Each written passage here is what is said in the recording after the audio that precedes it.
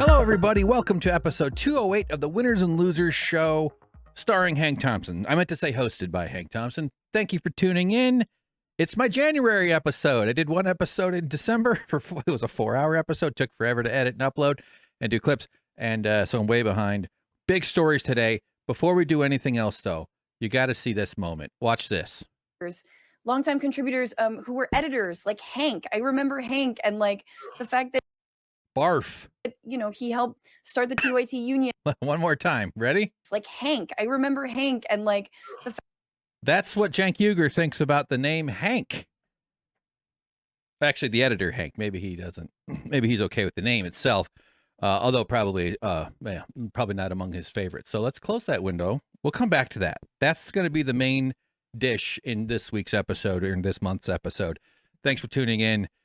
That happened. That was 2 weeks ago. A huge shout out to Francesca for having the courage to do that, to bring up the H word, to mention the word union to Cenk.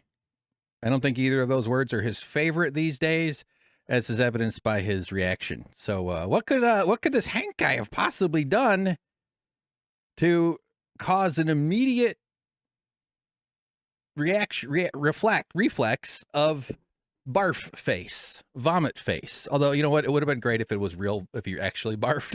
It was like chunks came out, just blah. That would have been funny. But wow, that was an intense moment. That certainly was a long time coming, and it's probably not going to be the last time Cenk has to have somebody ask him about Hank. So he'll have that to look forward to. Yeah, so good. All right, well, wear a bib, dude. You're gonna have a lot of barf coming out of that lie hole. So, other stuff we're gonna talk about is Sean O'Brien and HasanAbi, former coworker of mine, currently known as Cenk's nephew. They talked about TYT Union, and it was very disappointing. Honestly, it wasn't because Hasan did anything on purpose, but it really highlighted the extent to which the misinformation worked. It's really sad, and we'll talk about that in a bit. Those are the two big pieces today. We have a bunch of little ones to jump through first, and some opening rambling, as is tradition around here. So, yeah, that's fun. Thank you so much for tuning in. Recommend going to the channel. If you're brand new to this, go to the show, go to playlists. You're probably looking for TYT stuff. I don't want to make this a TYT channel. All the latest videos are definitely, except for the Eva cat story, which has 44, just total tank. The way this opens is just terrible. The drop-off rate was massive. So I actually think I might re-edit that to do one of those, like, coming up. And I'm going to lean in on more entertaining parts of the story than the opening bit, which is me talking about my cells being roasted by misery from the inside or something. So it's a bad start. Beautiful story, though. Honestly. Like, I'm a guy who I feel uncomfortable in the world, and I don't like being perceived. I like when I'm out in the world, I wear a mask indoors to avoid getting the plague or giving somebody the plague, but also because it hides my shameful face because my beard's falling out, my mustache. I was hoping it would stop at the mustache, but unfortunately, the fates have decreed that the little eraser is just slowly going to wipe away my mustache, and I'm going to keep it until the very last fucking bit because fuck you, okay? That's also bad for the algorithm. What was I saying? Why did I bring up the mustache? Wearing a mask and having a face and being, so yeah, I get uncomfortable out in the world. I just kind of try to be a person who isn't in the way. And, that's a thing. But on the other hand, I can stand on stage and do stand-up comedy. It's been some years. I can get on the internet and spill my guts into a camera. And in this cat story, I cry a bunch in it. That's kind of what I was hoping would go viral. Like, I'm willing to put myself crying on the internet on YouTube and hope that goes viral. But I feel weird if some stranger glances at me, you know, in the Diet Coke section at the grocery store. So that's weird. It's a bit of a contrast. It's something I was thinking about. So yes, welcome. Sorry, it's inconsistent. And thank you, by the way. I haven't done. I feel like I need to be sending out thank you emails or something. I'm not even sure if I can. People have donated to the cause. That means so much to me. I'm telling you, man, we're real hard up right now. You've been hearing me talk about launching a fundraiser for January. It's been pushed back to February, I think for very good reasons. Mainly my own burnout. I just couldn't pull it together over the holidays to get enough done, but good things are happening. Things are moving forward. and also launching it like around the inauguration that's about to happen on Monday. Today we're recording on Friday the 17th, last show before the Trump era. This next era, the Elon Musk. It's just what the fuck? What kind of society lets this happen? How is it possible? It's so rotten. Oh my God, it's so horrible. These rich people, these billionaires. It's just so wrong, man. The best we can hope for is that it's so egregious that there's a blowback, that there's enough critical mass where we can finally come to our senses and limit this. Every single law is a limit on behavior designed to mitigate harm. We can argue about the specifics of that. Builders don't like building codes. People who live in houses don't like roofs that leak after 2 months of buying a new house. There's a tension there. We could also change things drastically. So in a normal, healthy society, you kind of argue about the little rules and what the way things should be through democratic processes and informed citizenry. That's the idea. But in this world, we don't have anything close to that. And the one thing we need to limit, the one thing that has been proven throughout all of history, is that excessive power causes problems. There is the possibility that a wealthy person might have decent intentions, might be able to make decisions that are somewhat in line with the general good of everybody. But more than likely, the distorting and warping effect of all that wealth, the way that the wealth concentrates, and I don't mean about your fucking dentist uncle who earned himself 2 or 3 or 4, or herself, who earned themselves $4 million investing and making dentist money. I'm not talking about those kind of rich people. They could be a little annoying too with their stupid speedboats and stuff, but that's not the problem. Consumption's the ultimate problem, by the way. Socialism doesn't solve consumption, but it does buy us a slightly bit longer time to save the fucking planet. We've got to change. I'm living in LA. The fires, I can see the smoke and the billowing. Well, I wouldn't call it billowing, but I mean, I wasn't close enough to see the billows, but I could see the plumes. Billowing is when it's like active billow plume. Okay, why am I getting caught up? We're living through disaster after disaster after disaster. Massive heat waves. There was one that just wrecked China a couple years ago. Pakistan had these floods that destroyed tons of property. All over the world, there's increased fires, increased droughts, increased storm intensity, longer dry seasons, longer rainy seasons. It's just destabilized overall. The science was known in the 1800s. I think there's even references back to carbon dioxide being a greenhouse gas. I'm not sure if they use that phrase, but I think there's even some in the 1700s. This has been there for a long time. They're going to kill us so that these fucking losers can hire people to pretend to be good at video games. I'm referring to Elon Musk on Path of Exile 2. Don't have anything queued up for that, but man, that is a story I'd like to jump into in a much deeper way. This is already going to go long. God damn it, I can tell. Fuck. What was I saying? The billionaires have got to go. We got to limit, just the same way we limit the way you're allowed to build houses so that the roof doesn't leak within 2 months, or we limit your speed limit so that we can all have kind of a chance of surviving on the road. Car supremacy. I think we underappreciate the fatal kind of poisoning that was caused by letting capitalists design society so that they could sell cars, car parts, tires, build roads, prevent trains, prevent community from forming around train systems. We're not going to do better than trains. Trains rock. Nicely built, cool trains. Go on YouTube and look up the Japanese maglev thing. There's some really amazing stuff going on as far as trains. We should have a Chinese-style, crisscrossing, countrywide, high-speed rail system. A person who runs on Medicare for all, high-speed rail, and taxing the billionaires out of existence would rule society for 1,000 years.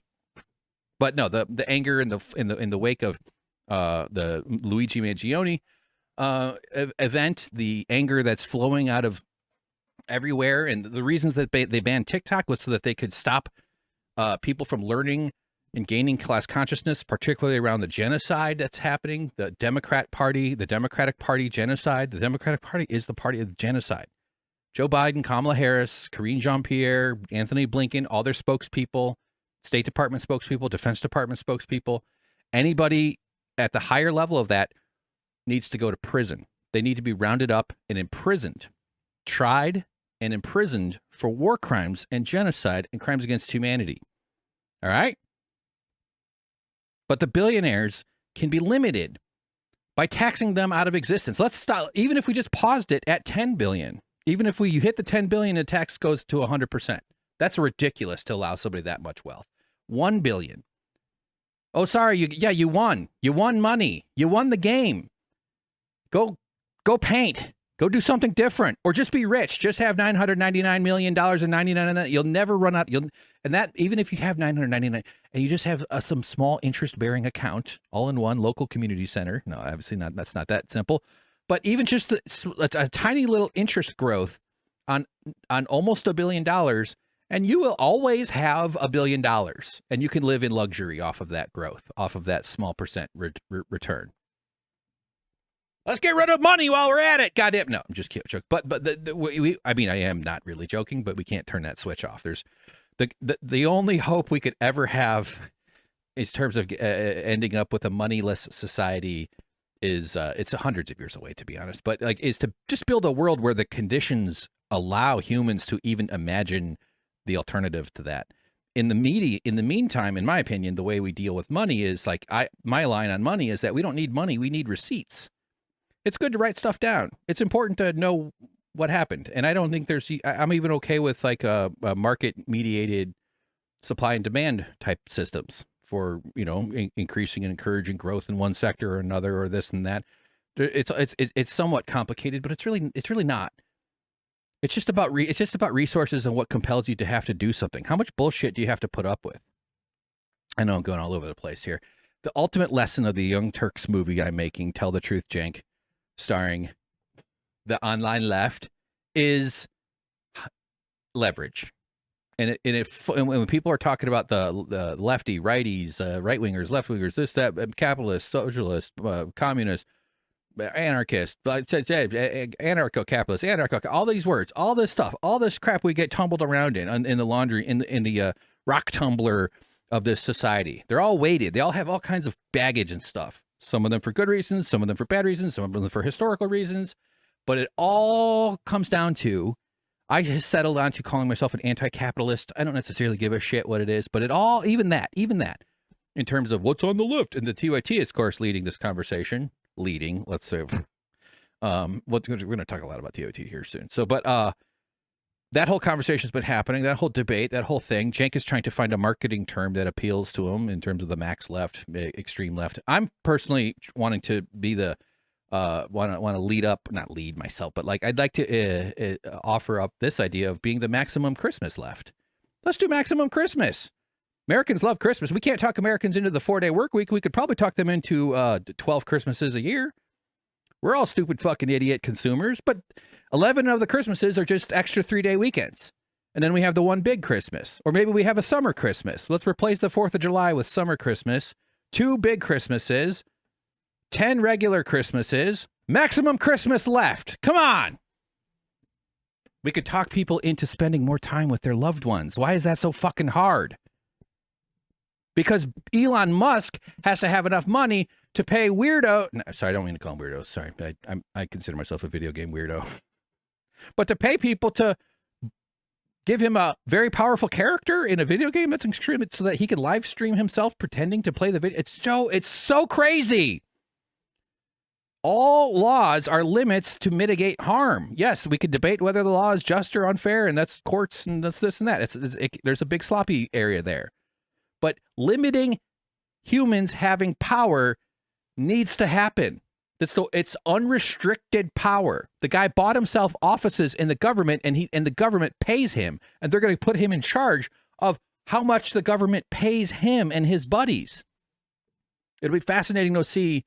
Fascinating is maybe too generous a word. It's that implies it's I mean, it isn't, but it'll be devastatingly fascinating to watch how much wealth these people gain over the next few years. If the only measure I care about, oh yeah, I forgot to get to the fundamental thing I was saying earlier. I'll get right back to that. But the only measure I care about in terms of is economy doing well, I want to see billionaires go down. I want the number of billionaires to go down. I want the wealth of the billionaires to go down. But it's not that way.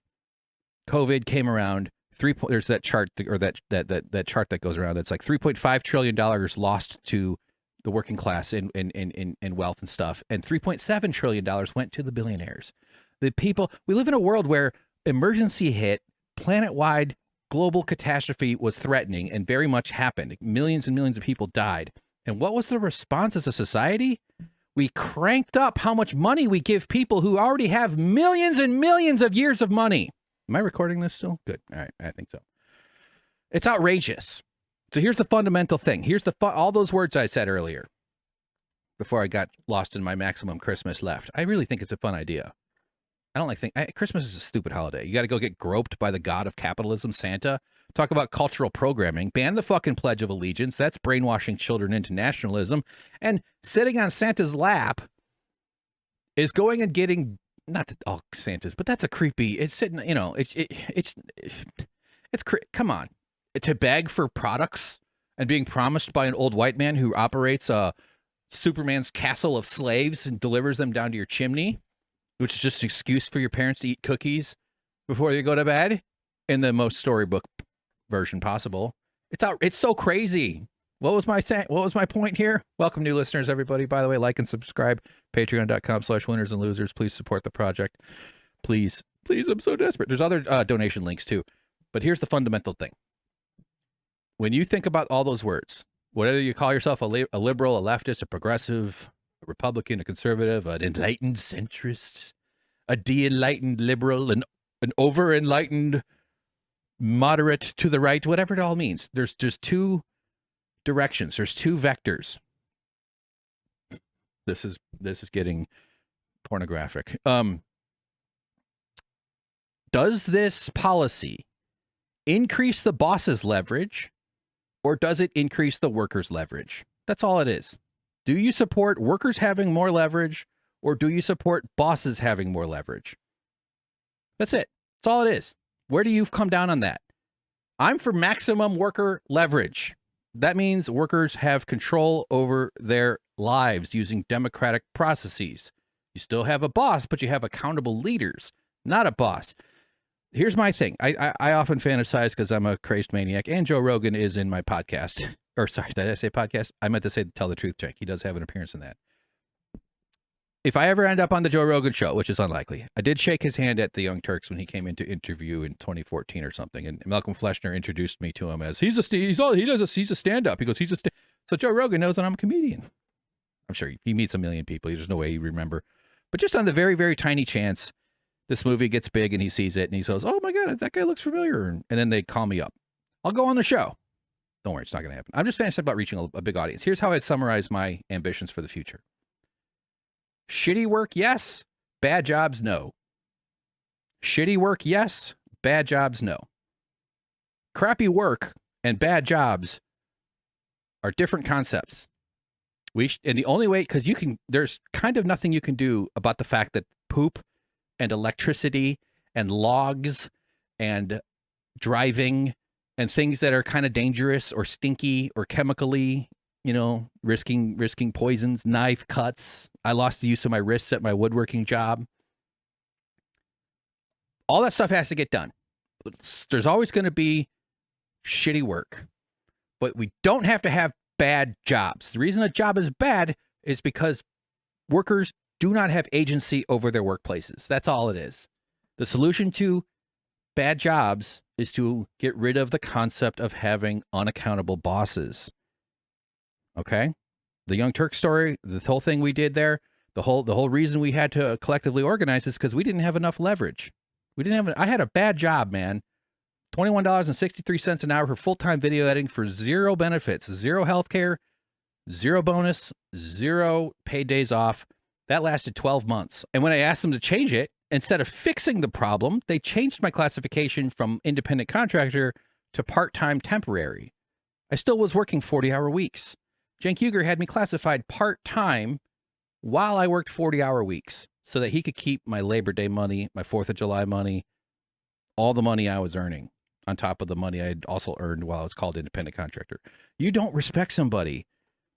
There's the profound, and if you've ever experienced anything like this at your workplace, of course, there's other ways that you can also feel incredibly disrespected, but Think about that.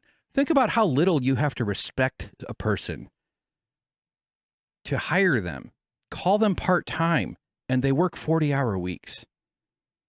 Isn't that just gobsmacking to just get your head around how utterly disrespectful that is? It's insane. It's so amazing. Anyway, I'm getting off on it, but I did have that thought of like, it's just as simple as do you support increasing worker leverage, or do you support increasing bosses leverage?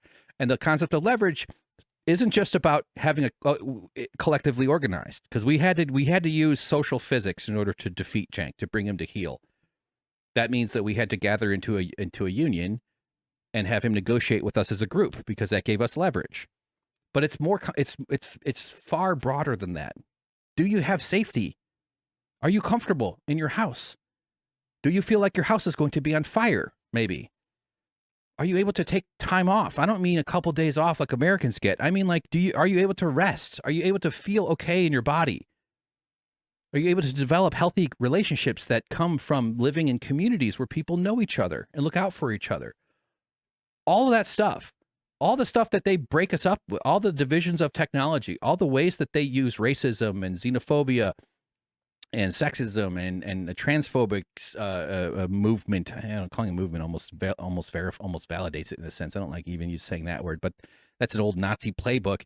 All that stuff is about maintaining division to prevent leverage. That's all it is. All they want to do is prevent you from looking out for your neighbor. That's what it's about. Because people who feel safe, people whose food is healthy, even the food regulations are about leverage. Your bodies are being poisoned by the shit that you eat. The plastics leaching into your coffee from the plastic-lined paper coffee cup you're drinking out of, all that other stuff, whatever. The more time it just means that you don't get restful sleep. The more time it means that you have to survive coping, survive trauma at some point later in your life. You deal with it through various coping approaches that exhausts you, that uses up time. Maybe you heal up enough to feel okay, but all that's about is maintaining low leverage over the workers. Leverage is that's the stress economy. Stress is the root function of capitalist economies. And in America, they're just squeezing as hard as they fucking can. So, all right, my God, am I done? Is this the end of the? Let's see. Okay. I meant to say this earlier too. I'm already sweating a little bit. I got the window closed, so it's slightly getting warm from all my hot takes. Thank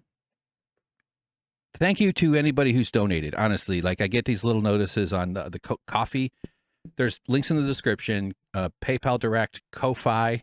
It's pronounced coffee because their whole gimmick is buy me a coffee. But the website is ko-fi. I thought it was Ko-Fi. Like, why would I? Who would look at that and go, oh yeah, that's what you say, that coffee. Just I like the buy me a coffee. I mean, hey, you want to buy Hank a coffee, $5? Maybe you enjoyed the movie that took me 2.5. If you've watched 84 minutes, that was 2.5 years to make those 84 minutes. Is that worth $5? Help me out. Help me out. I know I'm begging. I know it's sad, but help me out. But anyway, there's multiple links. Patreon is obviously important, and also keep an eye out for the fundraiser in February. Going to be big, although for God's sakes, there's so many other things people rightfully should be helping out and supporting and giving their money to. But this project is about making Cenk Uygur the face of union busting for the next 1,000 years. Huh? A consequence? Oh my God, accountability? For smearing people? For union busting? Union busting is bullying. The dude went out of his way to intimidate his own workers, to impose psychological and material harm on the people on whose backs built his fucking success in order to protect his political ambitions. Outrageous.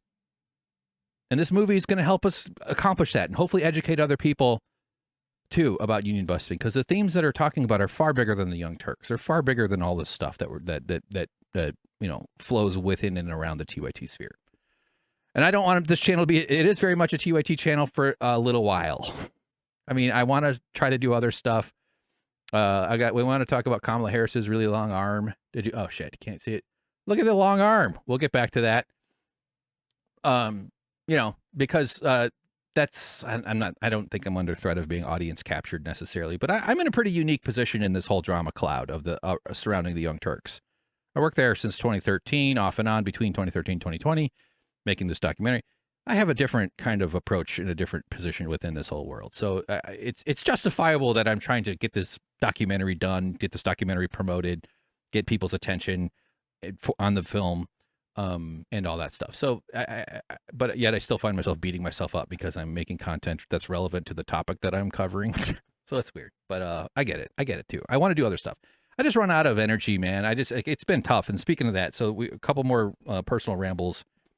Then we'll get to the meat. But the kitty cat, you all saw. By the way, check out this video here. This one, Mike Figueredo. This is the last appearance of the kitty cat on the channel. Who did those with platform? Right, no, right here. Look, ready? Look at her. All right, Mike Figueredo. Look. Oh shit, Mike. ah. I find that so funny. I feel like that's a great. I wish every episode started that way. That's a good. I really appreciated what Mike Figueredo had to say. It took me forever to get these damn episodes edited out of the last podcast. Let's go to playlists, TYT related videos. If you're looking for some good TYT, yeah, shut up. Is this really the way it looks? What the fuck? How do I see a different appearance here? Yeah. So all these videos, these leftist mafia, 1 out of 4, 2 out of 4, 3 out of 4. These reaction ones. Emma Vigeland opened up the curtain with bringing up the union busting. That's what kind of the really shifted things a decent amount. We need many more events like that in order for this thing to reach the heights that I hope it reaches. But this will be memorialized as an important moment in this entire thing. And then I'm not even sure if her intention was to do that for my project. I don't think it was. But in fact, one thing we're going to look at a little bit later is a majority report covering TYT, just like they cover other misinformation and other right-wing actors out there. So that's kind of interesting. They did that today. So the kitty cat's gone. You can look in the background. See the back? Look. I replaced her with pants. Does anybody want to adopt my pants? They're driving me crazy. I just can't stop thinking about the pants. Look back there. That's a pile of pants. I can't fit into it. Well, some of those are sweatpants. I can fit into the sweatpants, but boy, I used to have you know how you have your fat guy pants? Like those are the ones I wear when it's too much, when I'm getting too big. I can't even put those on nowadays. But I've been walking, been better about food, been doing better. I feel like if I just maintain that and don't go on to the ice cream therapy spin outs that I like to do, it'll probably be okay. I think I'll start to pare it down. I really got to get rid of my frog gullet here now that my body won't allow me to have a beard anymore. Super embarrassing. I know it's vain. I know it is, but I got other things to worry about before I fix my body image problems. But yeah. So pants, cat gone. I know I cried about it a bunch. Really intense day getting rid of the cat, having to trap her. And man, it really sucks. Like I was texting the lady, she's like, "Okay, I'm home. All right, I'll text you. Let me see if I don't catch her, then that'll change our plans." But so like it was this kind of a, exciting in a sense kind of way, but real upsetting. I just kept reminding myself that she's going to someone who loves her and cares for her. It's not like she was getting killed or being put down. You know what I mean? It was a very good thing. Lots of emotions though. I did cry in front of the people. They were very kind, very sweet, and they made me some food, gave me some tamales. Oh man, those were good. Those were awesome.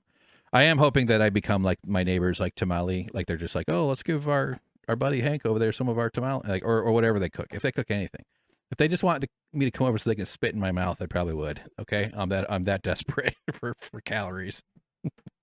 But yeah, it sucks that the last thing you do to the cat is just like jam her push her into the thing, because I fed her into the crate and then I had to like shove her in a little bit. She wasn't fully in, and then like close it, and then she gets all pissed off.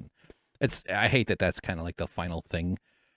So maybe someday I'll be able to visit her, but I'll definitely be able to get text updates or something. I'm going to check in with the lady next week, I think, just to see it, because I'm sure she's doing fine. And I've already heard within a little bit that she's okay. Of course she's okay. She's fine. Cats get caged and then brought somewhere else all the time. It's not. But I really, and you've heard me whine about it for 2 years, but wow, was she there? Every single thing in my world was included a thought about the cat. Everything. Backing up this chair just to not run her over. I'm just thinking about that. Tripping over her on the stairs, which actually is a risk. She's gray, which she's like perfectly shadow colored. My roommate had almost fell stepping into her a couple, cats do that to people. I bet people have died just like tripping over the cat, right? I'm sure that's happened. I think that's how Einstein died. He fell into a black hole. But why did that? So since she was gone, and it was kind of sad, and suddenly the place is really empty, and I was relieved, and I cleaned up a bit, although I didn't do it all right away. I just needed some time and stuff.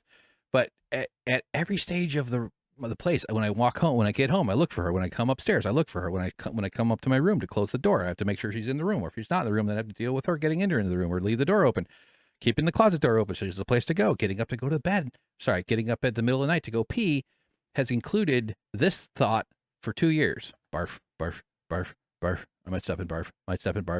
Probably be cold barf, barf.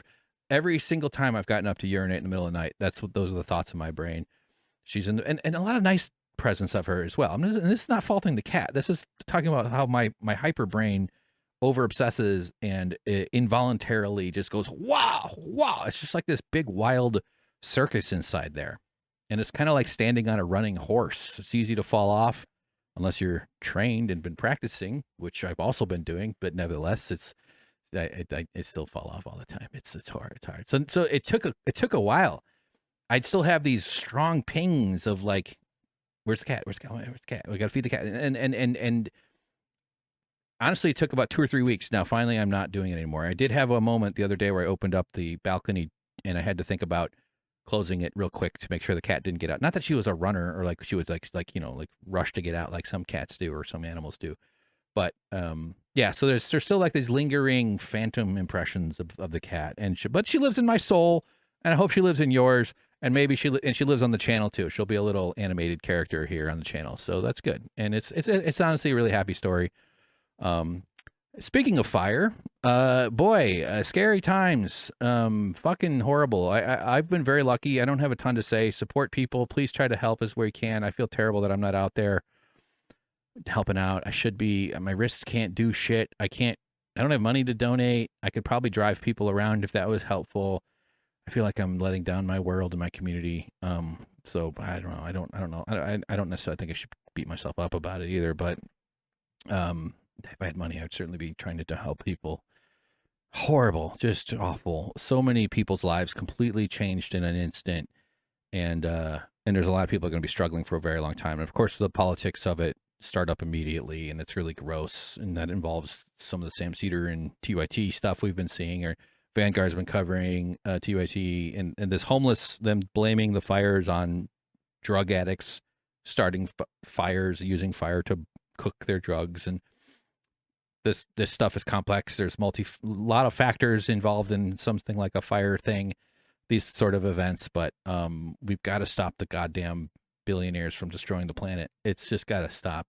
So I've been lucky though. In my area, I just haven't even smelled the smoke, and I'm not that far. Like I said, I could see the smoke from my window. I could easily see it in a couple different directions.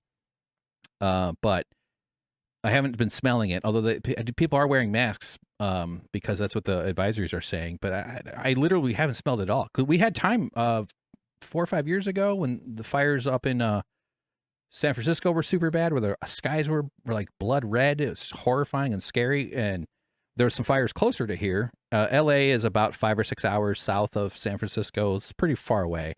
But the skies around here were kind of like a cigarette brown, cigarette yellow, like just a gross, ugly pall. And you could smell it then. And but I haven't experienced anything like that this time. So I have not been masking outside, although maybe, but I figure I'm already close enough to death. Doing a documentary about a former employer is also bad for your health. Let me tell you that. But real sad. It just sucks that this is happening and that these things are going to keep happening. There's no way to prevent it from getting worse for several decades. Even if we started trying to stop it, it's baked in to get worse and worse and worse. But the good news is that the world's richest man will finally get more money. All those guys, all those scumbags, all those developmental, like we just gotta, okay. All right. So, and then David Lynch died. This sucks. I haven't been on the David Lynch train for very long. My roommate introduced me to some stuff when we were doing Suck Professor. Let's watch a couple of quick. This is we did a Twin Peaks recap, season 3, The Return, over on my channel. I've got some Valheim video game playthroughs or playing game video. I enjoy doing those because I can just kind of relax. Valheim it's kind of like Viking Minecraft basically, but it's got this really beautiful construction kind of building system in it that is very satisfying to my neurodivergent brain, and it's a way I enjoy relaxing. You do farming, and then you try to like maximize your efficiency at growing turnips, and I just have a blast. So I'm posting those on Suck Professor. I've been delayed by this one edit, which I feel really irritated by because I cursed myself, but nevertheless, this Twin Peaks, this is one of the openings. I used to put a ton of work into these openings, so here's a little bit from one of those. You're watching Suck Professor. Hello, everybody. It's me, Hank. I'm joined by James, the resident Twin Peaks expert and connoisseur. Nope. Doesn't agree with it. That's how much he is an expert at Twin Peaks. He thinks he doesn't know anything. And that is the only way to know anything about Twin Peaks, is to admit you know nothing. Welcome to the channel, everybody. It's me, Hank, joined by my best friend, James. Neither of us believe that we're you know someone's really your best friend when they laugh at the notion. Yeah. So then I got better at using character animator. You're watching Suck Professor. Hello, everybody. Look at It's me, that. Hank. I'm joined by James. Burrito James. Hey, what's going on? Welcome to this channel, everybody.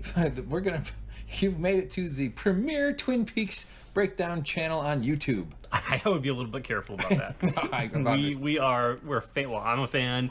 I'm trying to turn you into a super fan of it. I'm a budding fan. But we are not super experts. We are not. I wouldn't call himself, and he's being very humble. He was a big fan of the early Twin Peaks. But my point is here that I really had admired David Lynch. I think that the guy, in reading the stuff people are writing about him and the memorials and everything else, there was one story I didn't have ready here, but he had an executive show up on set, and he was prepared for them to be a piece of shit, and he immediately goes, like, I'm just going this off memory here, but like he goes, oh, you have a great face, and he puts the guy, he tells him he can be an extra, and he sends him off to hair and makeup and assigns him to a scene that they're going to film like at the end of that day, and and just completely alleviated himself of the burden of this studio executive. It's just a great story. But what a talent, and what a weirdo, and what I kind of learned from watching Twin Peaks with James here, and I want to see more of his movies. In fact, I saw there was a link for one of his movies called, does this show up on the shot there? Does it even work when I click on it? Is it not even working there? What the fuck? Why is it? What the fuck? Why is that? Oh, there it goes. Okay, that's in there. Inland Empire is on YouTube, the full version of it. So I got the David Lynch movie, but I'm not a film guy on David Lynch, and I'd like to become one. I'd like to check him out, and I do think that his movies and his films are going to last and be part of people's cultural diet, I suppose. But man, I learned from him though that don't get in your own way. At first blush, you're just like, what the fuck is this shit? Like this guy is horrible. Like, this is weird. I don't understand. It doesn't make any sense. It's watchable. It's kind of mesmerizing. And then you sort of get into it. And so, but I can see why people that aren't David Lynch fans are that way. I totally get it. I think that's valid. But those that like, for whom it clicks, for whom they get into it, and I think that there's a very defensible, very, very reasonable, very correct. And man, what a loss. And he had some COVID issues that caused him to have issues in this last year. So hopefully he wasn't too uncomfortable during his final days. So that's a bummer. I thought this burrito thing was pretty fun though. Oh yeah, look at that. Long podcast kind of discussion. Yep. It'll be a little rambly. I'm going to say some things that are going to piss people off because I have terrible taste. So let's get to it. Ready? Here we go. All right. Opening one is Laura. There she is. Yeah. So we would take hundreds of screenshots and just like go through them. Like, yeah, that would be fun. Kamala Harris made news for ushering fascism into American culture, although the American Democratic Party already bunch of fucking murdering fascist monsters. They banned TikTok because it was threatening to educate people about the genocide that they were trying to commit and committing. What an absolute monster. I hope she goes to prison for the war crimes. I think this person is a complete fucking scoundrel. Truly one of the history's villains. She's vice president to Joe Biden. Joe Biden has more accountability for that, but the entire leadership of the Democratic Party should be rotting in prison for the war crimes. Trump is ushering in this ceasefire thing. The Democrats are handing win after win after win. He's going to rescue TikTok somehow. I don't think it's going to be fully banned. Of course, it's going to come back in some form that benefits his buddies or himself, possibly. The Democrats are by far the most valuable asset that the Republicans have in their party. There's no greater booster of Democrats or of the Republicans than the Democrats. Nancy Pelosi running around for several hundred decades talking about her favorite person to quote is Ronald Reagan. I lived again. She would quote Ronald Reagan over and over and over, aspiring to try to appeal to moderate Republicans, to be a refuge for the Rick Wilsons of the world and the Steve Scalise. Is that even right? Steve, so one of those Lincoln Project fuck faces. The Democrats have only ever appealed to the right as far as the constituency they're allowed to try to reach. But anyway, so this photo though, God, everybody, this hit last night when I was just on my phone in bed, as I've forsworn not to do. But people are noticing the long arm.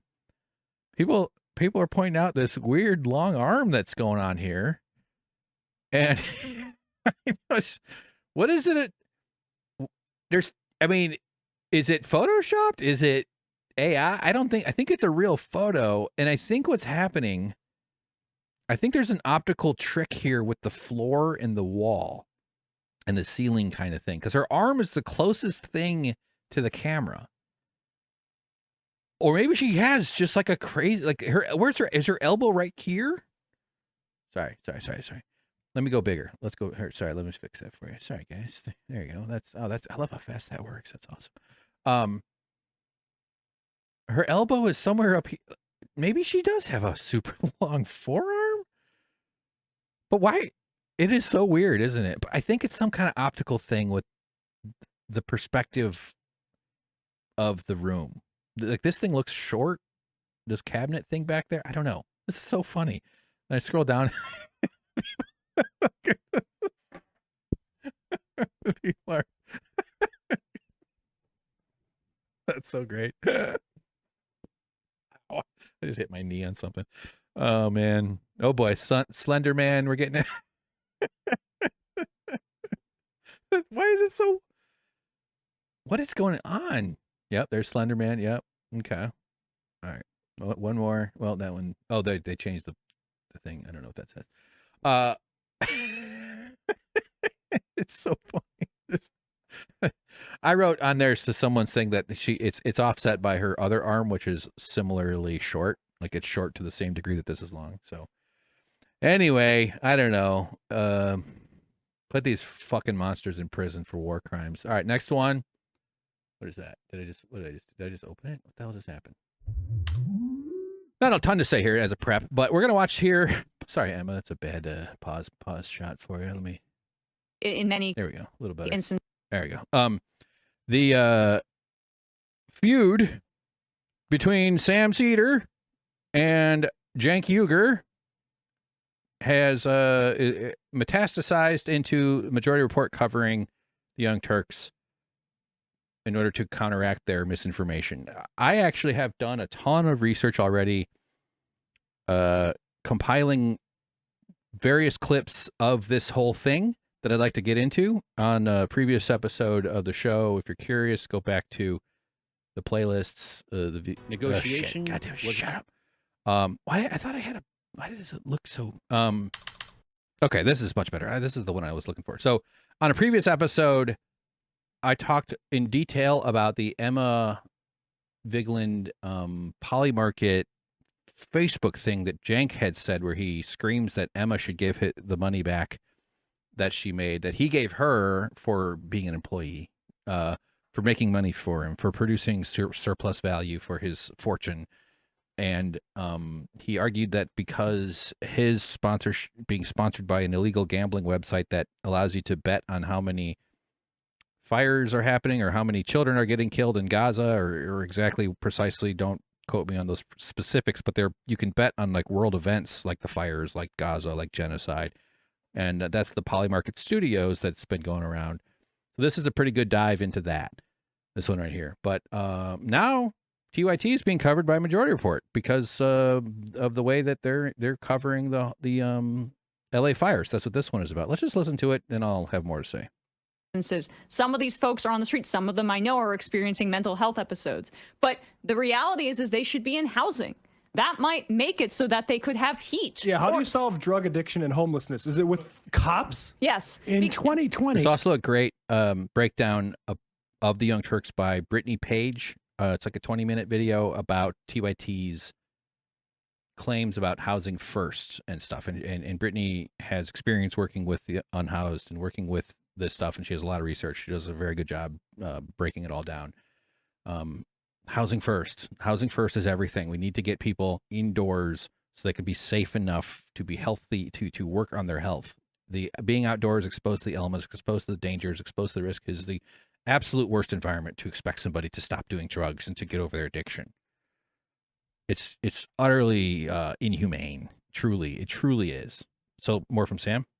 Incidentally, it was a gender reveal party that started a massive El Dorado fire. Right. Wow. The gender reveal party thing, I need to look into those a bit more in terms of their origins, but that's a real weird, like, straight people thing, to be all worked up about your baby's genitals and having a whole party where you show the color of and it's like this, I think, is it all done for clout, like social media, just to make your video of the golf ball is pink dust, not blue dust? Like, what it's super binary, kind of like trying to lock in this whole stuff and applying cultural norms and expectations to your baby's genitals. It's weird. It's super crazy. And like he said, I do kind of remember that some gender reveal party caused a massive fire. I mean, okay, fine, do whatever you got to do. Don't start fires, but it just seems like such a weird thing to have a cake. I actually think pink is a nice color, by the way.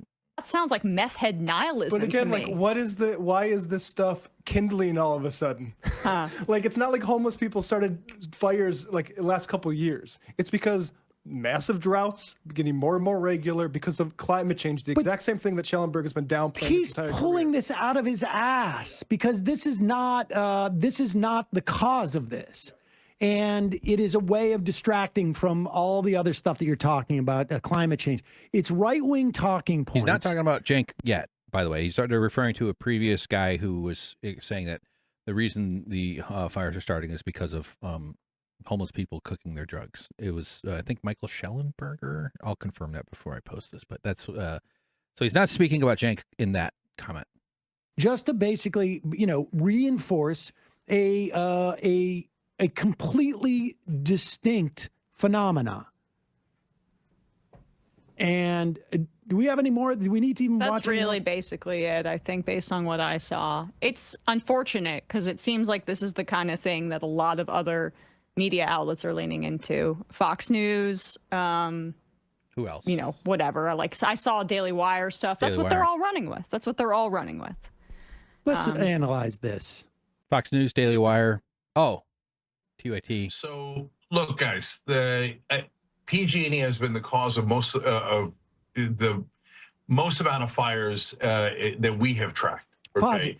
Okay, this is exactly what Tucker and Schellenberger Pause did, it. right? I like it when Sam says pause it. Unpause it.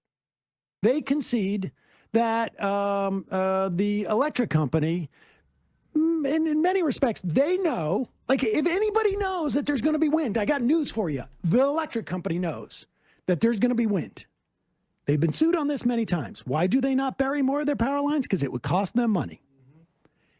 And it is likely, at least in Altadena, there is, to the extent that we have evidence of any start of this, it appears to be right now a transformer that blew. They have video of it. People are already starting a lawsuit based on it. Okay, so that is appropriate. Now, prepare yourself for a really in-depth examination of this policy of PG&E. This is just, Schellenberger and what's his face, Tucker. They touch on it and they just say it, and then they just go into their whole homeless meth thing. But they're right-wingers. Yeah. But in this instance, we're going to hear more about PG&E because they're responsible for most of the fires. It's very likely they're responsible for at least one of these. High winds will explode transformers. Go. Pause it. So I just want to back up and show you the thing that we need to hear because it's relevant because of the comparison they're trying to make. So 225.06. All right, we'll come back to that too. 1814. Oh, it's okay. Well, it turns out meth heads love to start fires. There's just every drug has its kind of weird element to it, but meth heads love starting fires. They love destroying things. Like meth is like the drug of nihilism. So it's like perfect drug for LA and California at the moment. So these are not cooking fires. They could be cooking fires. But starting fires to destroy things. For sure. Meth addiction. Oh, yeah, for sure. But it's not evil or anything. No, totally fine. Yeah, what could go wrong? But isn't classically starting fires and torturing animals, aren't those like signs of sociopathic behavior? Yeah, I mean, for sure. I mean, look, meth like makes people in the winter who need to stay warm so they don't die.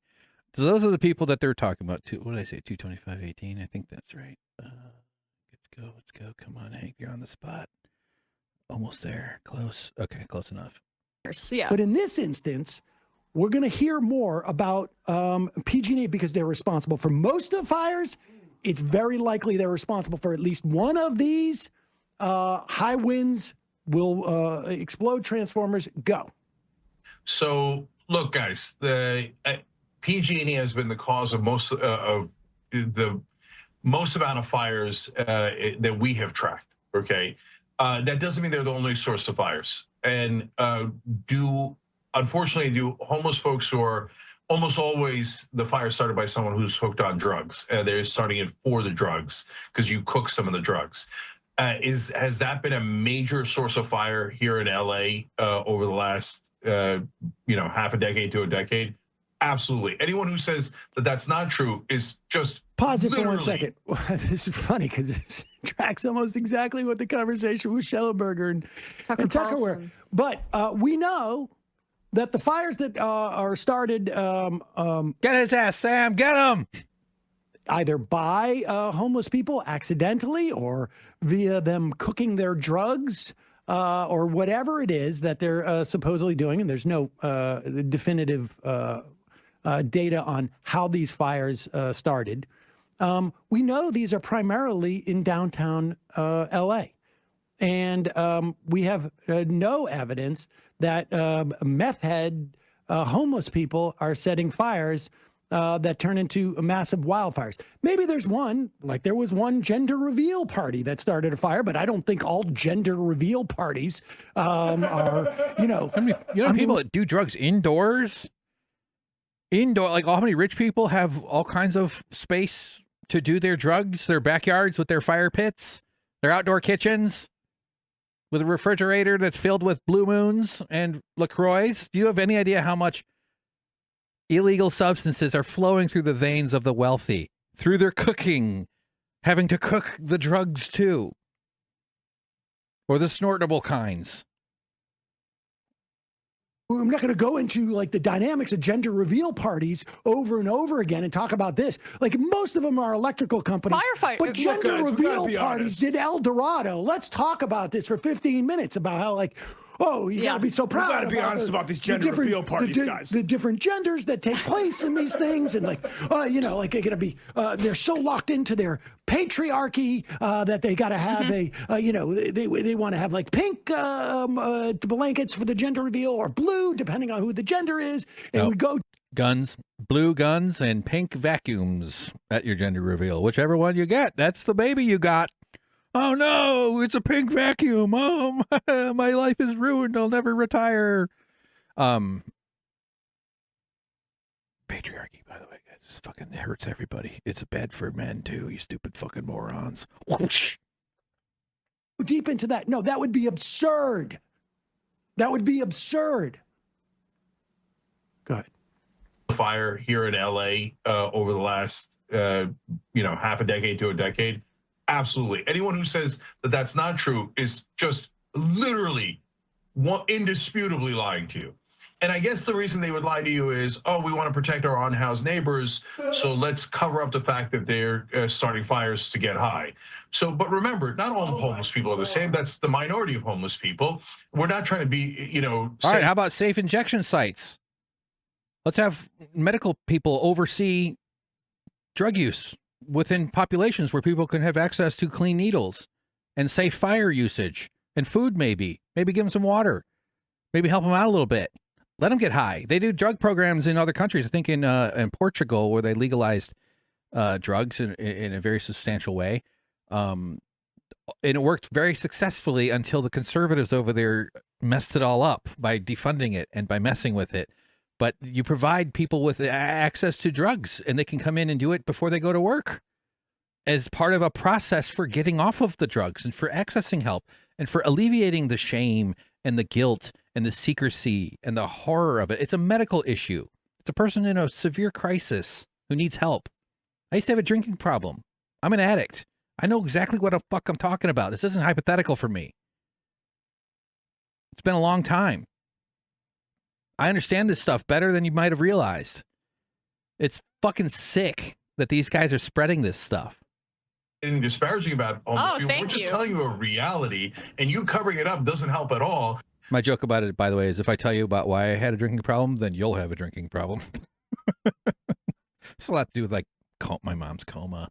That wasn't her fault. I'm saying it was a lifetime of okay. It was a part of a struggle. Actually, a lot of people who are late identified autistics struggle with substance use disorders, and not just late identifieds, but people who have neurodivergence have a much higher rate of all of these sort of unhealthy outcomes, especially substance use disorder, for sure. That's well studied. So, helping. Well, like, so shine some sunlight on it. If we're covering it up, This shine is some the sunlight. thing. You know, I also use a lighter to cook my drugs, aka when I put my joint into my mouth and then light it like that. But I guess not Oh, people it's her smoking fault. pot. Hey, No, call the FBI. Emma just admitted it. She's the drug fire person. Get Emma. She's running. LA aren't being blamed for starting these wildfires. That's what's so frustrating about this. Tucker and Schellenberger and Cenk and Anna do not have the solution to this problem of let's divorce entirely from the fires.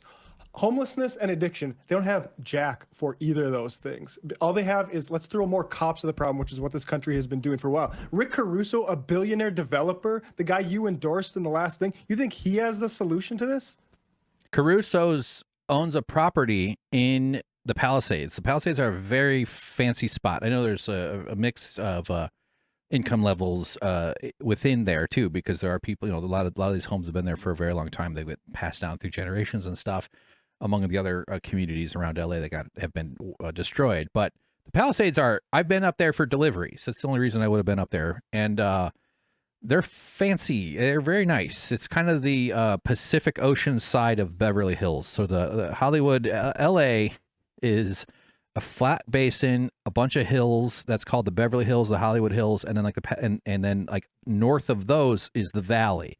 I think it's called the San Fernando Valley. Honestly, I'm such a shut-in. I barely know LA. It really, people say stuff about LA, and I'm like, I don't know. I just know where my grocery store and the Chinese restaurant and the gas stations are around here. That's about it.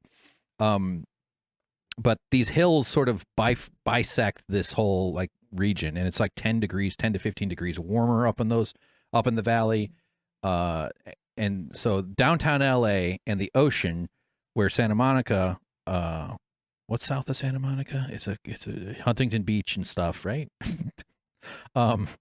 Their Malibu then is like sort of a rich people area. If you go further north up, kind of around where it sort of bends the road, the land kind of shifts to a bit of a western face, so that the beach would be facing south. Is I guess what I mean.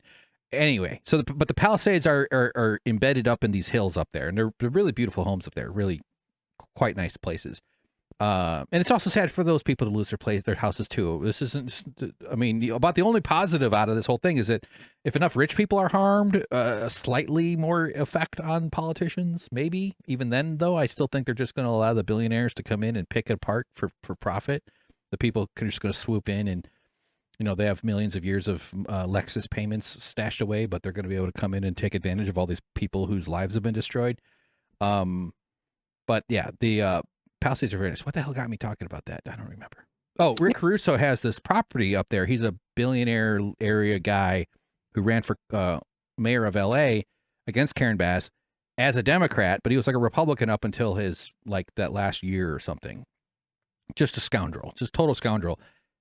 His mall, this like outdoor shopping area kind of mall property of his up in the Palisades didn't burn because he hired private fire department to come in, people with water trucks, and they used public water to prevent his property from burning. So Matt's talking about Rick Russo there, but I don't know if he's going to get into those details. Well, no, he does have a solution, and it is going to be protect his mall. Protect his mall, and then buy up all the property now that is burnt down at a huge discount. Right. It's just absurd because we know that there are people of all different incomes that experience drug addiction. You know, in California, tabloids cover it pretty well. There are celebrities who experience addiction and they're able to go to rehabilitation centers, which is a good thing. Addiction's higher in West Virginia, but housing's cheaper there because, you know, I guess less Caruso's around. And so the point is just that they're also making this assumption that the drugs happen first, as opposed to sometimes when people are unhoused and they've experienced financial immiseration, drugs are available, and it's sometimes the only thing that helps them and gets them through the day. We all do our own things to cope and self-soothe. But people who are on the higher income part of our society, they can fall into addiction and then... For me, I play Valheim, and I maximize my turnip production. Sometimes it farming is so satisfying. Doesn't work, and sometimes they die, and that's horrific. But sometimes they get help. But if you have not enough resources to even have an apartment or even have a friend or a family that you can stay with, and you're on the streets, you are unable to have imagine any of those resources. And then the other part of this is, though, like, for solutions, the wealthy people that do drugs that I mentioned, and they may be using lighters, they're doing it in their home. And the problem is that there's not housing for these folks. So they're on the streets and they're in dangerous situations for themselves, and that include, you know, violence that is pushed against them caused against them as well. But here's the sort of the grossest part about it: when Tucker and Schellenberger do it, and when Jesse Waters does it, and when the Young Turks do it. The grossest part is that, like, even if I was to stipulate that every homeless person who exists is a meth head. Right. And even if I was to stipulate that they all like to light stuff on fire, this has nothing to do with what just happened. This has nothing to do with what just happened. Okay? Like, it would be if I was to say, you know, these fires in LA, people talk about them. But what about the people in Dresden who we firebombed and we destroyed the whole city and we lit that all up? Like, where are the Germans in this? You know, this is, yes, fire. I get it. Fire in LA. Right. But there is no evidence that this was started by a homeless person. There is every bit of evidence that the reason why this happened, the one but for, because if a homeless person lights their tent on fire because they do it because they're a crazy meth head, or they do it by mistake because they're on whatever it is, and it's on, you know, underneath a bridge, it is not going to create a massive wildfire, leaving tens of thousands of people homeless and hundreds of billions of dollars, unless we have climate change and we have the impact of climate change and the failure of broad infrastructure to deal with this. You could get every single homeless person and have put them in the jail that you want to put them into, where they would all have been over the past 3 weeks. If you, a month ago, you had round up every single homeless person in LA, put them in the jail like you want to with all the cops that you want. Guess what difference that would have made with those fires? The only difference would be that there's probably less desperate homeless people out there having to inhale that smoke. That would be the only difference. The structure of that segment's so revealing. The nod in the preamble toward the real issue. And then let's move quickly to emphasize whatever rhymes with the right-wing propaganda on the subject, 100%. Which is exactly what they did with the Colorado slum thing, which is like, oh yes, sure, maybe these are slumlords, but let's talk about the Venezuelan gang violence instead, which also, like this, they do not have an actual solution for. But like, it's personal pathology, and this is the like, we know why Tucker Carlson and Schellenberger blame homeless people for the systemic problems in society, because right wingers, that's literally one of their, like, the modus operandi is blame people who are less powerful so the powerful can get away with more. Yep. So then the question is why is the Young Turks doing that? Why and why? I know you don't care, but I mean, I guess I don't care either. But I do think that it's notable that, you know, Rick Caruso, billionaire real estate developer and all that kind of thing, like, why not point at the developers and say, we have a problem of housing in this area where it's completely unaffordable and people are forced out onto the streets, punching up, because that's how you make change in society. When you punch down and then also don't provide real solutions, then it's just like I don't even care. Open question. Because it's if the idea is that we are the existence of fire in LA compels us to talk about how homeless people are meth heads, not the majority. Are meth heads. Like, you're not just like, whatever the motivation is for that, it doesn't matter. Yeah. Because what it is it's fundamentally a lie. Because there's a point I'm waiting for them to get to. That's why I'm not just trying to take all their content here. I'm like, I gotta be saying stuff. I think they're about to get to it though. You are giving you are providing a false connection between these two stories. Okay? You're providing a false connection. You're skipping over the reality of the most, like, sort of relevant aspect of this story. Actually, two of them, which is maybe more than two, which is climate change, key elements of infrastructure, and the inability of society to sort of like square that circle, and in part because of the denial of climate change. And then what you're doing is... And having rich people calling the shots and having corrupt government, including the Democratic Party of California, for sure.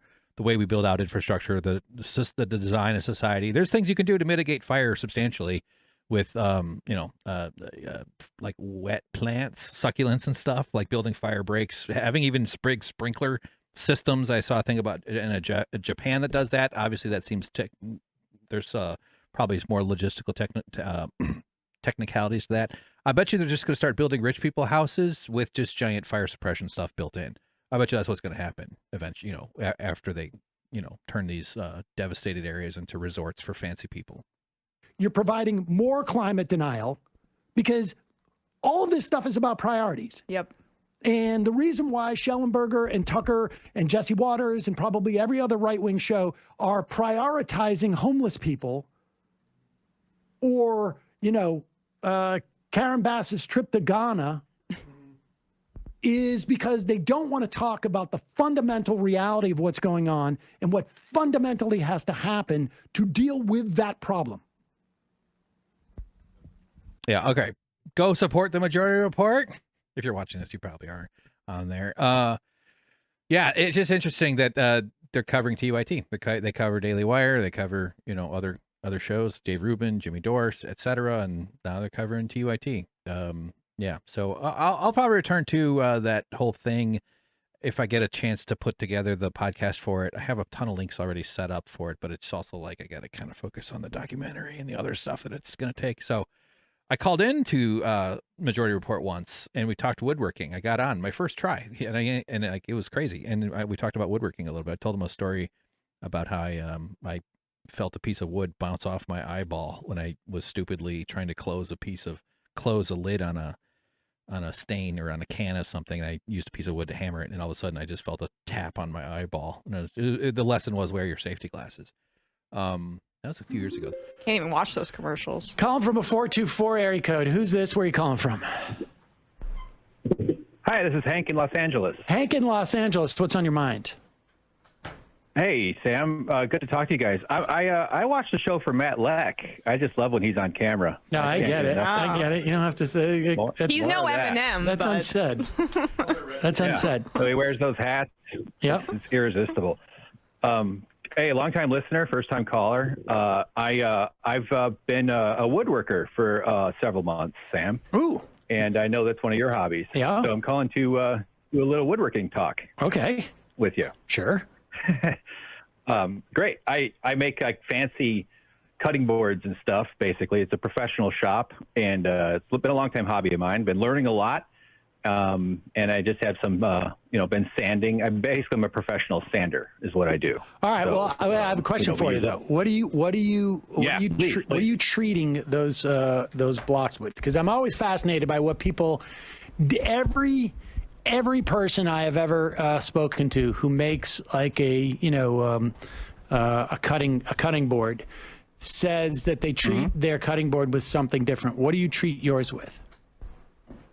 All right, we have a thing. It's called craft oil. I'm not sure if you can get it on the retail market or not, but it's a food safe oil stain. It's actually the one we use. It's very easy to apply. You just wipe it on and wipe it off. It absorbs.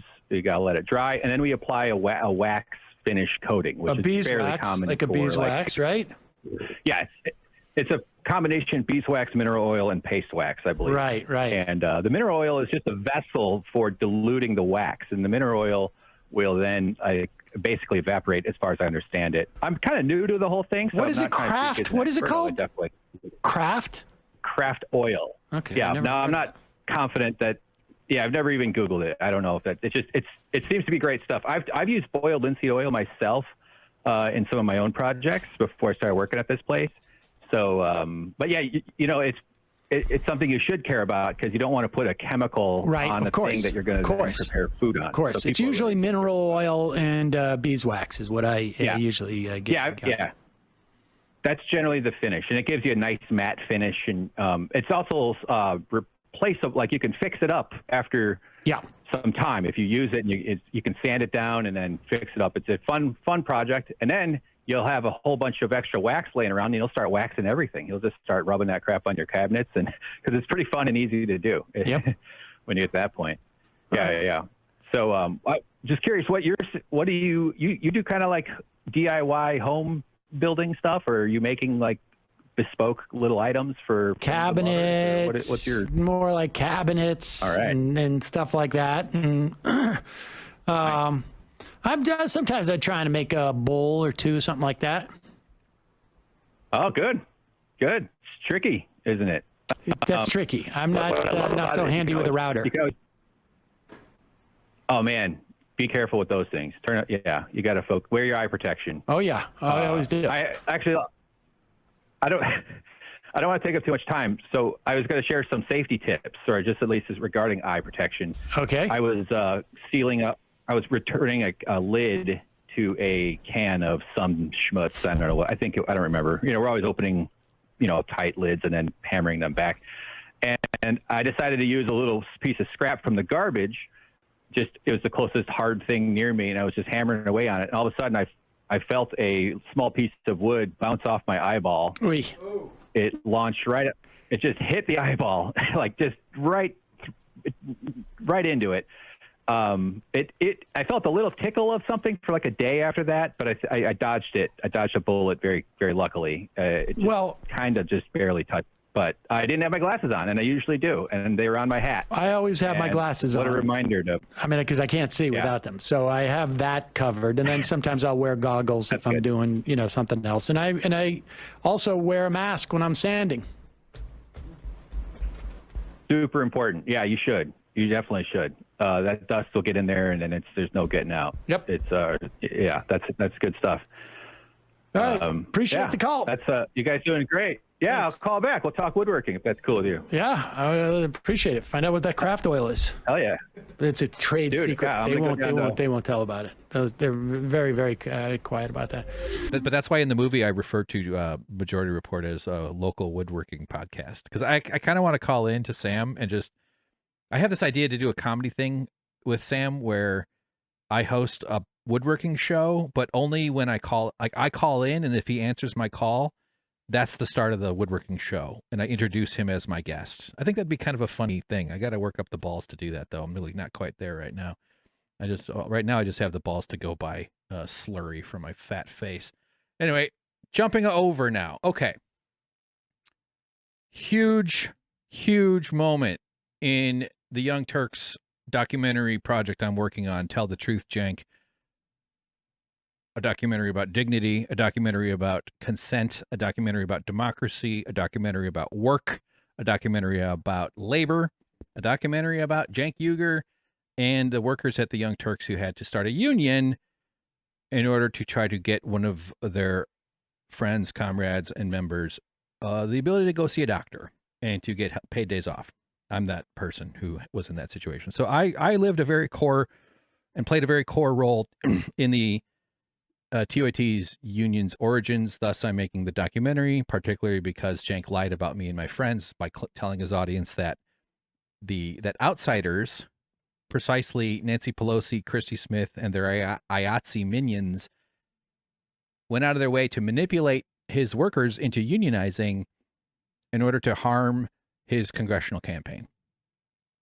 Wild, wild story. Man, like we just watched a Sam Cedar clip. Imagine if Matt Leck, Emma, Bradley, Dorsey is in there. Let's throw in DJ Anarchy, who did the fun half, the break video in the middle.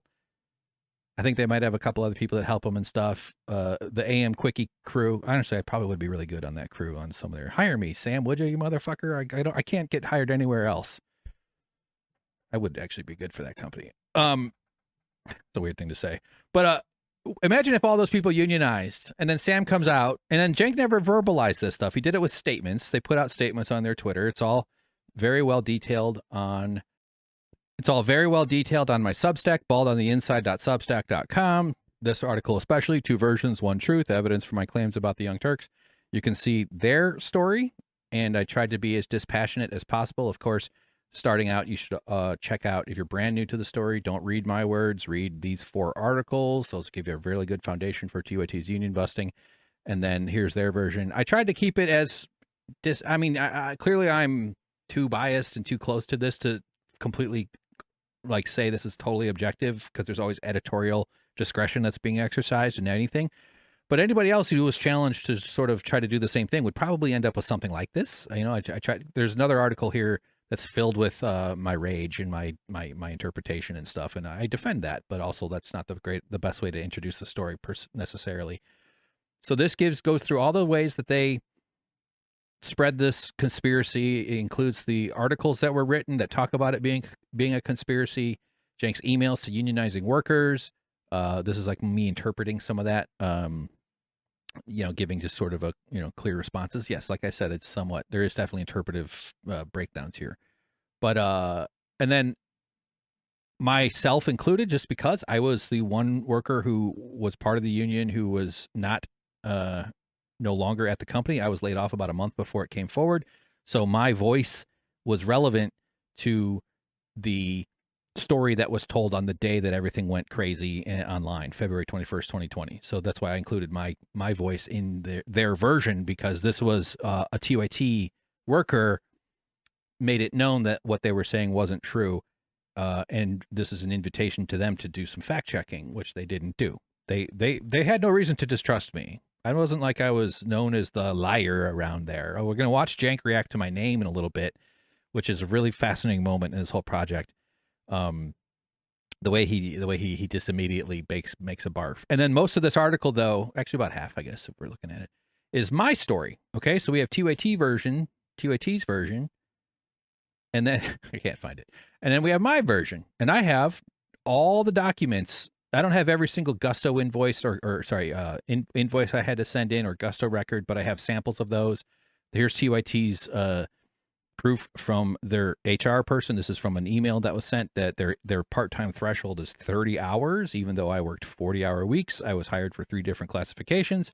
I have, this is a summary of all the work I did. Look at this one here, part-time hours, part-time classification, hours worked, average 7.8, 9, 8.5, 7.8, 7, 8.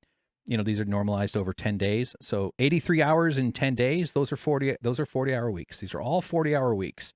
While I was called part-time, and the X's on here indicate the days I would have been paid had I been classified as my coworkers were, the people with whom I unionized. Finally, I did receive benefits, and these blue highlights are the first days off I earned.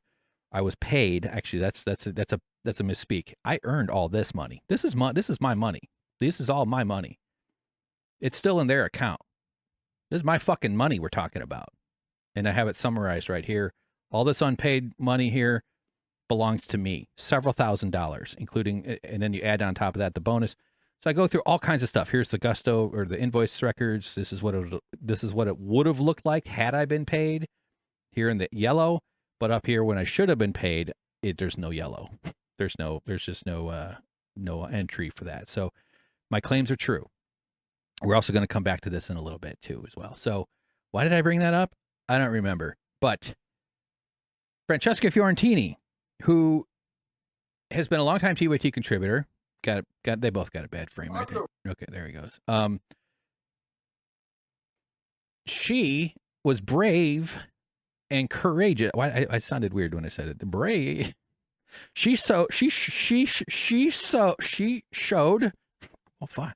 She showed so much professionalism and bravery and courage to bring up my name to Cenk. The entire interview, though, is incredible.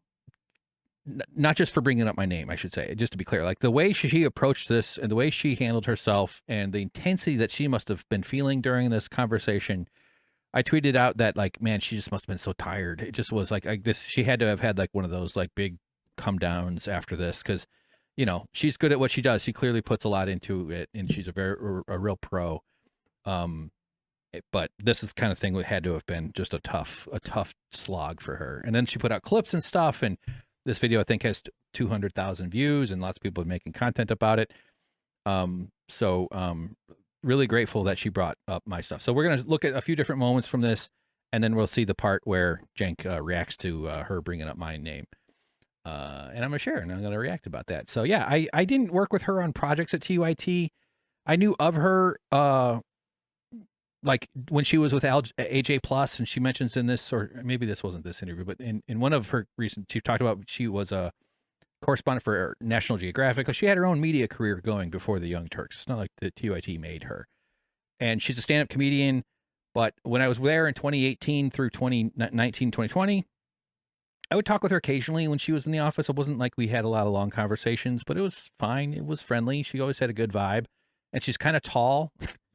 And her husband, Matt Lieb, who does the podcast Bad Hasbara, is a real funny dude. He's tall as well. And I actually think he's taller than me. And so my main memory of Francesca is at the Christmas party that year, chatting with her and Matt for like maybe 5 minutes. I just remember standing around talking to them.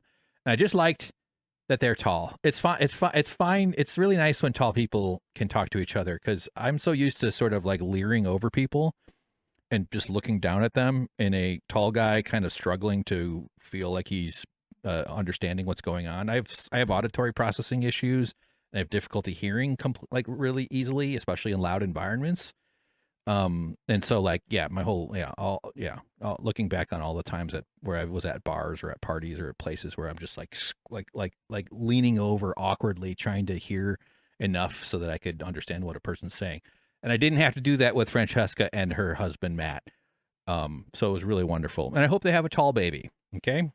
Wouldn't it be weird if their baby came out tall? If it started out tall? All right. So let's get into it. Francesca earned herself a spot in Tell the Truth, Cenk. We're going to get to that, but let's start with this opening bit here. I have some notes so I can kind of know what I'm about to play. Who is we? She asks Cenk. It's sort of a deal with the devil either way. I do want to just step back. I want to step back from the news a little bit and truly understand what you believe you are doing and who you believe you represent. Just really briefly, who you believe you represent when you go on these shows. You say we a lot, and I'm not sure who you are referring to when you say we. Is it yourself? Is it you? And is it Anna and you and Anna? So Cenk had just been on Patrick Bet David podcast. Anna was on Glenn Beck before this, I believe. Sorry if I'm wrong about that, but I believe that's true. But the main one was his appearance at the Turning Points USA conference with Charlie Kirk. That's the one that kind of really like set this thing ablaze, to use a metaphor. It feels weird to use like fire emojis these days, honestly. But that'll pass. We'll get back to using fire metaphors. Fire is fundamental to him. Okay, stop it, Hank. But and a bunch of other right wing shows and stuff like that. But in Cenk's credit, he's on with Francesca, and he also went on the Mark Lamont Hill podcast. I think that's called Night School or Office. It's Night School. I think it is. That's also a really interesting and worthwhile watch to see because Mark Lamont Hill is really smart, knows a lot of like he's like a professor or some shit. I don't really not quite sure, but really smart guy, and he held Cenk's feet to the fire on a bunch of stuff. Not quite like the way this was. Not that it's a competition so much, but so that's kind of what she's talking about. Anna actually, I think this week here now in January was just on the Megyn Kelly podcast, and it's not necessarily a bad thing to go on other shows and to try to reach audiences that you might not have previously connected to. But we'll just let them go here. Is it all of TYT? Is it the broader left? Who do you think you represent when you go on these shows to make the case about how there's commonality? Yeah. So great question again. So first off, for folks who don't know, Young Turks is the flagship show of the TYT network. So the TYT network is the whole left. So Franny's on the TYT network. This show's on the TYT network, and at least on the podcasting side. And so Franny is to the left of me on many issues. So is Jordan Ewell. So many other people, right? And so I never block anyone from stating their opinions. Except anybody that wanted to talk about the union, though. Not that I have evidence that he's done that other than the fact that he lied about it. Anna did air quote union busting, and they've never covered their story. NLRB cases, the use of anti-worker law firms, never been covered. It's the kind of thing they would cover if it were a different company. But so no, I'm not saying I know confidently that there's a memo that says never cover this, but it was never covered. The guy did aggressive union busting, including a smear about his own workers, and had exploitative working conditions that he was trying to hide. They had to post a notice on their wall that the government forced them to for violating Section 7 of the NLRA. That's available on my Twitter all over the place. If I find this in the edit, I'll put it on screen, in which case you're looking at it, or if not, you're not looking at it. And I like that we have the whole range, right? And and in the past, we've had David Pakman as part of the net, like the YouTube network broadly. But who's the we, Cenk? Who's the we? You've said these things before, and I have thoughts on them. But who's the we? So that's TYT. TYT is that whole spectrum of left wing thought. And as you know, Franny, we debate on the show all the time. We don't. We really like. I just want to be fair. Like we don't. Because if we did, we would have had this conversation many, many times, but we don't. Number one, I am not the main host. Anna Kasparian is. Number two, I am rarely the fill-in host. Jordan Ewell has been filling in quite frequently. Number three, when I do fill in as a host or as a guest, it depending on the story is when we can actually sometimes maybe squeeze in 1 or 3 minutes of debate, but we have to keep it moving. That is the job. The job is to do the news. It's to get to all the different things. So I just want to say that it's very unfair to say that these debates have happened on the main show. Certainly not with me. Maybe once around trans issues, but I want to leave that aside. Who is? Yeah, there was one episode last October where she, maybe it's September, but where she and Cenk were kind of got into it and about Cenk's insistence that trans professional sports teams should be allowed to exclude trans people from participating. He also makes comments about puberty blockers and hormones and stuff like that. It's I don't feel educated enough on it to speak with a ton of authority about precisely the way it's transphobic, but I've watched a lot of content creators talk about it. Riverboat Jack is a really smart autistic person on Twitter, or sorry, on YouTube, who is trans and who has talked about this a bunch. I was a guest on No Comment Chick, Irene Geller, who is also super smart, and I really appreciate her takes and the coverage that she's done about TYT stuff. Cenk has always had a reactionary personality. That's true, Philip. That's true. Yeah, and if you go back far enough, you'll find TYT doing transphobia. Yeah, they had an interesting arc on that, right? Because back in the day, early TYT, here's why Cenk is reacting the way that he's reacting, at least on trans issues, right? Back in the day, he used to be able to use like transgender as a pejorative, In other words, if he wanted to comment on a cis cheerleader that he didn't think was attractive, he would say she looks kind of transgender to me, right? So that was okay. You know, you got away with that back then. Nobody on the left called you out for that. Nobody in the Democratic Party, right? You could straight up be transphobic, and then people would be like, yeah, that's, you know, gross and weird and you know, right? And then in the 2010s, things changed a little bit.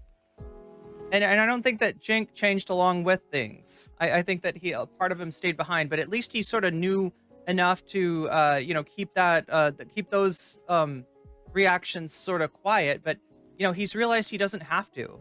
There's a... So I don't know what this chick's name is, but I saw it independently on the internet. And I was like, oh, geez, Lord mercy. At first, I was wondering if it was Photoshopped, right?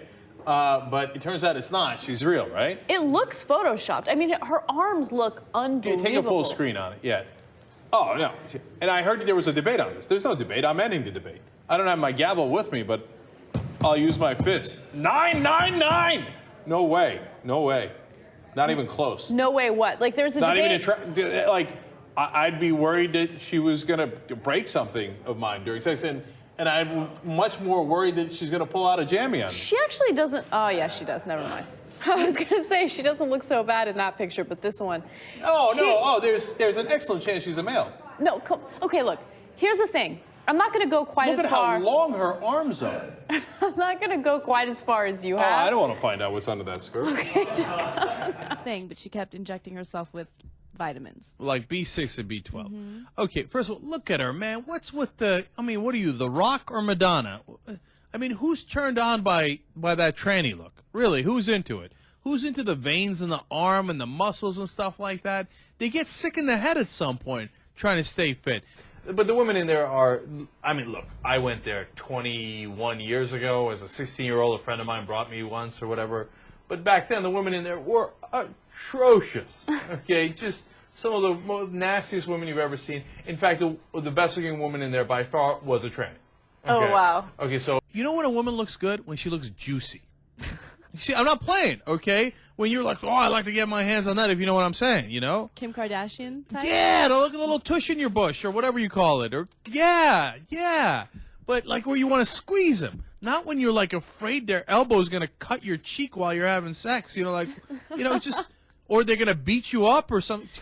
Instead of getting diseases and guys wandering the streets and, you know, doing trannies or whatever's happening, okay, you go to the brothel, or in fact, if you want to do the tranny brothel and a gay brothel, but don't make them brothels, make them clubs. I think it was lovely. You go in there, la la la la la, I like this one, I don't like this one, blah, blah, blah, bang, bang, bang. What could be easier? Just go to Amsterdam. I know, but why don't we make Amsterdam, the world Amsterdam? But are we sure this isn't Photoshop? That looks like the longest arm in the world. And right there's no way I would hook up with her. I think, no way, man. I don't want to find out what's going on downstairs. just calm down. You're being too mean. Look, I was gonna. No, she's so much larger than everyone else. No, there's an issue, man. She's got a great stomach. How large are her hands? No, I'm telling you, man.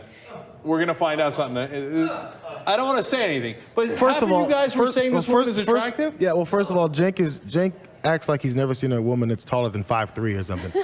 She's like 6 feet tall, and she hits the gym. I don't see the crazy freakiness about it. I see how you roll. What is the thing? It's like, well, yeah, and I see how you roll. You're afraid of women. You're gonna whoop your ass. At some point, I would love to lead this conversation to a concept called diagonalism, which is how a lot of this stuff works. A lot of these attempts to take people on the left and steer them towards the right are forms of diagonalism. It's finding constituencies that in some way the left has left behind, whether it's the electoral left or whatever, and sort of almost like culturally capturing them. Have you ever, like in the game Othello, you know how like you put one piece of yours on this side and one piece on the other side of a group of your opponent's Othello pieces, and it flips them? That's what Steve Bannon tries to do. That's what he looks for. He's out there always on the prowl looking for a constituency that has been underserved by the left, that's either been like overpromised like millennials with something like student debt, or somehow just not being reached. So I've seen this discussed by people who know much more about it and can speak with more confidence about the reasons. It's bad, and I just trust people to lead me there, because I know I'm not the person who should be insisting I know what's best for trans people. I want them to be safe. I want their dignity to be respected. They shouldn't have to fucking explain themselves or defend their life and their existence and try to just to try to fucking feel okay and show up and present authentically to the world and to themselves and within themselves. It's such a disgusting thing to participate in any way at helping keep the embers lit that the right wing is trying to impose on this group of people who are under so much scrutiny and assault, and it's terrible and it's so wrong. God damn it, it makes me mad.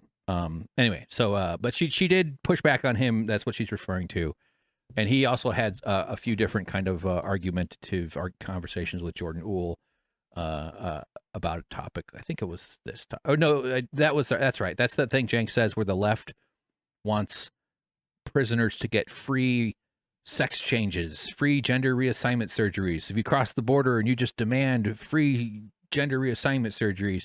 I think I saw some stat somewhere, I didn't confirm it, but someone said, like, in the history of the country, there has been 2 instances where someone in an incarcerated state, and they didn't say anything about their immigration status at all, received some kind of gender affirming surgery or care. 2 over the entire time. And, and it's sort of the point that the Sam Cedar makes, Matt Leck, Emma, and Sam, and I agree with, and it's kind of what is sort of brought up in here, is it's what you prioritize. It's what you go out of your way to make a fuss over, as there's a lot of power in that. And that's really where the editorialization of it comes from, in terms of affirming right-wing narratives and keeping the fire stoked and the risks and the danger for these people up. It's not cool. Anyway, sorry. That's just to be clear that there had been some heated debate. But obviously, Franny, I don't mean to call her Franny. I don't think she likes that, but her Twitter says Franny Frio, so it's in my brain. Francesca doesn't agree that the level of debate that Cenk wants people to believe is accurate. So she's pushing back pretty strongly about that, which I appreciate. Who are you saying when you say we? Okay, but let me address that real quick. But yes, but I've gotten into, so first of all, we do the news, so we debate within that news story. Is it a shorter period of time? Yes. Sometimes I'll do longer ones. I did a longer one with Jordan Uhl and Jules Sulzdayev, et cetera, and here we are within the network, et cetera. So now that's TYT is the left in general. Young Turks is the flagship show. That's me and Anna, and so. I would say that we, as in me and Anna, are maximum populist, but not maximum left, right? So I am maximum left on some issues, but not all issues. Well, Cenk, if you're, let me not do the talking to the camera. See if that's Cenk. If they're going to call themselves if they're going to label anybody to their left the maximum left, then why don't we call them the minimum left? They're just trying to be as right as possible, yet still just minimal left, just enough to be kind of have that cachet, so that your perspectives, your right-wing narratives, your right-wing framing, your peace offerings to the right when you go on their shows where you just talk about how terrible the maximum left is. All you're trying to do is just keep that power, keep that strength. That's part of the grift. That's the whole big process we've all watched happen multiple times here. The minimum left versus the maximum left. I think it's a stupid. It's time. And so those are 2 different political spectrums. There's the left-right spectrum and the establishment populist spectrum. I mean, now see Emma Vigeland defending the establishment, which is mind-blowing. Look at Franny. I want to leave that. Look, she didn't like that he brought up Emma, and I didn't like it either. Because what is he doing?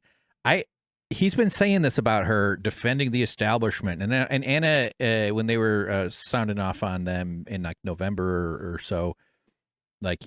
At Emma, it was in one of those bonus shows that they did about how she had, I guess she cried on election night or something, but like that they're trying to paint her as if she's the biggest Kamala Harris lib stan in the world, and like that she showed some emotion on a very intense political night doesn't at all support that. And if you watch Majority Report, that's not at all where Emma stands on any of it. But it's odd that he volunteers her name up, and Franny doesn't like it. Or sorry, Francesca doesn't like that. And I'm pausing on this because it comes up a little bit later as well. So let me back up a couple 10 seconds and then watch her face when he says Emma. There's the left-right spectrum and the establishment populist spectrum. I mean, now see Emma Vigeland defending the establishment, which is mind-blowing. Ari, I want to leave that aside, but I just want to, because I really want to talk about what you are doing and what you believe you are doing.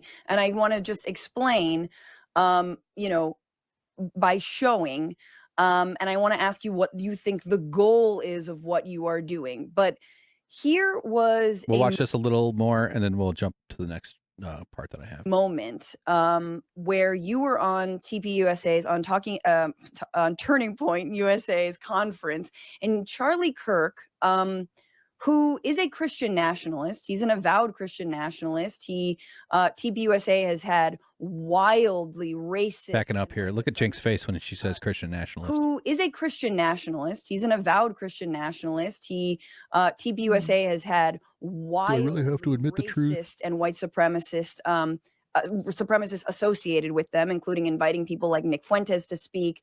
No matter what you think of his thoughts on BlackRock, here is him asking you about left media. And I gotta say, Cenk, this one sucked real hard for me. And you also, I think, have been using these opportunities to talk a lot about the left to the right. I think the left has some work to do in developing over-the-top media to be able to bypass the main networks. Yeah, so we have TYT as a giant network, but we have a lot of great progressive and populist shows that are not part of TYT. That's in the left-wing ecosystem. I just want to stop and say I'm excited to hear which ones you like, given that you just sort of insulted Emma Vigeland just now. I'm curious which ones you actually do still support that aren't your own, but I'm going to keep going, Cenk. Hang on. So I don't think that that's the issue. I don't think that there isn't enough shows. I think that there's a couple others. One, on the right, you guys do a great job of coalescing. Okay, so you do a couple of things well. You work together well, and you're more welcoming, if I'm being honest. We're glad Cenk's here, right, everybody? And a lot of people on the left know this as well. We're glad Cenk's here, right, everybody? We totally fucking destroyed this guy so hard that he's sucking up to us on our own stage here. Look at it, everybody. Pathetic, man. If you agree with MAGA 5%, the answer you get is welcome, right? Come join us, right? On the left, if you disagree 5%, they go, get out of here, you're a right-winger, you're a fascist, right? But if you push enough people out and you guys welcome enough people in, eventually you win the popular vote. That's what I warned them about, and that's what happened, right? Okay, so there you are, and, Yeah, love it. Stick with 100% on what I just said there. I'm 100% right about that. So let's discuss. Yeah, let's discuss. You had your say there, and you've been saying various degrees of that same thing. And I gotta say, like, I watched this whole, I watched the whole clip, and it started off, and I was like, this is pretty good. This is good. Like, pretty good interview. I like that you're sitting down. It wasn't bad. This moment, like, truly a part of me died when I watched this. Wow, I can't believe that. Yeah. Oh, super. Just like shriveled up and died, floated away into the ocean. Got eaten by a jellyfish. Here's what happens. Couple things. Which is the worst way to be eaten. Just ask my friend Billy. He's still being eaten by a jellyfish. He does a podcast about being eaten by a jellyfish. He asks you about left-wing media and why there isn't more left-wing. It's called Jelly with Billy. What am I doing? Media. Which already, as you were there, it's called Where'd My Arm Go? There, in the sort of kingdom of turning points, is like, that's such a dig. Like, why are you guys so weak is effectively what he's saying. And instead of pointing out the way that TPUSA has been bankrolled by Republican mega donors out of Chicago and many other places for years now, and talking about how the Daily Wire was funded by the fracking brothers, the Wilkes brothers. Now they're fishing for new, investors, whatnot, but that there is so much money on the right. He handed this answer to you on a fucking platter, and all you said was, you know what? You guys are really good at being welcoming. People just like you. Cenk, they've got all the money. I didn't say people just what are like you me. That's very talking different. about? So she's coming at him strong, and you can this is sort of in the interview where the kind of contentiousness sort of starts to ramp up a lot. I mean, I think in the earlier part of it, but this builds and it gets into some pretty intense moments. So let's jump ahead a little bit, since we're already pretty close. Well, okay, 2320 is the next one. Actually, I have it tabbed out, so we are ready to go. What shows on the left do you like? She said she wanted him to answer that, and they didn't get back to it, but here they do. They get back to it. So this is let's see what they got. I'm trying to get our side to wake up, snap out of our hypnosis of we hate, and we hate the right wing, and they're all white supremacists, and they're all racist, and they're all sexist, and we hate, and we never go in the room with them. We hate. What the hell happened to us? And That's right. That's what the left is. It's just all we hate. What the fuck, man? No one's allowed to disagree. We're now authoritarian. No. Wait, I Cenk, rebel. can I just It's clarify? such straw manning, though. That's the part. She's going to ask him what shows you like here soon. But like the straw manning is so obvious, or not even that it's not that hard to pick up on. But once you kind of just look for it, when he goes, the left says that crime isn't real. They believe there's no such thing as crime.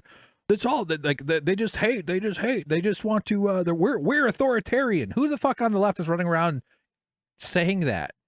It's completely ridiculous, and he completely mischaracterizes. It's like straw manning is an example of bad faith in practice. It's the assuming the worst intentions of the person you're speaking about, but then phrasing and characterizing their argument or what you think as their argument in the easiest way possible for you to immediately knock over. Thus the straw men of it all. Straw men famously being known for being easy to knock down. They are very dry and very kindly. They can go up real quick. I will never allow the left to be authoritarian, and this idea of just hate. Watch Franny's eyes here. This statement's very ironic. I will never allow the left to be authoritarian, and this idea of just hating the other side is poison. She had to bite her tongue right there. That's funny.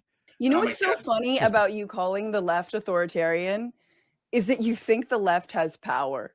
Like, I love that you think total nonsense. we are on the precipice of real authoritarianism and real fascism, and you believe that the online left are the authoritarians. I mean, I don't know how to tell you. Yeah, it's people with the transgender flag in their Twitter bios and their Blue Sky bios. Those are the real power brokers in society.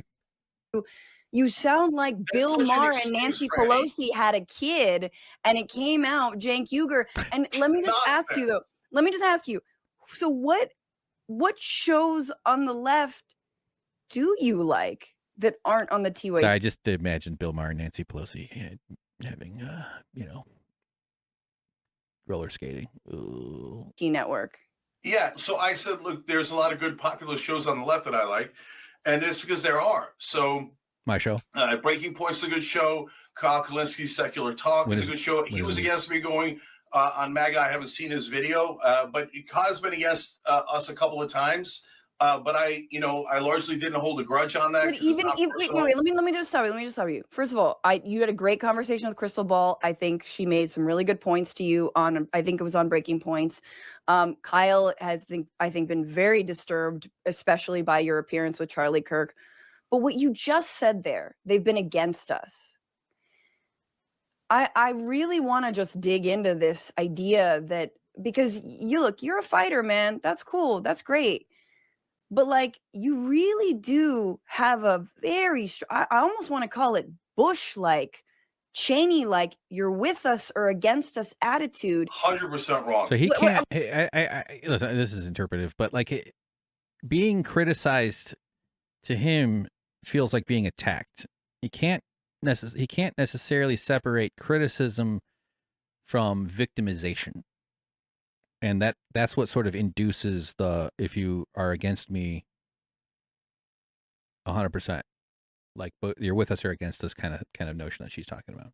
But like you just literally, I love that you're. Now, of course, he disagrees vehemently. 100%. That's 100% wrong.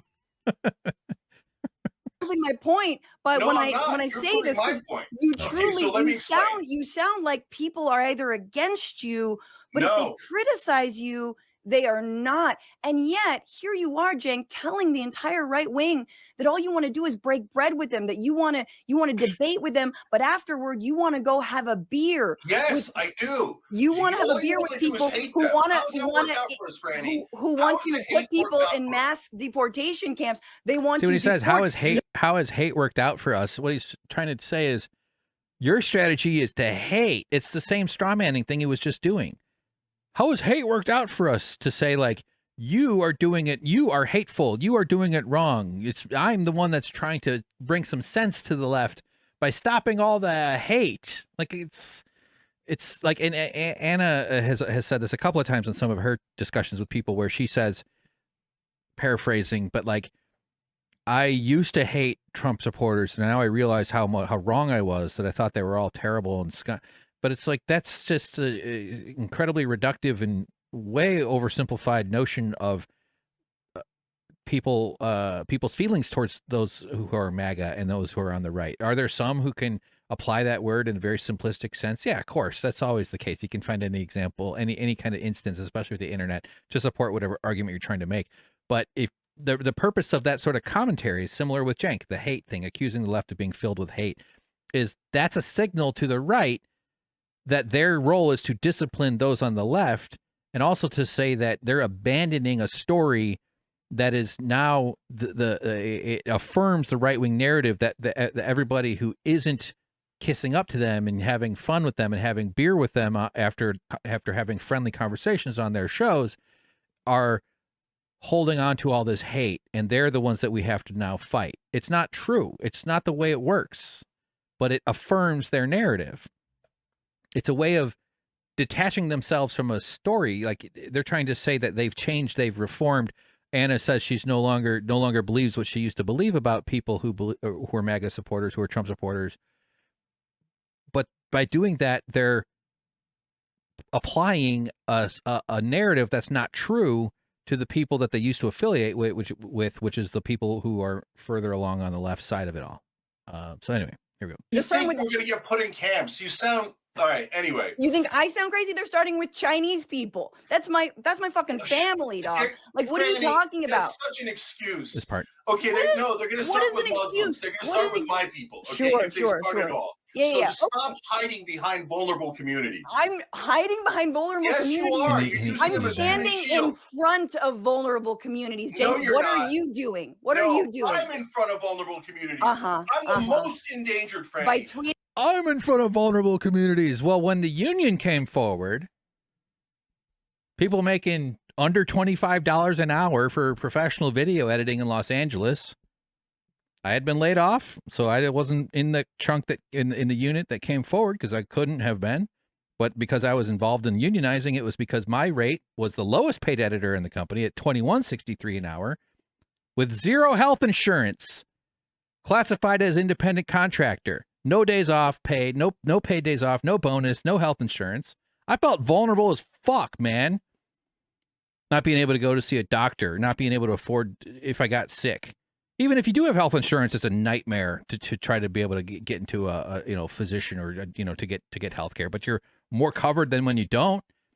Then you have the privilege of having to battle the bureaucracy of these privatized government. That's what private health insurance is. It's privatized government. And you have to go to war against their phone systems and live in terror of the mail if you have health insurance. And I didn't have any because of this guy. I asked for help. His answer, changed my status to part-time. Still working 40-hour weeks. Still no health care. And he has the fucking temerity to tell the camera to talk to Francesca like this and say that he stands in front of vulnerable communities when he has people that come to work for him to help make him money to bring their talent to his company. And he'll let them be fed to the fucking wood chipper of the society. And TYT's run by a former health insurance executive anyway. The guy's LinkedIn is no longer public. It's in the film 30 in the middle chunk that you can watch. And they use employment practices that prevent people from having health insurance. Now, obviously, Cenk wouldn't have tackled me if I walked into an ER somewhere. He wasn't out making sure I didn't go into a hospital.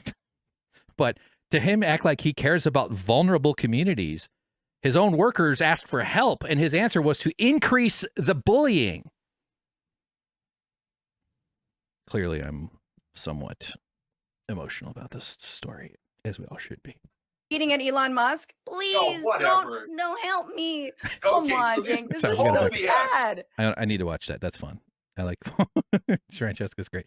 She's a stand-up comedian. I did it for like 6 years, basically, like 5-6 nights a week for 6 years. So I earned my stripes. I got out of boot camp. I did a show. The best I ever got as far as like high point was I did a show at Flapper. I hosted a bunch of stuff for Jimmy George at Flappers. I also used to host shows constantly in Chicago as well. And so I was pretty comfortable on stage. I had a lot of room to grow. I still had a lot of, ways to get better. But I have the kind of brain that's good for stand up and everything else, blah, blah, blah. But the high point for me was when Bill Burr came into the green room and I got to hang out in the room with Bill Burr. He did a spot. He gets to drop in anywhere. If Bill Burr shows up at your comedy show, you're not going to be like, oh, dude, I didn't book you. Why would, no way, dude. He's Bill Burr. So I got to do a show that Bill Burr performed on, and I had a good set. I was part of that show. I know that's lame to real comedians who are now still out there doing their thing. But anyway, I understand Francesca's poise as a comedian, and not that that's like a big part of this, but that nothing trains your brain to think on your feet faster than being a stand-up comedian, than standing in the hot spotlight of a comedy club, and people are expecting you to be on stage. She's probably bombed a bunch. Nobody gets good who hasn't bombed either. I mean, that's the whole thing. That's I think why comedians have respect for each other. I hope, at least, it's certainly, I definitely do. Okay, let's keep going. I'm in front of vulnerable communities. I'm the most endangered friend. By tweeting at Elon Musk, please don't help me. Come on, Cenk. This is so sad. That's so sad. Let's take it down. Let's simmer down. No. Simmer down. I love it. I'm asking. Let me just ask you. Dominance. She took over. She didn't let him take. He was trying to take charge, and she didn't allow that. That's actually the most important thing in stand-up comedy. Is the audience feels safe when they feel like you're in control. If you feel like if they get the sense that you're not sure how to lead them, they're gone. Unless, I mean, every show, there's always like kind of craziness because the group psychology is really, fluctuates a ton. I used to just love being in comedy rooms, watching the group psychology because it was always super interesting. But I love the assertion that she had there. She was not going to let him take over like there. That's really great. Love that. Love it. Ask you real honest to God. You already said 12 things that I need to respond to. Can I respond to them? No, I want to no. Ask you this one question. Of course not. Let's talk about you going on these shows. Just simmer down. Let me ask you. Okay, so go watch the thing. There's more here. We're going to jump way ahead now. They talk about it. They get into it a bunch. You can see the watch time chart, whatever those call the data down there. So we're going to jump over to the next one here. Let's see. Use the keyboard. Hell yeah. Now sorry, burp came up while I was talking. We talk about her feeling of being implicated in TYT and Cenk and Anna's shift to, pivot to the right. I'm always trying to think of a way to say it that is neutral. And also something else I think about too is like, what are their success metrics? Like when someone is doing something like this, they've already upset a ton of people, and people have parasocial relationships that are feeling frayed, and there's all kinds of reasons why different people who absorb TYT content or online sphere content at different stages, or when they got introduced to TYT, seems to be a big difference. People reach out to me. I mean, like comments on a lot of my videos and stuff, or in the documentary comments and shit, of their like kind of experience with TYT when they started watching and stuff like that. I'm fascinated to read those things. I actually get weird about the comments sometimes because I feel very vulnerable when I read them, when I'm about to read them. But so she, I forgot what I was saying. Fuck, God damn it! What the hell was I getting at? Shit, I just totally lost it. What you're doing reflects on TYT as a whole, or on individual hosts at all. I personally feel trying to come up with a neutral term. Yeah, I just don't. I don't want to mischaracterize in a way that makes my credibility. I don't know. I'm always I feel very compelled to try to maintain good faith, even as they're doing this whole pivot thing. Even as they're success metrics. That's okay. But I just tapped my headphones. In several months, in how quickly will things be, and how bad will they get starting next Monday? They're already getting terrible. They've been getting terrible since the beginning because the society's built on people having bad lives, so that rich people can force them to do labor they don't want to do. But what metrics are they looking for that would make Cenk come back and say, you know what, I was wrong, it was a bad idea, I fucked up? Or what metrics will he come back and see, like, look, because he's got this whole thing, he got them to agree that like having 12 weeks off to hang out with your baby after you have a baby is good on like PBD and on Charlie Kirk, and he hangs his hat on that hook as if that's clear evidence that his strategy is working. By the way, when I worked for Cenk, and the contract is available if anybody wants to see it on balledontheinside.substack.com. Not the full contract, but the section of the benefits that says no benefits. So when he talks about how people deserve paid family leave, if I had had a baby during that time, I wouldn't have been able to take any leave. And it says no leaves of absence. It's explicit for 12 months. And we unionized to stop it.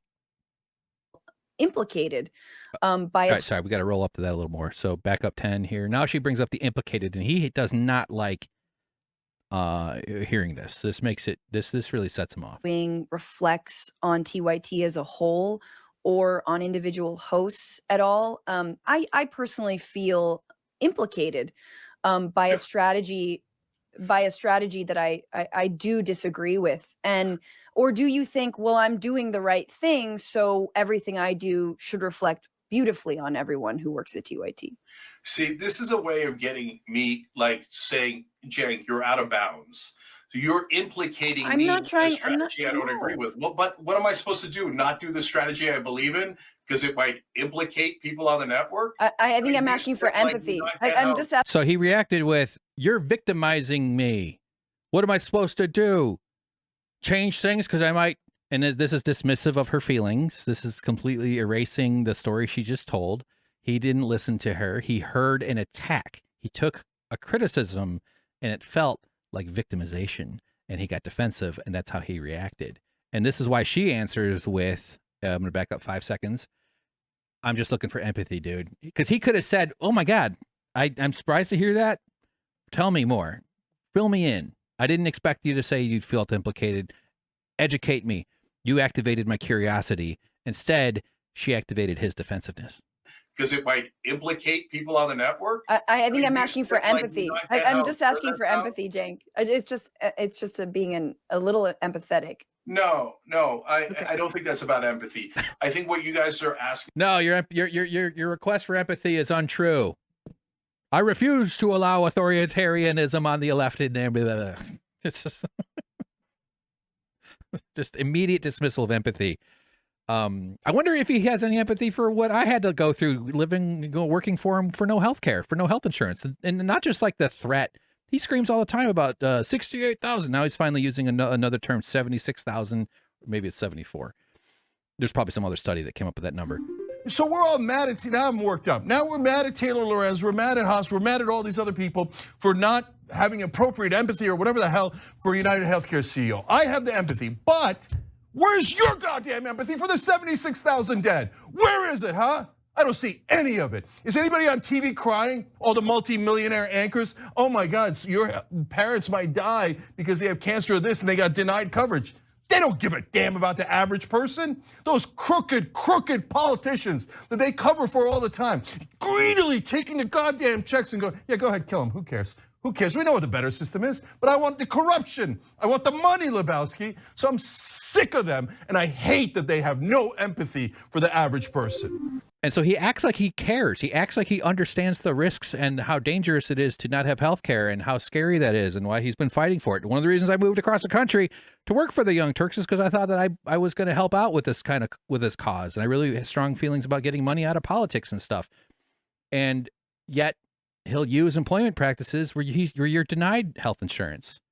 Does he have any empathy for that? Does he have any empathy for what it's like to feel that disrespect? How fucking shitty that is to do to somebody just on a baseline? Like, would you treat a stranger with that much disrespect, but it's okay to treat a worker with that much disrespect? I think that's one of the fundamental things we've got in our world is we've all accepted this bullshit that workers just get to be treated like shit. You get to treat your workers worse than you get to treat strangers. People would call them out for that if they found out that some stranger got hoodwinked out of $500 out of Cenk. The 20 days off I didn't get paid for $3,460, and that's just one bucket of the wages that I earned that I didn't get paid. Is there any empathy here? Any empathy whatsoever? Of course not. We'll see a little bit later what he thinks about what about me. I know you've already seen it in this podcast, but we're gonna get there. For, and this is why I'm not on the far left, is you're saying since we don't I'd like fart left, please. May I submit for consideration? Fart left. agree with your strategy and your strategy implicates us, you really, if you were empathetic and a good person, you wouldn't do your strategy. And I don't agree. I think my strategy is way better and will protect all of us much better. And so I'm not going to purposely do the wrong strategy because it implicates people on the far left. If you say, "Hey, I'm so," no, I don't mean to speak for Francesca, but I my sense of the notion of feeling implicated is that she doesn't want to feel like her principles and morals are compromised by her affiliation and her association with an organization that is upholding right-wing framing and the dangers that flow from maintaining the institutionalized power structure of the right-wing narratives. Because every single governmental institution and every single cultural institution and every single economic institution, I think I'm overblowing it a little bit. It's not every single, but easily there is a very strong institutional bias towards conservatism and towards the far right because it's built to fundamentally in a small c conservative sense. Government is inherently in that way. And I actually don't want to live in a world where democracy changes government one week to the next with wild fluctuations. Although I do believe Americans would accept more drastic changes for the positive because we're all willing to accept horrible changes for the negative. We're all willing to let the world get worse real quickly. We could also definitely accept it getting better faster too. But anyway, not to be speaking for Francesca, and maybe someday if she and I have a conversation, we can talk about what it feels like to feel that implication. But he took it in an incredibly defensive way. Logic broed him into some weird flow chart where he said that this means you're saying I'm not like, and it's just ridiculous. 5 seconds back here. We'll start again. It implicates people on the far left. If you say, "Hey, I'm so implicated, I'm going to leave. This is unconscionable to me," as some did, great. I got no problems with it. Everybody makes their own choices, but I'm not pushing anybody out. You get this. Everybody gets to stay. Everybody gets to have their own opinion. I did get fired. And again, you're allowed to fire people. This isn't necessarily to say I got pushed out because I wasn't an on-air host. I wasn't somebody that would have been, in this kind of. Oh, sorry, friend. Bad pause here. Let's give her. There we go. That's better. I'm not saying I was pushed out, but like it was weird getting fired because I thought that they might be confronting me. So I go in to start the job. I worked usually like 10 to 6. That was roughly my hours. If I did main show editing, it would be a little bit past 6. If there were some technical issues or some reason, I would stay a little bit later. That's why they paid editors overtime, because you never knew if you needed to stay late, because if you can't just get up and leave at 8 hours or at 6 p.m. if there's work that needs to be done, because they have contractual obligations. So it's one of the reasons I was on their team, on the company, in the editing department. I couldn't function as if I were an independent contractor because it would have fucked up the company. It would have meant they would have had they would have disruption to their pipeline, and that would have caused massive contractual failure and huge problems for their delivery of their product to their distribution partners, right? So I just lost my, God damn it, I need ADHD medication so bad. But getting fired. So I went in 10 o'clock-ish, 10:15. I remember it being a better day. Like I was cruising. I felt like some days are better than others in terms of your flow. Working on a Francis Maxwell breakdown video, tap on the shoulder, HR lady, completely soulless person. And she asked me to come up for a meeting. This is January. I'd been secretly unionizing this place since like May or so, maybe June, if technically I don't really quite. I decided to start trying in May for sure. But so I'm thinking, oh, fuck, they're going to fucking, if they, and so I'm like, well, we'll see. I don't know what's going to happen. Am I getting fired? Are they going to confront me about something? Did they find out about the union? And I'm not a wilting flower. I can stand up for myself. I'll take the emotional hit later. It'll cost me. It'll hurt. It'll take a big bruise out of me. But I'm willing to fucking, torch my soul to do what's right. I barely could handle taking care of a fucking cat. these days have been pretty tough. But I'm walking up to this meeting thinking if they say something to me about the union, I might, not that I would have blown up, but I'll yell back. I'm pretty good on my feet. Stand up, trained you for that. Plus I'm sort of built that way. But I also decided as I was walking that, and by the way, this is all happening while this lady's trying to have like friendly chit chat with me as I'm being frog marched to the little conference room outside Cenk's office. And I'm not sure what the hell they want to talk to me about. Feeling a little bit nervous, talking to this lady while strategizing all in my brain. What am I going to do if they bring up the union thing? So what I decided was keep your mouth shut and record details in your brain as much as you can so that you can tell the story with accuracy. It wouldn't have done my friends any good if let's say it was a union, if they did confront me about the union, it wouldn't have done any good for me to get into a big shouting match or into some kind of thing. That would have been not helpful or productive. It would have been exciting. It would have made for an interesting animation in the documentary for sure. But I also didn't know what they wanted. So I was just trying to decide what I had to do. Cause I was like, oh, this might not be good. And then it was 10:20. So that was about 11:15. So I'd been cruising on my edit for about an hour. Tap on the shoulder around 11:15. Meeting was about 15 minutes ish. Jack Gerard, the former health insurance executive at TYT, who's like the operations guy, who has also been acting CEO of TYT twice. He takes over for Cenk when he becomes a politician. He's also been quoted in some of the press things, and he's talked to journalists. I think he's in at least one or two of those articles as well. So he's a public figure in this story. Cenk should interview him about what it was like being a health insurance executive. I mean, he's got inside experience and stuff. He's sitting there. Cenk is sitting there, and the HR lady sits down, and they gave me this Cobra. It was getting fired. It was paperwork. They showed me the offer for the severance, which required that I sign an NDA. I told them I wouldn't. I didn't say I won't sign it, but I said I'll take a look at this and maybe make a decision. Ultimately, decided against the $3,000, which was like a month. And I remember she goes, she said something like, "Oh yeah, this is at 35 hours a week." For 4 weeks, which is actually more than you've been working lately or something like that. Because I had a couple of weeks in December that were a little bit low in terms of hours. In fact, here we are. We have all the hours right here. All the information is handy and available on baldontheinside.substack.com.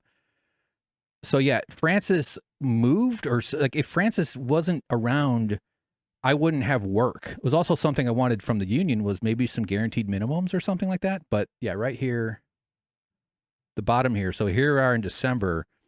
So there was a couple of weeks. This is a low hours week. I do recall being annoyed because my pay went way down for these few weeks here where, yeah, those Francis was gone. And, yeah. So it's probably true that my average for the weeks right before the firing was somewhere lower than 35 hours, but she didn't talk about any of these numbers. She didn't include it in that. In these 40-hour weeks, 40-hour weeks, 40-hour weeks. Look at, I mean, there's tons of weeks here. Here's a week that has 55 hours in a week. Average times. And these are all normalized for, the average column is the important bit because that's what normalizes for whether you're part-time. And anything below 6 is part-time. Anything 6 or above is above their threshold of 30 hours for full-time consideration. So, yeah, so I just remember being like, really? You told me, you just said that? You said that that's higher than my average because of the couple of weeks here in December when Francis had more days off than usual. And he was traveling back and forth from New York to LA a bunch. So there would be travel interruptions sometimes and stuff. So, crap. Now what tab am I on here? Is this the one? I think so. No, it's this one here. Anyway, I'm getting fired. It wasn't about the union. I took it fine. I didn't say much.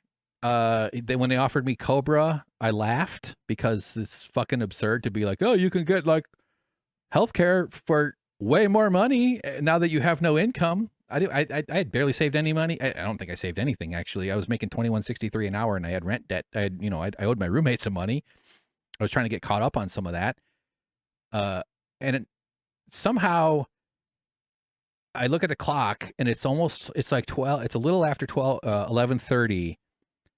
And I don't remember how it came up, but like Jack made some kind of like little joke about how I had to be out by like noon or something. I think I said something, and he goes, "Yeah, well, you got like 23 minutes." Or he like did the math on the how many minutes were left until noon. It's very weird. I wish I could remember the words precisely because I don't want to be wrong there. But so I got fired, and I left, and they asked if I had any questions. I took a moment and I said, I have a lot of questions, but I think it's best if I keep my mouth shut. Thank you. And when I stood up, I said something to Cenk. I wonder if he remembers what it was. Do you remember what it was, motherfucker? Do you remember? He goes, that's all we wanted from you. And he looked sad. He didn't look like he was having a fun day. They fired that day, laid off. They also laid off Francis, Brooke Thomas, and Hasan Piker. So they fired their 4 hottest people that day, which is really a loss. Those 3 people, Francis, Brooke, and Haas, are gorgeous humans. And I would be just like, I'm funny. I'm tall and funny. Ha! We're all hot. They're really, all 3 of, oh my God. Why would they fire their hottest 4 people? Seriously. So they kicked me out. So I went to work at 10:15, and I was told I had to be out by noon. And I went to my desk, and I gathered my stuff. I didn't talk to anybody. Actually, I talked to one person. I turned to the person next to me, who is a scheduling editor, who did scheduling for the editing department, like a sub manager or like the assistant manager. Really kind person, very, very talented at their job. And I said, I got along with nicely. And I said, hey, you're going to have to find someone else to do Francis's breakdown. And they were really confused. I'm like, what? I go, and I whispered it. I go, I'm fired. I overdid my lips so that they could read me, as I'm fired. And the look of surprise just completely caught off guard. Totally shocked. I packed up my bag and I walked out. I didn't say bye to anybody. That was the only person that knew. I think I went to the bathroom. That person came up to me and said something to, just remember it all. And I left. I didn't say bye to anybody. I still haven't seen my friends. I still haven't seen them since. And yeah, weird though, to go to work at like 10:15 and then be like told that you have to get out by noon. It's at will. They can fire you for whatever reason they want. But that's not necessarily being pushed out, because he's talking about forcing hosts off the air for their commentary and stuff. And yeah, and Francesca actually had Mondale on the other day, and they talked about TYT quite a bit. And I kind of see, it kind of seems to me that she's almost going like, well, I'll do what I'm going to say what I got to say. You can fire me, because he says he won't fire people for that. But they were very forthright, and the Mondale, her and Mondale are worth talking to. I might react to that eventually. But anyway, sorry, that was a bit of a diversion for the getting fired story. So yeah, just fucking weird, just odd. And to their credit, I got paid 8 hours for that day. Let's put that out there. Not, they did give me a full 8 hours of pay for the day I got fired. So at least I did get that. That bought me a few General Tso's orders. I really want that tonight. All right, let's go.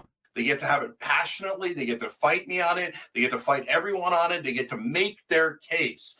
I can't do any better than being super open-minded and allowing everybody to make their case. Except unionizing workers. They didn't get to make a case. He went and he rang the bell. Ding, ding, ding, ding. Oh my God, my workers are unionizing. Hurry up, boys. Get over here, capitalists. Back up, monsters. He goes, I don't know how much he paid them. I don't know if maybe they worked pro bono.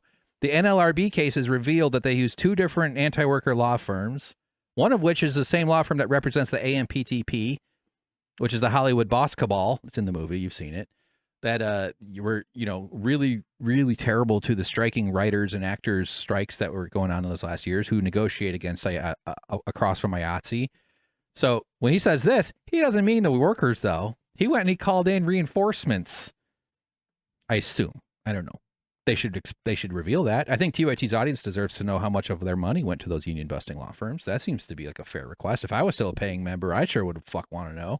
You say, Cenk, you shouldn't make your case because some of us feel implicated by it. Well, that's your problem, not my problem. See, he just misrepresented what she's saying per se. I mean, I guess you could argue she's trying to talk him out of it in a sense, but I don't think she's necessarily thinking she's trying to be persuasive per se. I think she's trying to achieve some degree of being heard a little bit in order to illuminate what the audience is going to. Not that I should be trying to read too much what her intentions are with all that, but yeah, it's okay. I mean, about that, I'm reminded of the book by I think his name is Michael Schneider on tyranny, and he wrote it's like 20 lessons from the 20th century about authoritarianism and fascism. And one of the things that has come to mind when you say my strategy will protect us is he has this chapter, I'm going to bring it up, the first part of it called Do Not Obey in Advance. And he writes, most of the power of authoritarianism is freely given. In times like these, individuals think ahead about what a more repressive government will want and then offer themselves without being asked. A citizen who adapts in this way is teaching power what it can do. In other words, you don't have to do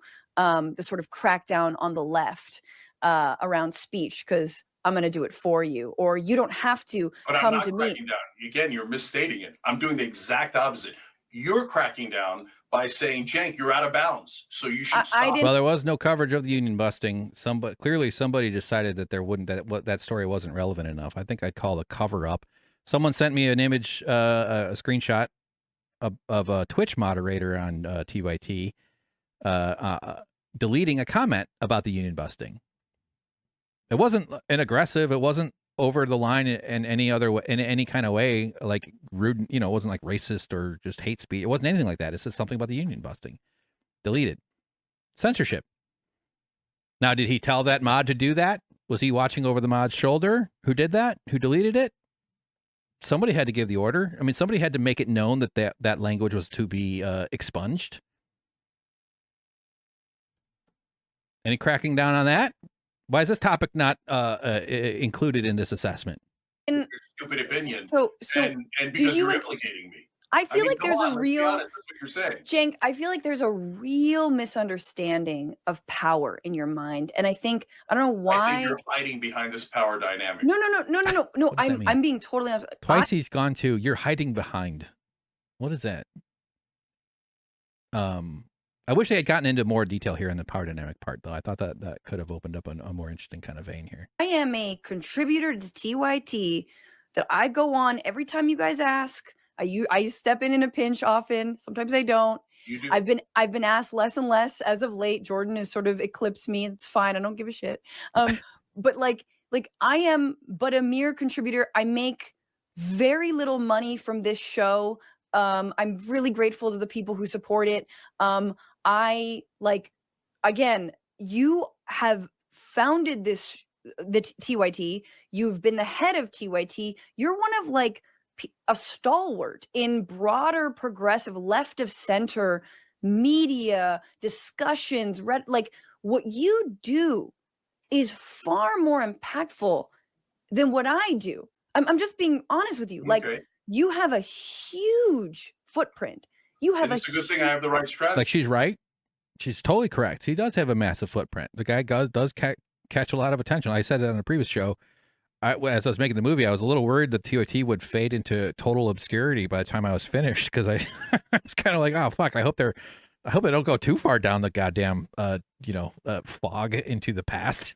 But as it is, the massive maelstrom around them right now, and their attempt to try to court right-wing audiences more, this whole thing, it does show to some degree, you could argue, you might disagree with this too, but there is some relevance to this, at least as far as it goes in this online world where everybody's addicted to their phones and their screens and the kind of parasocial relationships that emerge from it all, a consequence of us all being overwhelmed and unable to really access community offline. Not that there's zero, but Yeah, but she's flattering his ego there, while also saying something true, and that he seems to have liked that. Similar to when she started the comment earlier about, I liked this interview for a while. I like that you guys are sitting down. Like she gave him some, and that's a good way to like bring someone criticism. Just a general advice is like ease into it with a little compliment.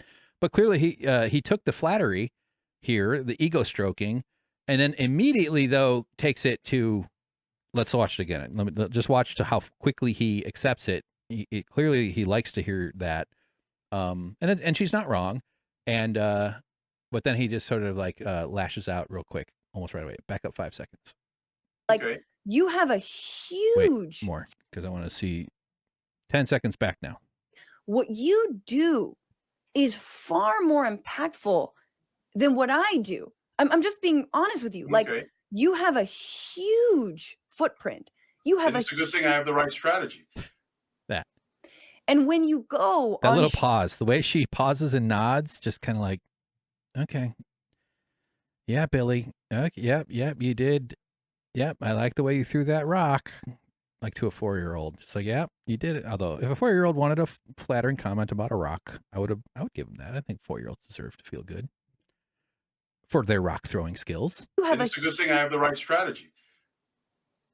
And when you go on shows, and you go on stages, again with Charlie Kirk, it looks like an apology tour. You implicate not just everyone who's worked with you and everyone who is ostensibly on your side, but it basically makes it seem like it cheapens everything that we've done and we've built. That's why I can't sleep at night. That's why I feel sick when I see. I relate to that too. Obviously I'm coming from a very different sort of, this whole process has got me in a strange place with all of it. But like I started working at TYT in 2013. I started paying them $10 a month. I don't remember when, but 2009 maybe. I remember having a conversation with Dave Kohler. We never looked it up, but I'm not sure if we could have found it. But I was either in the first 1,000 paying members or the first 1,200. I just remember talking about that with Dave a couple of times. I like Dave Kohler a ton. It really sucks. I wish he would, yeah, I don't know. I wish there was a way that he and I could still be friends, because I really liked talking to Dave. Maybe we could go take autism tests to get together and go play tennis and play chess and talk about how much we like Chinese food. I like Dave a ton, man. We did those Friday post game. Well, okay. Anyway, so I played a role in building this audience. I played a big role in it, in a sense, meaning like more than someone who just came onto TYT off a Glassdoor ad, 4 years ago or something. The money I paid for all those years, the role I played in TYT lore, the work I did for them, and I was very motivated, and I appreciate that Cenk gave me a shot because my friend vouched for me, and I had to I felt this like a sacred duty to honor that vouch because it was a big deal. Although for $3,000 a month for that first time period until the last few months when I did finally get a raise after I was doing most of the, not most, but main show publishing and other publishing, mostly primarily. I produced this big show at the Troubadour for them because I was the live performer guy. They knew I had stand-up experience. I used to like do stand-up shows and host comedy shows and stuff. So they assigned that to me. It was a huge success. Crazy long day. We'll talk about that again if I remember in a second here. I helped her. I mean, her. I'm thinking about Francesca. Like, I so relate to what she's getting at. Like that feeling of it being implicated, and that's sort of its own. For all the fans that are out there, all the people in the world that feel like there's some sort of loss that they're seeing from where TYT was once and is seemingly going now, they seem to be feeling this kind of anguish for that. A lot of people are not everybody. I mean, this is a huge distribution, but for those of us that were on the inside that contributed our time and our talent and our labor to this company to try to build it for crap wages most of the time, it meant something. It means a lot that the company stood on its principles and that it would at least fight for the things that are right. And when you go on these when they're going on these right-wing shows and they're bringing peace offerings by having all these criticisms for the left and trying to distance themselves from the far left and the max left, and hopefully maybe we can persuade them to join the maximum Christmas left, which is what I'm trying to start.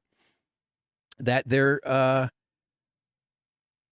it's a way of admitting to the right that we were wrong this whole time.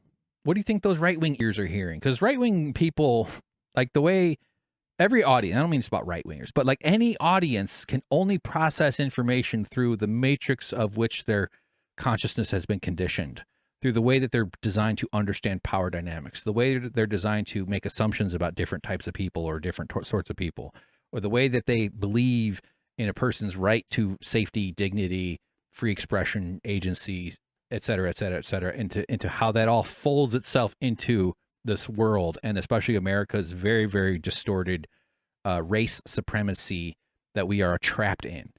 And when you make this turn, when you're doing this, and you do it it's one thing to go out of your way to reach out to right-wingers, and I actually think it'd be kind of interesting if TYT just brought on like a show that was vaguely centrist or something right-wing or more. Like, it'd be weird if they just suddenly brought on like a Glenn Beck. I'm talking about it in a different universe here, I mean. But like, if you expanded the tent to include a broader ideology, and you did it because you wanted to try to gain an understanding and try to like lean into curiosity, that's actually totally acceptable. In fact, I had all these ideas I wanted to do as far as pitching a podcast network, like a more in-house produced, or maybe remote. It probably would end up being a lot of remote work as well. But like, I had a whole concept I wanted to try to like throw in for TYT if the union, after the union stuff. I knew the union would be scary and intense. Then we would have our union. I'd get my pay would be bumped up to $24 an hour or something like that, which is fucking pennies, man.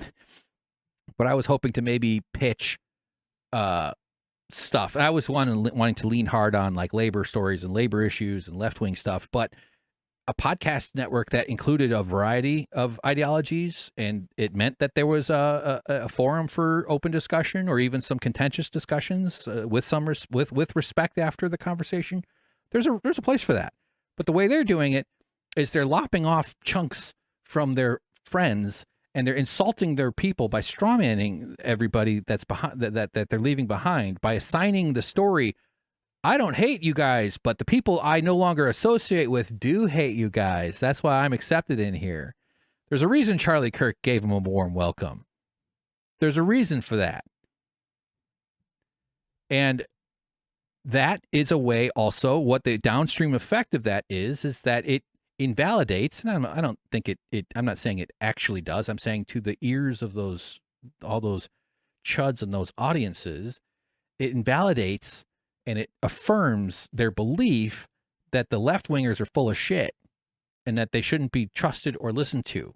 Even Cenk and Anna are now saying that their left wing was wrong. Even Cenk and Anna now have, like, I see it constantly. Oh my God, I can't believe I'm agreeing with Cenk Uygur. These comments, tweet responses, Twitter engagements, retweets, comments in YouTube threads, comments on Reddit. I don't read a ton of the Reddit for that, but I do search Reddit for stuff. But it affirms their belief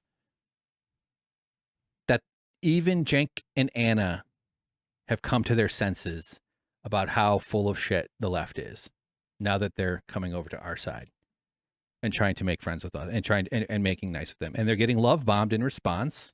That's why he's so impressed with how welcoming they are, because he feels a lot of validation from them, because he's not forcing them to criticize him. He's showing up with criticisms of his former allies. And she's losing sleep about it. Man, Francesca, I've lost so much fucking sleep over my project too. Sorry, why am I like sneaking in notes? So this is going to be a 3-hour show. God damn it. I was hoping for an hour. The clips will be like an hour. I do like one podcast a month, but I do like a month of podcasting once a month. Anyway, so she's losing sleep at night. Let's back up 5 seconds and go for it. I'm just going to play all the way through to the big moment, because this is all sort of connected. I did have it set to jump over, but we'll just go. We've built. That's why I can't sleep at night. That's why I feel sick when I see you on these shows. Like, I'm just being. I mean, I guess I'm nuts. I guess I'm totally. Even while I was working for him and not getting paid for days off, I cared so much that I did a good job. There was one day where I messed up and I put a corner bug in a video, in a little corner thing. I forgot. I goofed up. I was rushing. You know, it's easy to make mistakes. One of the reasons editing is one of those like office jobs that's not bullshit. Like, you actually have to fucking do it right. You can be smart and efficient. There's ways of being faster or slower, but because everybody looks at it And so your mistakes get noticed. It's very easy to spot. And editors are probably harder on themselves. I see stuff in my videos that no one will ever notice. But anyway, but I put a thing on screen that I wasn't supposed to because it goes through another process that adds a thing. So the video that went out had 2 bugs on top of each, like a little corner element. And I'm still bothered by it right now as I'm saying it. I wish I hadn't fucked up like that. And I'm sorry for doing that. One of the Judith Ben-Ezra said Ben Dixon's been using her name talking about her, and she's in the film as well because Cenk turned over editorial control for everything but the main show to her when he became a politician during his congressional run. She brought it up to me, and she was cool about it. It wasn't like I had been doing it constantly, and they needed to like deal with me. But she just pointed it out. I was like, "Oh crap, sorry, oh fuck," and I'm still hard on myself for that. That one little mistake, just a little duplicated corner thing. Who cares? It's a big fucking deal. I cared so much to do a good job. It was important to me. It was actually a matter of life and death for me to not lose my job. And I did a really good job. I'm a really fucking good editor. Even under all that disrespect. Even under knowing for an absolute fact that Cenk Uygur does not believe in his principles enough to live them in terms of making sure that someone who works for him has health insurance so that they can at least have the same disrespect that he gave the other people. Even under those conditions, I still cared to do a really good job. I still had to and it was so, yeah, anyway, I'm starting to repeat myself. Crazy, and I should just trust you and say, yes, we need you're doing the right thing. You're protecting us. No, you don't have to say all that. I am doing is I'm filled with absolute despondency, like truly. And I can't believe that a guy who I used to admire and who I thought had a lot of fight is trying to scratch the back of people who absolutely would never do the same for them. So we just spent an hour and a half me explaining how I'm not scratching their back. I'm trying to get but I can show their you more populace clips, to agree man. with us on things we believe in and we've always believed in. And you go back to scratching their back. At least the trains So will run she's on. basing what she said there. She's basing it on what she's seen. That's why her answer was, I can show you more clips. But he's basing it on what he's saying. And he's frustrated that she is not accepting his statements about his story is based on what he is saying. And that's why he's like, I can't keep saying that I'm not actually doing it. But she is not accepting that because it contrasts with what she has seen. There's very much a tension here. And it relates to a thing I was kind of wanting to talk about that I'd said on Twitter about solidarity versus loyalty. And I think maybe I'll save that for a different time. But those 2 concepts that are in tension here that are about where the future of the left is going is, are we a loyalty based or are we solidarity based? And I think that we'll get back to that for sure. I mean, we'll just let that noodle around in our heads here because that's going to be something in the film. Is Cenk has no concept of solidarity. He is a dominance thinker. He went to school at the Wharton School of Business. I showed in last week's clip. Rick Sanchez asked him what's next for TYT, and his answer is, we're going to dominate. Ridiculous answer. He has to him, it's about control. That's why there's a sequence in the film about that from that Union Buster guy. And there is a form of, it can be very beneficial if you have enough control, if you have enough dominance. It's not like it's ineffective, but there's another form of social model relationships that is built around mutual interest and trust and looking out for each other and backing each other up, whether you agree with them fully or not. That's why unions can have a variety of ideologies within the membership. A lot of right-winger dudes who have blue-collar jobs that are in unions, they're hardcore Trumpies. There's a lot of that within the unions, but they have experienced the presence of solidarity. And because what I needed in order to see a doctor, because I tried asking this guy if it's okay if I have health insurance and pay days off, and his answer was, no, you can be called part-time. We'll change nothing. Except that you don't have to invoice us anymore. We'll give you that. But we're going to call you part-time. I needed his help. I was asking to alleviate the stress. And the only solution to that, because that was a dead end, was solidarity. The strength in numbers, the collective bargaining that comes from solidarity. And that actually, the only thing that kind of got me through that whole time, well, I mean, I would have gotten through it, I think. But it was that sense of agency, having a sense of I was doing something about it. It's pretty exciting to organize your workplace, by the way. I highly recommend it. Be careful, start slow. You got to be careful. You got to make this, you got to kind of, it's sort of cloak and dagger, you got to kind of pick people you know you're safe to talk to, who aren't going to go blow your cover. You have to make decisions like that and stuff. But it's with your friends, with people. It's usually how unions start, you know. And I also made sure during the early phase of talking to people. Remember, they had already tried a year prior, and Cenk's employment practices were more persuasive than anything I could have said anyway. So it's not like I needed to really talk them into it. I knew that they didn't like the position I was in, but I deliberately went out of my way to be like, so are we just talking? Is this are we just venting here, or are we serious? Because if we're serious, because I'm fucking serious, but you know, are we serious or not? And yeah, we were. And that's a 2-person conversation. And then after you do that, you go, well, who else should we start talking to? And we go, well, let's go talk to those. And then it's a 4-person conversation. And then you have it again. Are we serious? Right? We're not screwing off, are we? Yeah. Okay. Because it's good to vent. It feels better. It feels good. You feel a little bit of relief just talking about maybe doing it. But if you're serious, you got to really be clear about it. And then you escalate. Then you bring it in more. You start researching the union. I mean, maybe you look up the unions you might join first or whatever. You know, there's all sorts of guides and stuff on the internet too. And then we communicate it. Don't do it on company communication either, by the way. But solidarity versus loyalty. He doesn't understand solidarity. He could probably hear that and get all upset because I mischaracterized. I know I myself. I've heard that word. But the guy doesn't get it. He doesn't. His whole fucking career right now, everybody's watching, is him flailing around trying to figure out how to best keep his company afloat. He's got a lot of overhead. That's very scary. It's a lot, man. And that's one of the reasons I actually very much hesitated about this project, is because I know a lot of people work at TYT. I don't have it out for TYT. I want the company to thrive. I want those people's jobs to stay. I want Cenk to continue to offer space for people to get media practice and to add, and I mean like politicians who come on for interviews and stuff like that. You know, I don't know where they're going to end up from all this these days, but I hope they find a place that keeps the lights on and keeps the bills paid. They have a huge overhead. There's a lot of workers there. But he has no concept of how much fucking power he was sitting on in terms of talent and energy and loyal and behavior. Because loyalty can exist within a solidarity model. They're not mutually exclusive. You're loyal to your friends.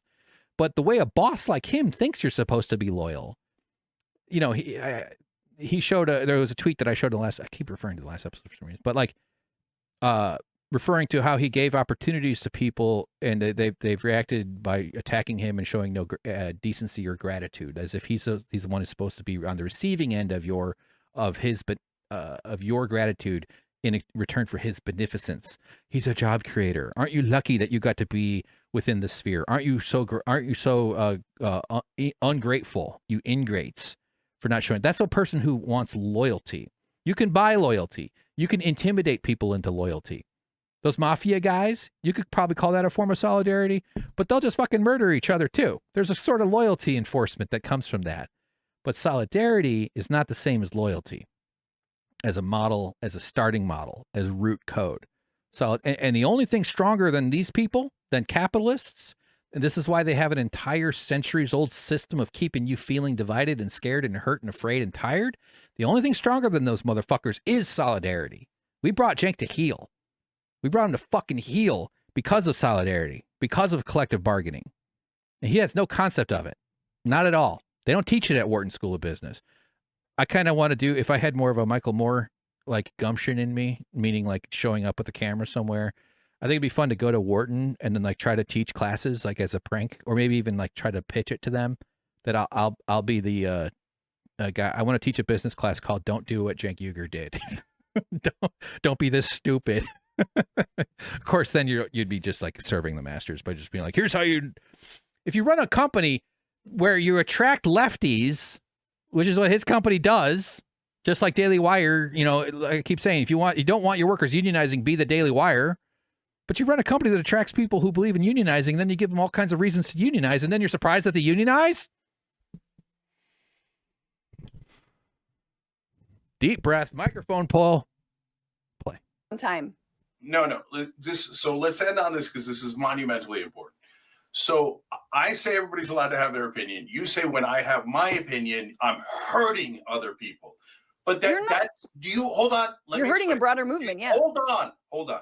Do you not get that privileges your position?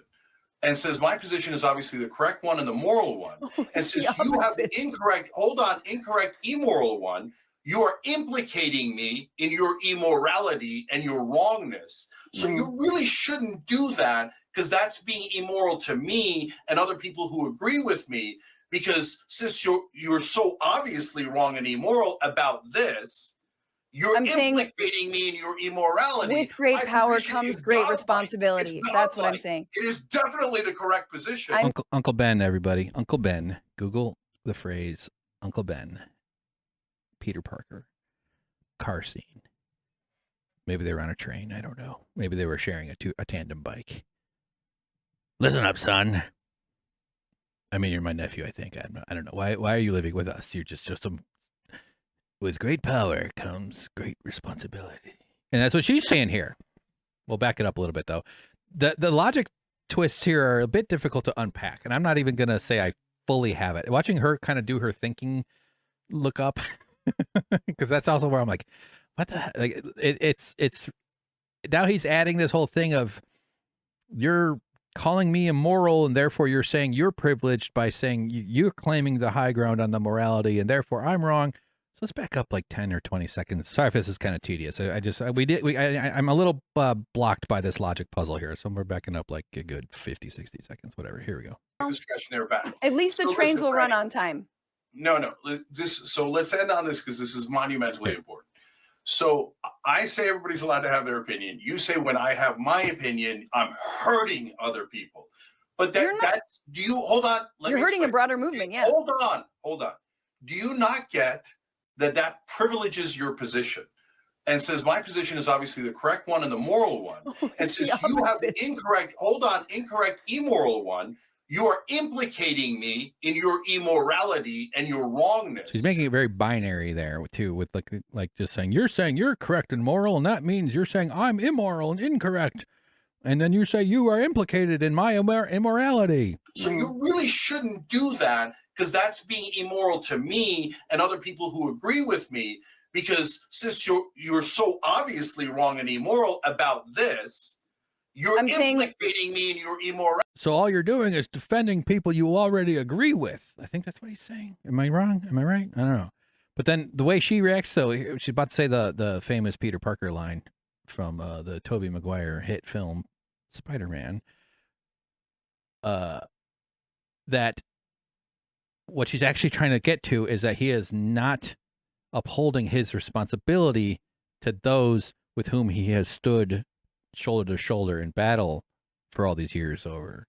The implication now is that he's got you by his side, meaning like when she uses the phrase I'm implicated, is that now you're standing there all these years next to him, and suddenly he starts just making peace offerings to the right by attacking the people on his own side and pointing out all the ways that they're causing all the problems.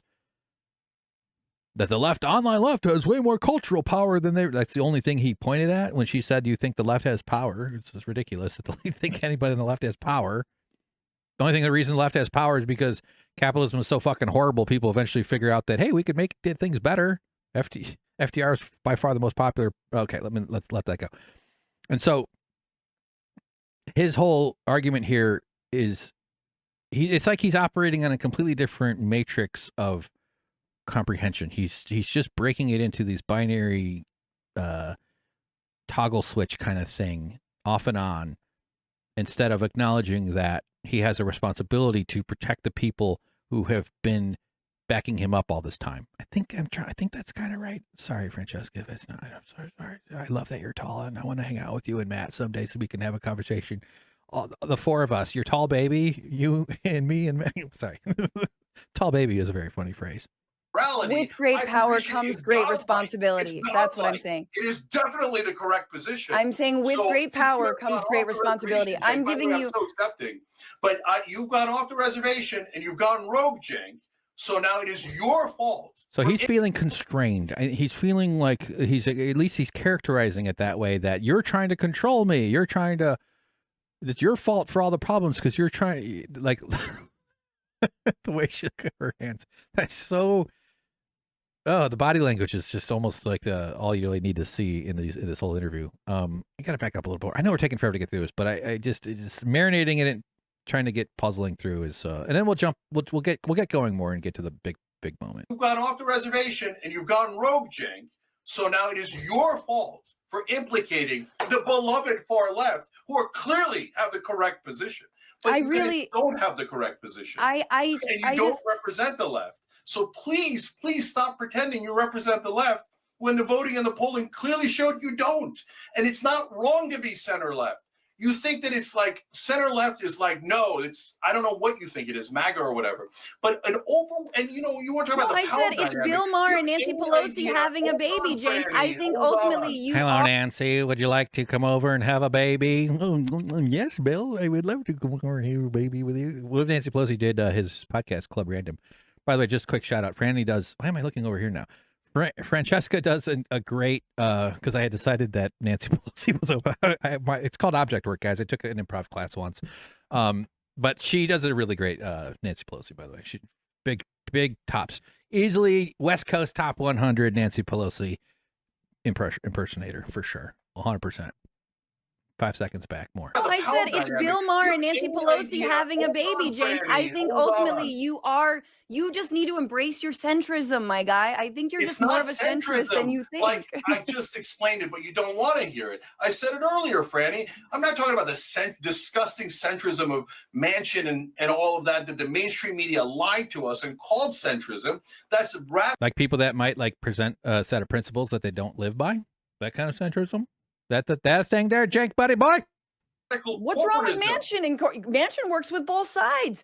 He's a perfect example of what you're doing. That's exactly what I'm talking about. Manchin is the establishment. The fact that you can't see the difference between a left-wing populist who despises the establishment, who's a right-wing populist, who loves and is the establishment, who's a right-wing populist, you can't see that difference is stunning. Who's a right-wing populist? Who is a right-wing populist? Name him. Who's a right-wing populist? On Patrick Bet David show is definitely a right-wing populist. Dan Holloway. Vinny from Patrick Bet David. He's been on Piers Morgan with him a few times, and he's been on that show 2 or 3 times at least. So they probably had beers together. So yeah, I mean there is a little bit of variety of opinion on the Patrick Bet David show. The show, the Valuetainers, who broadcast out of a literal bank vault. So Vinny from Patrick Bet David.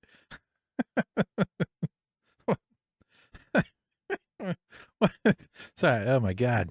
Drinking Bros is definitely a right-wing populist. Vinny on PBD thinks that the Biden administration blew up the bridge in Baltimore. He does. That's right.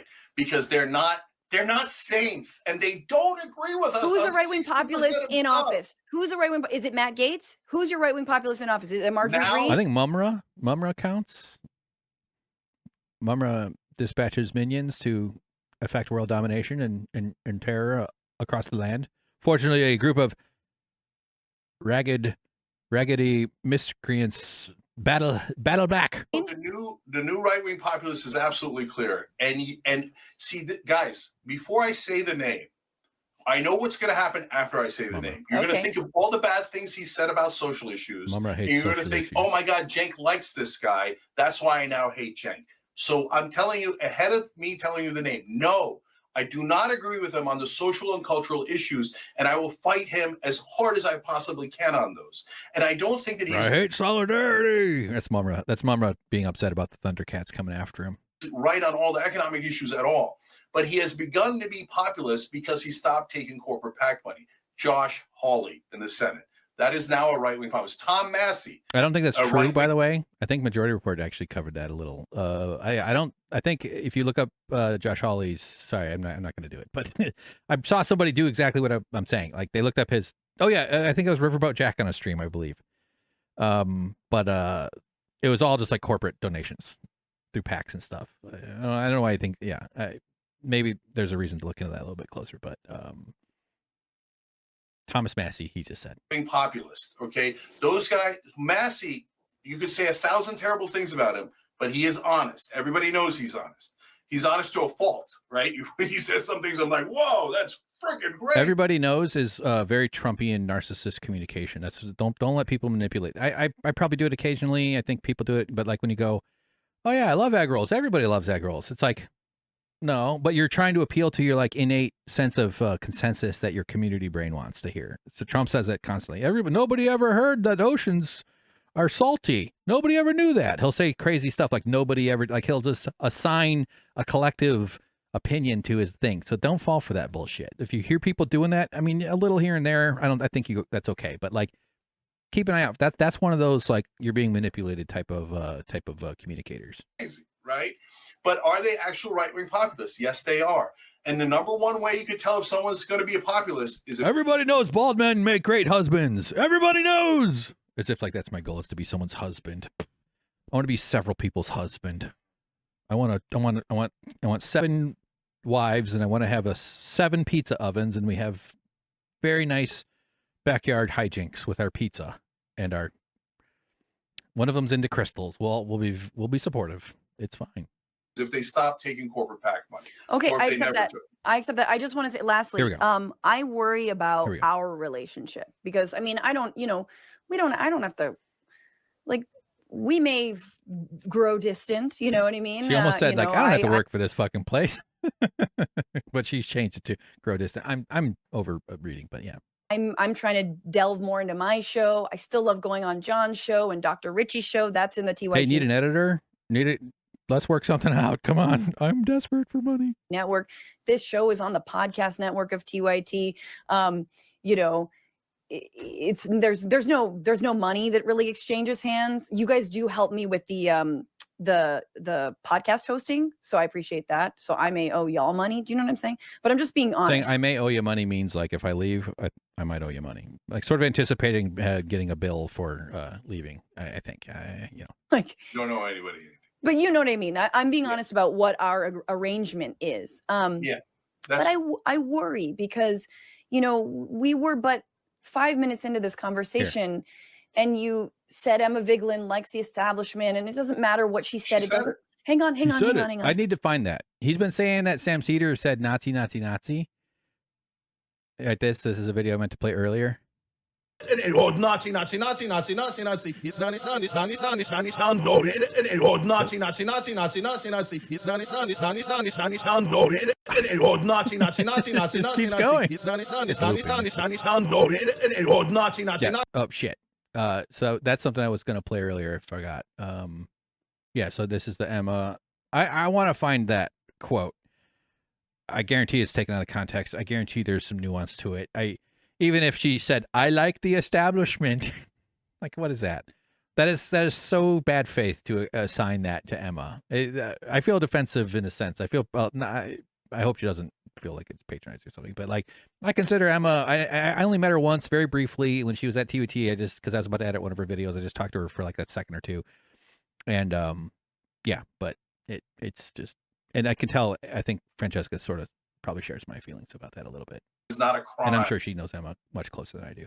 All right, so we're back to the right spot. I had the wrong spot ready, but here we go. We're resuming just after he had said something about Emma Vigeland claiming to like the establishment, which again I'm very dubious and skeptical of that claim. Nevertheless, whatever it means, it's such bad faith. It's so gross. Anyway, keep going. We're getting close. We're almost at the good part. We're almost at the big moment here. Remember, you saw it at the beginning of the podcast, but the face he makes when he hears my name. Oh man, must be a real horrible guy, this old hanky-panky boy. It's not about what she said, but it is concerning that there are so many former TYT employees, and let's put Doran Rubin aside, but people like Ben Dixon and Emma Vigeland, and even longtime contributors who were editors like Hank. I remember Hank, and like the fact that, you know, he helped start the TYT union and now has obviously nothing. Okay, but I knew Hank was such a great guy, and Emma and Ben are Look such. at this. I'm just saying. I'm Use telling your words, Cenk. All he has is a guttural reaction, a scornful laugh. That hurts though. Like all these years, I still feel this in my heart. Like, man, geez. Not that I need his respect. I couldn't possibly respect the guy less. And in saying that, I still approach this whole story and my obligation to not mislead the audience and not provide context and try to overly throw in, start from a place of generosity in terms of good faith, or at least a good faith attempt to find everything I could, and why the film took so long to work on too. Not to mention it's just agonizing to just fucking marinate in this shit for so long. But to him to just laugh like that but he's a great guy. But let's back up. So it's just so fucking crazy, man. I'm just picturing myself leaving my dad's house with my buddy who's going to help me drive across the country. And I cried because I was going to miss my dad. And that I never would have predicted that this is where things would end up, this whole story. Because all I wanted to do was keep my job so I didn't go fucking crazy. I'd been suicidal before. I was in such a dark place during all those years and during this time. And I was so grateful to have a fucking ability to pay my bills and to pay a little bit back of the debt that I owed my roommate at the time. And that's all I cared about. And I didn't deserve to feel all that stress. I shouldn't have to splay open my autistic open wound to justify why I felt like I deserved to feel safe in my life. And I unionized my workplace because I believed in the principle of fairness that he argues for. He doesn't believe it. And this is how he reacts when he hears about me, because I am not willing, I do not consent to him having control over the story. This is not his story to tell. I feel bad enough that I've taken assertion over the story in terms of the other people who work at TYT, who are in the union, I mean. And that's why this whole project is generally focused on the origination, because that's my thing. That's the part I played, as well as the others too. But, so what is it? What is, okay. So he says he helped nothing. And then he laughs at me being a good guy. These are. That's him laughing about me. That's him laughing at me. At the idea that I'm a good guy. I appreciate that so much, though, that she actually brought it up, because this took a ton of courage for her to do that. She knows that this was the topic they didn't want to hear about. If I ever get to talk to Francesca too, I want to ask her as well, like, what did you think at the time about the union? Like, I really want to finally, after this gets more legs and people start coming forward and we start having more conversations, what did you believe at the time? Because I will be asking people basically to admit how they got hoodwinked, and that might not be a very safe feeling. But I want people to feel safe expressing that, because that's the whole point of this film. And in fact, when we get to the Haas portion of this 19-hour podcast, we're going to see how effective the misinformation was. Haas doesn't have any fucking idea what happened with this union. He told a completely incorrect version on Sean O'Brien's podcast. That's the president of the Teamsters. They actually did unionize the producers, but that was after I had left. But and they're both, I think Haas has an obligation to correct that. But anyway, it's not his fault he's ignorant, and it's really difficult to break through the clutter. But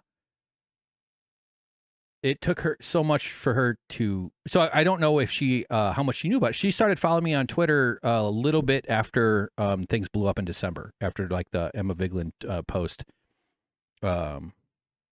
about the union busting law firms and stuff. So we're going to back up here, obviously. And I have a bunch of stuff to show you. We're going to read my performance review from that year. Cenk says, I helped nobody. Listen. Guy and Emma. Back up a little more, 5 seconds. Nothing. He helped with nothing. Back up a little bit here. Bring it up again. Watch the barf face. Again, like I said earlier, it is a shame that he didn't literally barf. If chunks just burst out of him or overwhelmed him and came out the nose, that would have been fun. That would, and this is going to be in the movie. This is absolutely going to be in the film. One thing, by the way, just real quick side note, I'm not in charge of how this movie ends. That ain't up to me. It's a documentary. Okay, let's listen to Francesca. Longtime contributors who were editors, like Hank. I remember Hank, and like the fact that imagine making that face about a guy who you hired and you had him called part-time while he worked 40 hours. And then you lied about him. You lied about him and his friends to an audience, to a big audience that he helped build, that he was a part of and took pride in the success. And that level of disrespect, and he stood up to it. And he used age-old human power of collective organizing. I needed solidarity because I was helpless by myself. I had no leverage. My weakness was Cenk's strength because he's a coward. He's a capitalist. The reason they're strong is because they built a world where you're weak. What was I going to do by myself? I asked a lot. I brought it up to the department manager a lot, but you can only bitch so much. You can't just go into work every day and be like, hey, this sucks. Why can't I get health care? Why can't, I would go in and do my job. I'd go in and get the work done. And this is his feeling. I'm sure he feels threatened. He's backed into a corner. He knows that the minute he says my name, the minute my name comes up again, which it will, the movie's going to be brought up to him at some point. I'm sure they're already aware of that. I imagine they might have even already hired a crisis PR firm. I'm the person they should fucking hire. Nobody has more wisdom to offer than me in this whole thing. I know exactly how Cenk can get out of this puzzle he's in. I might even be in the movie eventually. But this is the way he feels about somebody who lived the principles that his audience believes that they support with their money.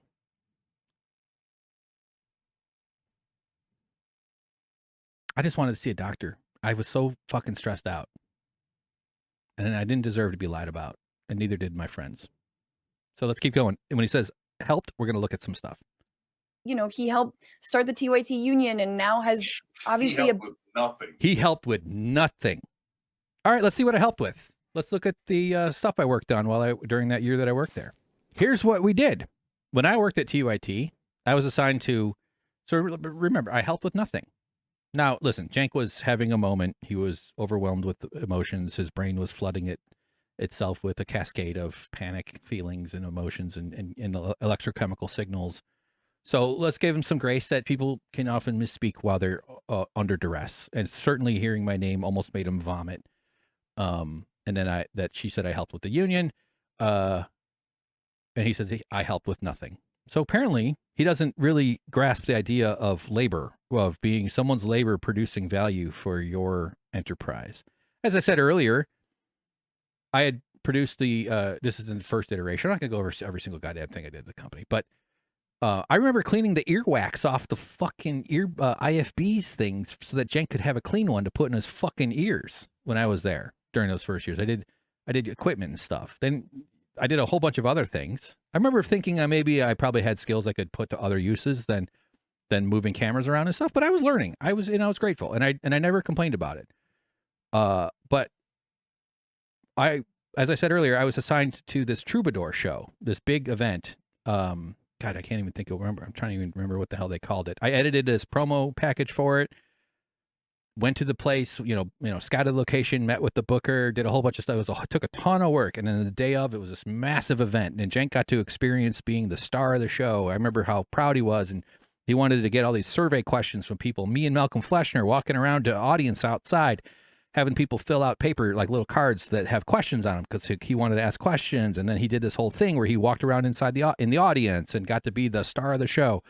Anna did a really great job, actually. She was on stage. They weren't all used to being on stage, but and they'd been on other stages too. But Anna did great. The show was a big success. It was huge. It was a long day.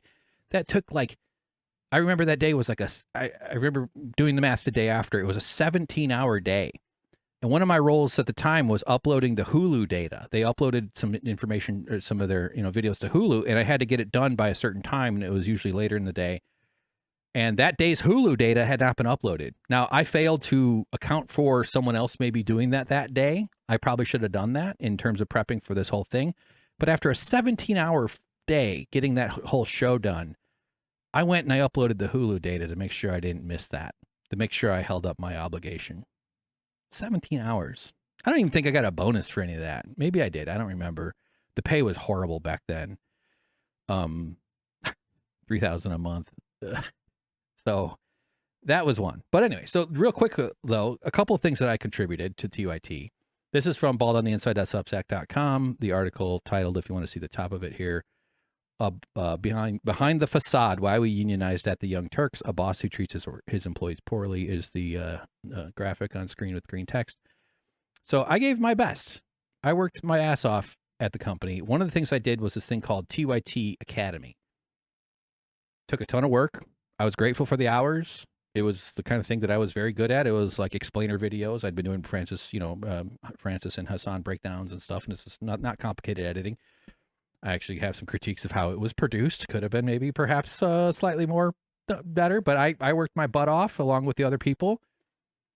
It wasn't just me, just to be clear. It's not like I was the only one assigned to it. And it was basically, it was like a journalist training course for trying to like teaching local citizens to do journalism and to become like muckrakers and to start contributing to their community and to try to sort of, and that's, I think, a good thing. It was some sort of deal here with YouTube corporation like Google to launch this thing. And it was written about in Axios. The fuck is this? Articles are free. What the? Get it? Oh, God damn it. Reload. Okay. Scoop. YouTube to fund launch of the Young Turks local. Oh, motherfucker. Are you kidding me? The Young Turks, one of the largest progressive digital publishers on YouTube, is receiving funding from Google-owned YouTube to launch an online course called TYT Academy. That focuses on the creation of digital-first local news. Sources say the investment is in the mid six figures range. Now, they didn't show me any financials. I have no idea what they received in terms of income for the company to devote company resources to this project. Company resources, I'm pointing at. The editor was probably the main expense because that's just the most amount of hours. You just got to slog through all the videos, put it together, make it look good. And but they also had to pay for the scripts that were written and filming and the electricity and equipment, overhead, even depreciation. I went to business school too, dumbass. And it was a big deal. We had a bunch of meetings. It took a long time. I was able to fill in some hours. I was really, like I said, I was really glad to have the time on my time card because I didn't have any guaranteed minimums. And they were hoping to like attract people who would be interested in this video series and would then become, maybe launch media careers or maybe launch their own independent media journalistic stuff. I think that's all really healthy stuff, but mid six figures. I was making $21.63 an hour for zero benefits when I worked on this. I think it's like $865 a week. So for 2 months, let's just call it like 2 months of pay. It took more than 2 months, but like, let's just say 2 months of pay. I think actually probably less than that, but call that 8 weeks. Let's call it 9. No, 8 weeks is easier to do the math. 8. So 6,000. So I probably was paid like $7,000-ish. Maybe if it was more time, well, $8,000 or $9,000 in wages to me. If we're talking about a full week of work at 40 hours a week at $21.63, it's $865, I believe. My contribution to this project was enormous. And for that, it was, let's just round it up to $10,000.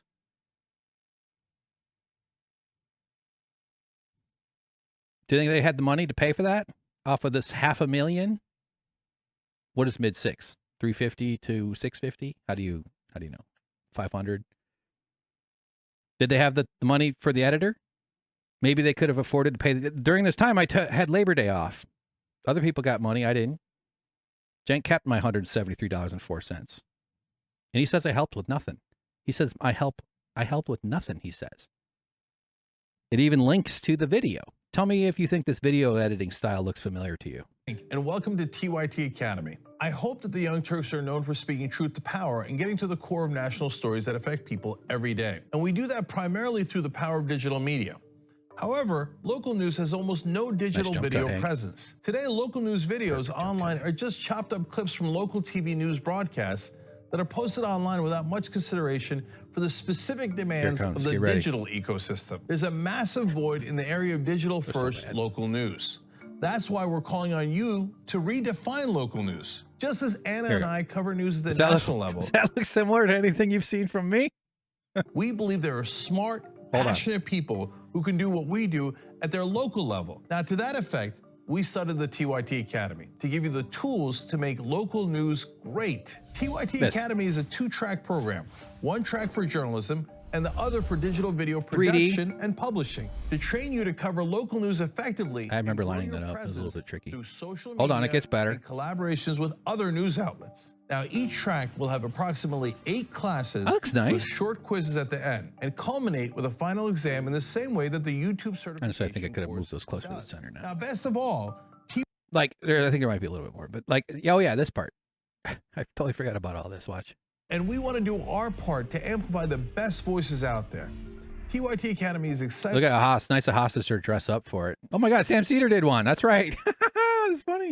I forgot. That's Brooke Thomas. That's HasanAbi. Francis Maxwell's not here. And like I said earlier, they fired the 4 hottest people at the show. What I'm saying. Wow, I forgot Sam did one of these. He's excited to help remake local news with a new generation. Does that look like my kind of editing? Yes, of course, because I did that. That's my work. And that link is linked through this Axios article, by the way. That's why I have that unlisted. It's not like I had that one bookmarked. I don't know. So it seems like the $500,000 you guys got. That of course, there's other expenses. It's not saying I was the only one, but my contribution was legion. Yet he doesn't consider that to have been help. Seems kind of weird. Another thing I did there, I designed the Bernie Sanders Medicare for All t-shirt, which they were using all the way up till recently. I think they probably heard me talking about it and decided they couldn't use it anymore. I don't know. Like, it's a good commercial. What the fuck? You guys used it for like 5 years. Keep using it. What are you stupid? It's a really good commercial. It had to have been working. So I recall this was around the time that Bernie, well, here I even say it right there. This was around the time that Bernie had his heart attack, which gave me the idea. And since I had a few hours to kill, I hit screen record and followed my instincts. It took 6 to 7 hours altogether over a few days. So I like recording Photoshop. I kind of like those fast forward Photoshop things. And if you've seen the commercial, they were playing it on their live stream. That's me drawing it. That's me going through the whole thing. And actually, I kind of wish I did another pass on the hair. I feel like I could have done maybe just a slightly better job on the hair. But heart with a Band-Aid. Bernie Sanders was in the hospital. This is when AOC came out and endorsed him. And so these are screenshots from that commercial. And I remember making this swoopy bit here for the Medicare for All for the Shop TYT logo. After I screen recorded this, I just got to work on the commercial. I turned it into this really nice commercial. I picked out the music that's in there. In fact, I even remember making these glasses on purpose because first I did them and then I realized I didn't really like how they looked on the heart. They look a little dorky, but I knew that in the fast forward, seeing those glasses, blip into the fast forward and then go away would sell the Bernie thing for those that didn't quite click that this was supposed to be Bernie, right? And it clearly does look like, with the glasses, definitely makes it seem more like Bernie. Maybe a couple more passes on this or something, but it got sent off to the graphics department. They sent it back. I actually didn't like that it was a way too proportionally. It was too big for the shirt. So I said, hey, could you just make it 20% smaller? Just cut it down. You don't want it to be outside. I don't like shirts with huge logos. I just find that as a taste thing, kind of a little bit busy and big. Like if it's past your nipples, you're doing too much. So they made this shirt. And then they used this ad to sell their show, the shoptyt.com. And the shirt still sells for $28. Did Cenk make money off the 7 hours or so that I got paid for making that? Now, I'm not saying this because I think I deserved a cut of the profits. I mean, they could have had some sort of program maybe to incentivize people, or maybe like, oh, look, cool, this shirt's really selling really well. Here's $200, or here's a gift card for Adele. Go to Best Buy and get yourself the latest Adele album. I would have totally done that. I'm not saying that they owed me money for that. I got paid for the hours it took, and they own the property. They own everything. It's not mine. I don't have any claim, and that's not what I'm saying here. I'm just trying to say, though, that considering that they used that to sell their shop for all these years, it must have made them some money. I didn't have health care. I didn't have health insurance during that time. The guy who made the Young Turks Medicare for All t-shirt did so while he was secretly unionizing because I didn't have health insurance under my second classification. Was this a help, Cenk? Do I need to pay Cenk back for the free shirt that they gave me? Gonna send me a bill for that there, tough guy? Huh? $28. I can't afford that. No fucking way. They gave me a free shirt. It's in the drawer somewhere over there. It's actually a nice shirt. I actually really quite like it. Did that count? Was that any kind of help? The Thanksgiving special. I was so proud about that. I don't even know if it's still online. It's really funny. I did that, and I'm really grateful that they let me put my own kind of comedy charm onto it. In fact, Judith told me once, she goes, I'm so glad you're making this. I'm so glad you're the one doing it because of the comedy stuff. And she said something along those lines because she sat with me a little bit and looked at it. And her notes were actually really effective. I think that her decision to do a big switch on it was a smart choice. It helped the piece for sure. I turned 40 during that time around Thanksgiving. And I remember being there on my 40th birthday, completely alone in the office till about 10:30 or 11 o'clock at night, because this was a huge lift. It's like an hour-long thing, and I just spent my 40th birthday at the Young Turks by myself. I mean, other people were there but I was there for a few hours, totally alone, with no birthday. I mean, not that I skipped some party that was. I've never had. Nobody's ever thrown me a birthday party. I mean, I shouldn't say no. Most of my birthdays are pretty lonely. What the fuck am I doing? And I finished it, and it's like an hour, and it's really great. And I remember pulling off this whole scheme, and I enlisted Malcolm's help when he was in the room producing like the people's takes, because people took turns sitting at the camera talking about how much they love their company and the kind of family feeling. By this point, I had finally been hired for the third time, and so I was receiving benefits for that month of November. After 12 months of full-time labor on my third classification right here, I was able to get hired for November. Let's watch this video real quick. They say that you should not be able to take one day off if you're a working class man in America. Now you give all that BS mythology fables about, oh, I'm from Scranton, Pennsylvania, I'm regular Joe. Regular Joe stands up for a guy who can't take a single goddamn day off. He doesn't want the paid sick leave. Not giving you paid sick leave saves them money. So that's why they... Cenk saved a lot of money. I don't think save is the S word that I would use to describe the money that I didn't get paid. Bribe the politicians who say you can't get paid sick leave. There, I made sense of it. It's so easy. Yet all of Washington just said they're worth nothing and should get 0 sick days that are paid. So, okay, we have our answer. The workers are invaluable, and Washington doesn't give a goddamn about them and will screw them at every turn, including the Democrats. Imagine how weird it was for me to sit here. Not that I remember that specific video, but like I'd been watching this guy for years and editing videos. For him to see him saying stuff like that while I'm sitting there with paperwork in my desk that says no benefits. Imagine how crazy that must have felt, how wild that was. If that's not motivation to unionize, I don't know what is. Let's finish this. Right wing's often loony town, right? And they're like, oh yeah, Republicans love workers. That's why we say they should have no goddamn minimum wages, no sick days, no nothing, no paid family leave. They're like, but we love workers. Do you? Do you, Cenk? Do you? Do you? You do you, boo. Paid sick days? 0 paid sick days. I mean, it is absurd. Corporatists go, oh, I don't want my beloved corporations paying for a single day off. No way. Back to the mines. Paid family leave polls at 84%, and he won't fight for it. Your job won't fight for it. He will fight you if you ask for it, though. If you unionize and you say we want better treatment, he'll fight you. He's got a lot of money for those lawyers. Take the people who actually want to do that. It's the law. And it's moral, it's decent. Give them higher wages through increasing minimum wage. Give them paid family leave. Give them universal health care. And the Democrats always say, oh, yeah, sure, we'll do it. Wink.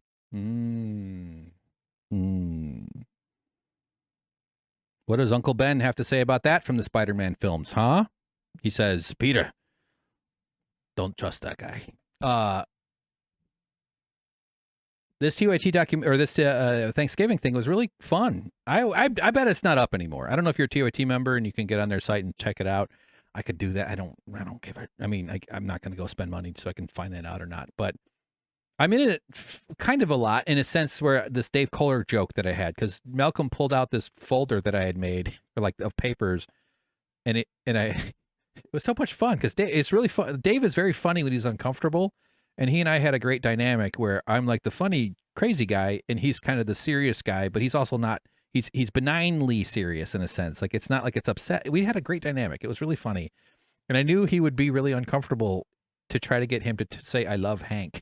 So I had papers that Malcolm showed him that were all about. And then he refused, and he sat there suffering. He was like genuinely like agonizing over it in a fun way, and he refused to say it. It was very funny, and the whole thing was good. And I actually think there was a lot of heart to that one. That's a really sad one to me now, looking back on that.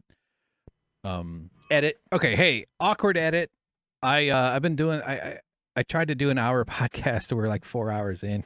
I'm so exhausted. I forgot to read the performance review. I said it at the beginning, I think, that we're going to read the performance review from all that work. You just saw me talk about TYT Academy, which seems to have made TYT a ton of money. The Bernie Sanders t-shirt and commercial. That was probably somewhat beneficial to TYT, considering I got paid, I don't know, $140 for it. If it was 7 hours, I'm not sure. I don't really remember. And they gave me a free shirt, so I guess you got to say they were out that revenue as well. Cenk, go ahead and bill me if you think I need to pay you for the t-shirt.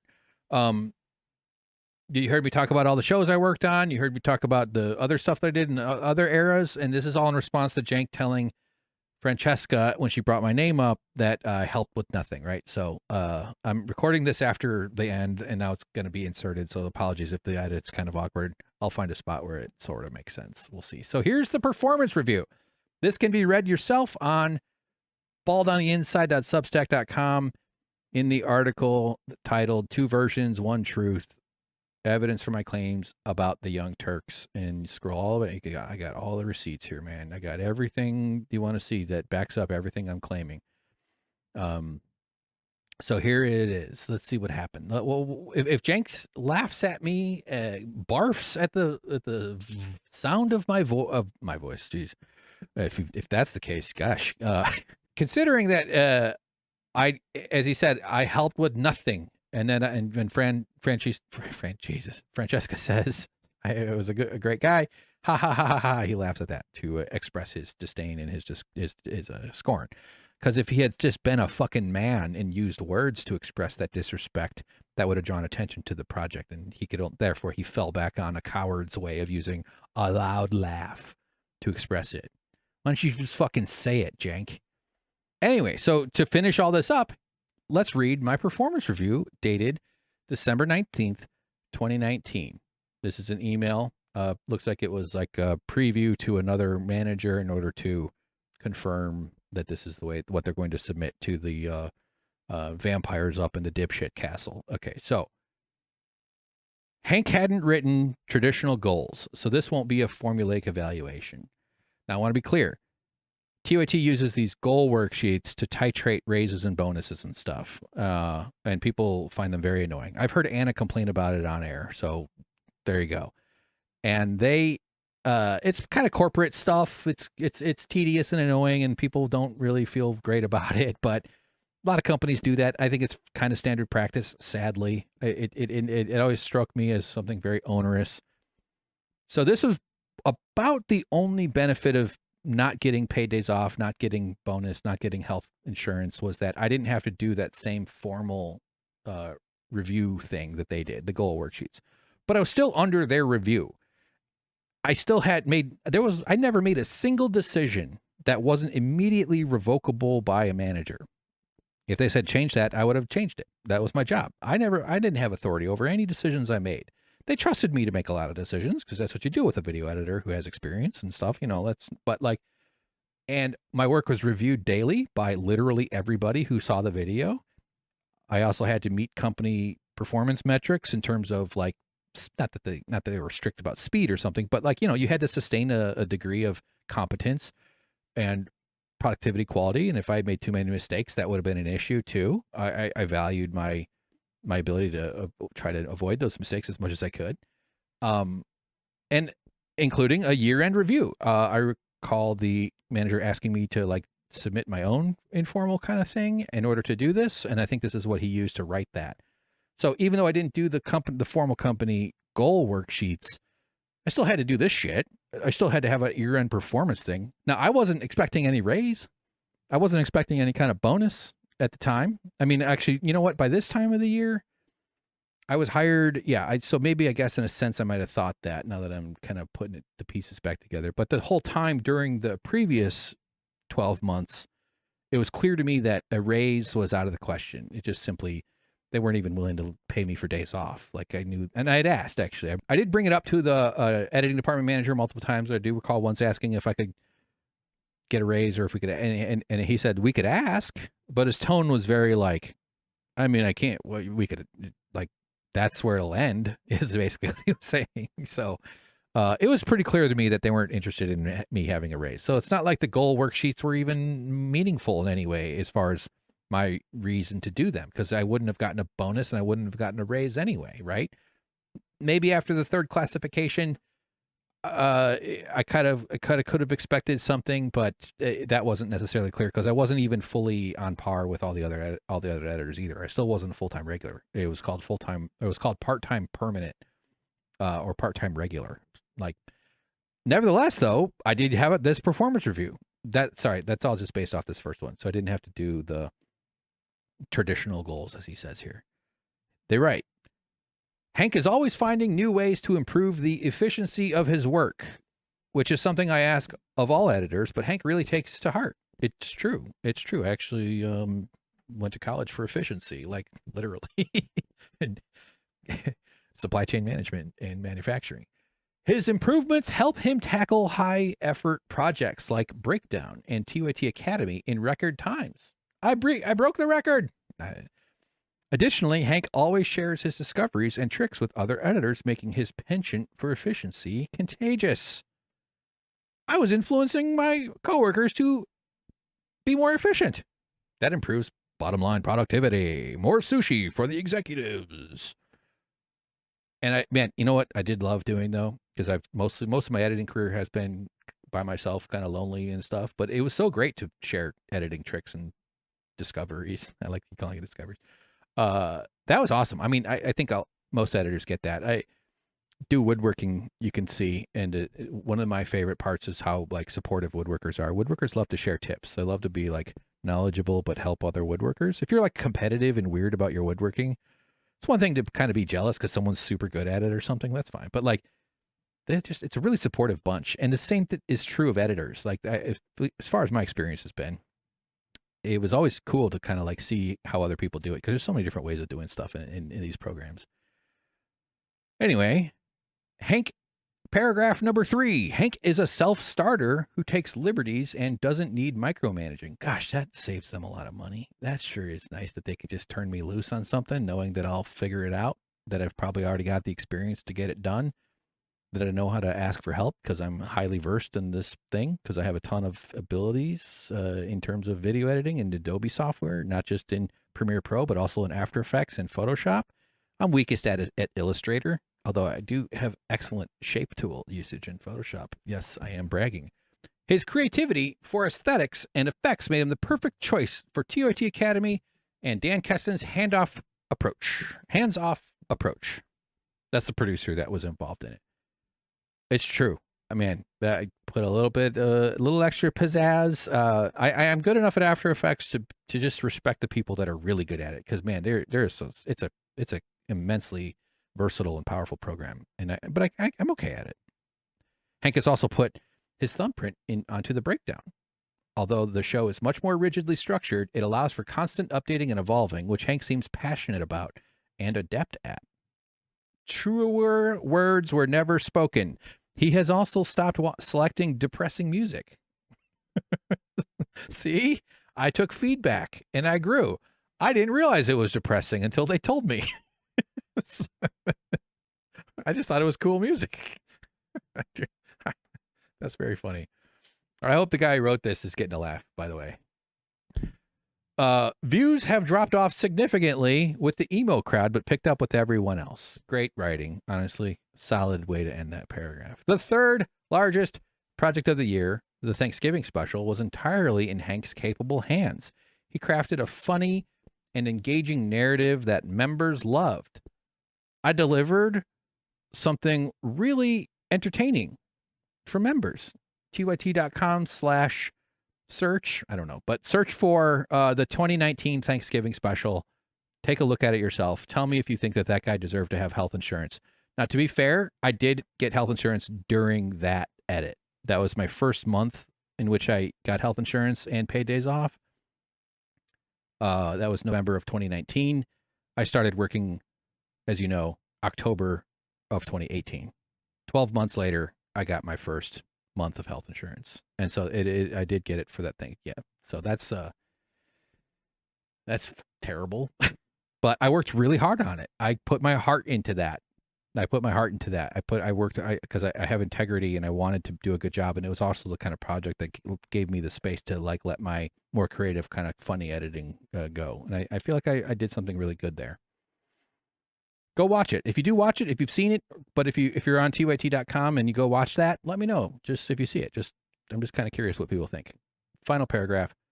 Also, Hank's at tenure. This one has some kind of code. Like we can't necessarily conclude things from here, but he does mention things that seem kind of irrelevant to me, to any worker. So what's he talking about? But here he writes, also, Hank's tenure at TYT has not followed the trajectory that we all wanted. I want Hank to know that he is a hugely talented editor and storyteller, and that he is a valuable member of this team. That's in green because it's a special phrase. I was on the team, it sounds like. I didn't feel like it. I felt the obligation to function like I was on the team, but being excluded from benefits for all that time and having to unionize my workplace in hopes of being able to go to the hospital if I got hurt or sick really made it feel like I was on the outs. It also made it feel like I was being forced to carry a dark secret about TYT, and I just simply refused to do that. That's kind of why you're hearing me talk right now about this. Because that incredibly unethical practice of using classification to deny someone benefits, which compelled us to wake up the union and follow through on it because we were fed up with it. We wanted better working conditions. Among the burdens was this notion that if someone said to me, "How do you like working for TYT?" I would have to lie in order to protect the company. And that seemed like a onerous burden. That seemed like a very unfair thing to place on someone's shoulders. Someone you're already gaining a hell of a lot of benefit from, right? I hope Hank can be patient with TYT as it continues with its financial growing pains, and hopefully things will continue to improve in 2020. I think all workers are forced to be much more patient. I think we all think of that as normal. You probably don't even realize how patient you're being. The reason you have to be patient is because they've successfully talked you out of your self-worth, and that you have a right and you deserve better. You deserve more. Pod Save America is short for Pod Save America from Long Overdue Worker Revolution. They've got you being patient instead of standing up for yourself. But what is he even talking about? Why would you say somebody has to hopes someone can be patient with growing pains for $21.63? That's $173.04 a day that they were paying me. They weren't paying me health insurance. They weren't even paying for Adobe software for me. I was paying my long stack because I've had an Adobe account forever. Still do. Can't wait to get rid of it. Can barely afford it right now, actually. The only thing I still use on Adobe is the film. The big documentary, because it's all in Adobe stuff. And I can't wait to not pay for the fucking Adobe subscription. Whatever. What do they call it? God, it's like been 5 hours. I'm so tired. So I just found it super fascinating that they mentioned the financial growing pains, clearly indicating some kind of recognition that there was something extra being asked of me, which is tolerating pain, right? Like maybe next year he'll get the respect that, or I should say, maybe next year he'll get the disrespect that the others get. I only hope was to ever only be upgraded to the same disrespect the others got. So does this seem like the review you'd write for somebody who here Cenk says, let's see if I can get right to it. When Francesca brings up my name, does that seem like the kind of review you'd expect for someone that causes Cenk to do this? And Emma Vigeland, and even longtime contributors who were editors, like Hank. I remember Hank, and like the fact that he helped start the TYT union and now has obviously with nothing. Okay, but I knew Hank was such a great guy, and Emma and Ben are such. I'm just saying. I'm telling you, these are. But okay, how? There you go. That's Cenk. That's the real Cenk Uygur right there, everybody. You've seen it. You've seen it every time. You've seen it. You've seen who he really is, because this is who he is. That's who he is. Can I keep zooming? How much zooming can I do? Oh, come on. No, it's just getting goofy. Okay. So that's the performance review, as I promised, as I said I would read. Pretty impressive. Pretty impressive is not the word. What's the opposite of impressive? Depressive? pretty much not cool. Like, I just $21.63 an hour, no benefits. I asked for help, and they went and they told me that they're going to call me part-time. Here's all the proof. It's all here. You've been seeing me. Oh yeah, this is the email I sent saying, can I get paid for back pay? Let's go back to that here real quick, just because we're here. Can I be compensated for time I took off during this past year? I told them how it seems unfair. Excluding me from that benefit despite working 40-hour weeks makes no sense and is unfair. Do you think that they said, oh, gee, gosh, we're so sorry. That must have been hard for you. We'll give you the money because it's only the right thing to do. Also, it's not that much money overall, really. I mean, what difference does it make? Nope. Sorry. Go fuck yourself. Get back to work. No back date. And yes, the bonus we're going to allow, we're going to prorate it to the date that's most beneficial to them, the third hiring date. Unbelievable, ma'am. Just unbelievable. Really, truly is. Here's the evidence here that they called me, that I was called a part-time editor. This is the bonus payment I got, totaling $655. Although after they take the highest tax out of the bonus payment, so you don't actually get that. That's why I only got $387.23. And as I explained here, they allowed me, despite the fact that I worked full-time hours since late October 2018, so all the way through the month, all the way through the year of 2019, I only got 79 days worth of bonus. If we're just gonna normalize it to 365. So there you go. That's there's the Francesca sequence. So back to the edit. I'll edit this in somehow. Sorry if it's awkward. Thanks for. I'm tired. I got it. Edit. So hundreds of thousands of dollars in income from this TYT Academy stuff. All the regular editing I did, all that stuff. And then there's this video of him demanding Emma pay him back for posting videos on Facebook because he's been called out for taking Polymarket money. Emma, I can't believe you work with Peter Thiel and Peter Thiel funded organization Facebook. Hey, give me all that money back. You must think your viewers are fucking morons to make that argument. Emma, I can't. Perfect. So back to it. That's the Sean O'Brien show. We'll get back to that.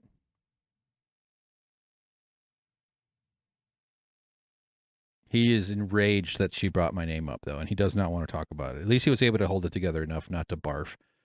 And there's more to come here. Okay, but I knew Hank was such a great guy, and Emma and Ben are such. Yeah. I'm just saying. I'm telling you, these are. But okay, how? It's amazing, isn't it? It's just so wild. God, so fucking weird. I've had so many thoughts about this over the last little while, but mostly I just admire Francesca for doing that, because she's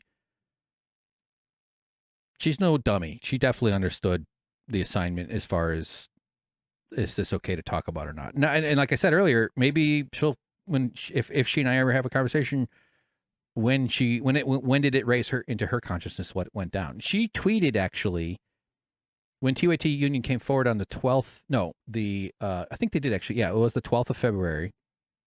Their initial announcement, the same day that Cenk was delivered the formal, hey, we're organizing letter. she tweeted a fist emoji, retweeted it. So, and there was mostly silence from TYT company. It's kind of sad that the Home of Progressives had a union come forward, and everybody there except Francesca. I think John might have, but I couldn't find it. But Anna signal boosted the smear as TYT started putting out the information that it was outsiders who manipulated them into unionizing. But she put that out there, the fist emoji. So, man, kudos to her. Let's keep going. There's more to this. Of course, this has gone into many hours territory. This is a 100-hour podcast. All right, here we go. Oh, I'm afraid, man. Like, I'm next. Like, I don't know what I'm going to do that I'm booted out of the castle. Look, he's so frustrated that nobody understands him. Gosh, why won't his persuasion work? He's like a wizard who just like his spell works in the night in like, you know, the 2000s. Why am I doing wizard hands? I think this is what wizards do. But the spell doesn't work anymore. It's like the persuasion is no longer effective. And he needs to find a new audience that'll fall for it. That'll be hoodwinked by this kind of confidence. And if you're a Wharton trained capitalist vampire, you're used to people being powerful people. You're used to being around other aspiring ghouls. You're used to a certain type of person. Cenk grew up a rich guy. I think he had some struggles as an immigrant, as from what I've heard him talk about, and I think that's genuine. I think that actually might inform his progressivism, because that places you on the outside in America, for sure. But he had a lot of money access. His dad was a rich landlord in New Jersey. And then he becomes a corporate lawyer, going to Columbia School. So he was just an aspiring ruling class, and he worked for some DC law firm. I don't know any name. I didn't go that deep into it. And had his aspirations to get into the filmmaking or to broadcasting or into something. I know he wrote a script or was trying to do comedy writing or something. I've heard him say something about that. That goes way back to like even before I think he was on Sirius. I'm not sure. But so they, you know, and he took a risk and jumped off the corporate train, or at least the corporate lawyer train. He probably would have made himself a lot of money. He probably still could make himself a lot of money if he just did straight up businessman thing, because this country rewards this type of personality, this type of person who's willing to take advantage of people, who's willing to benefit from the labor, the time, the talent, the work, the effort, and most of all, the weakness. Because the only reason why cowards like Cenk are strong is because the system makes the rest of us weak. And that's where he is strong, because he understands dominance. And it paid off nicely for him, but he didn't factor in that there's people in the world like me. I wasn't going to put up with this fucking shit. I'm a grown-ass fucking dude. You know what I'm saying? Like, it's not like it's a weird, I feel a little cringy doing but like, I was 40. I was 39. I ran a business in Chicago before I sold it and moved to LA. I did stand up. I got giant fucking balls, man. Like, what the fuck? I'm not going to put up with this fucking crap.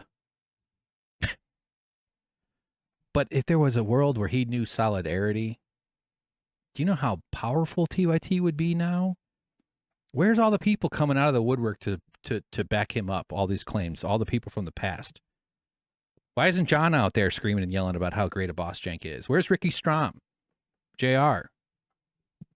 Where's their voices on it? Where's all the other past contributors not turning up? Nobody is. Even the people are still there, because it's not solidarity. They're afraid. And the fruit of solidarity would have made him so much wealthier than he has any concept of.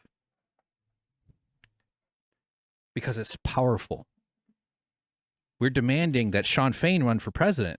I'd like to see Sarah Nelson maybe get into it. That's the flight attendants union president. I think she's fantastic in interviews. What if Cenk had allowed himself the freedom?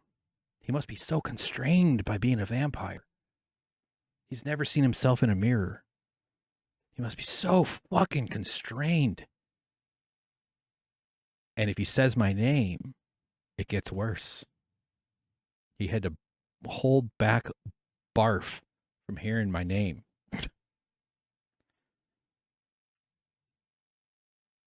Smash cut.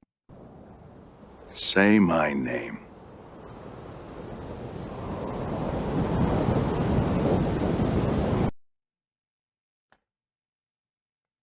Now that's not, Walter White's the bad guy in that whole story, so maybe that's metaphor. But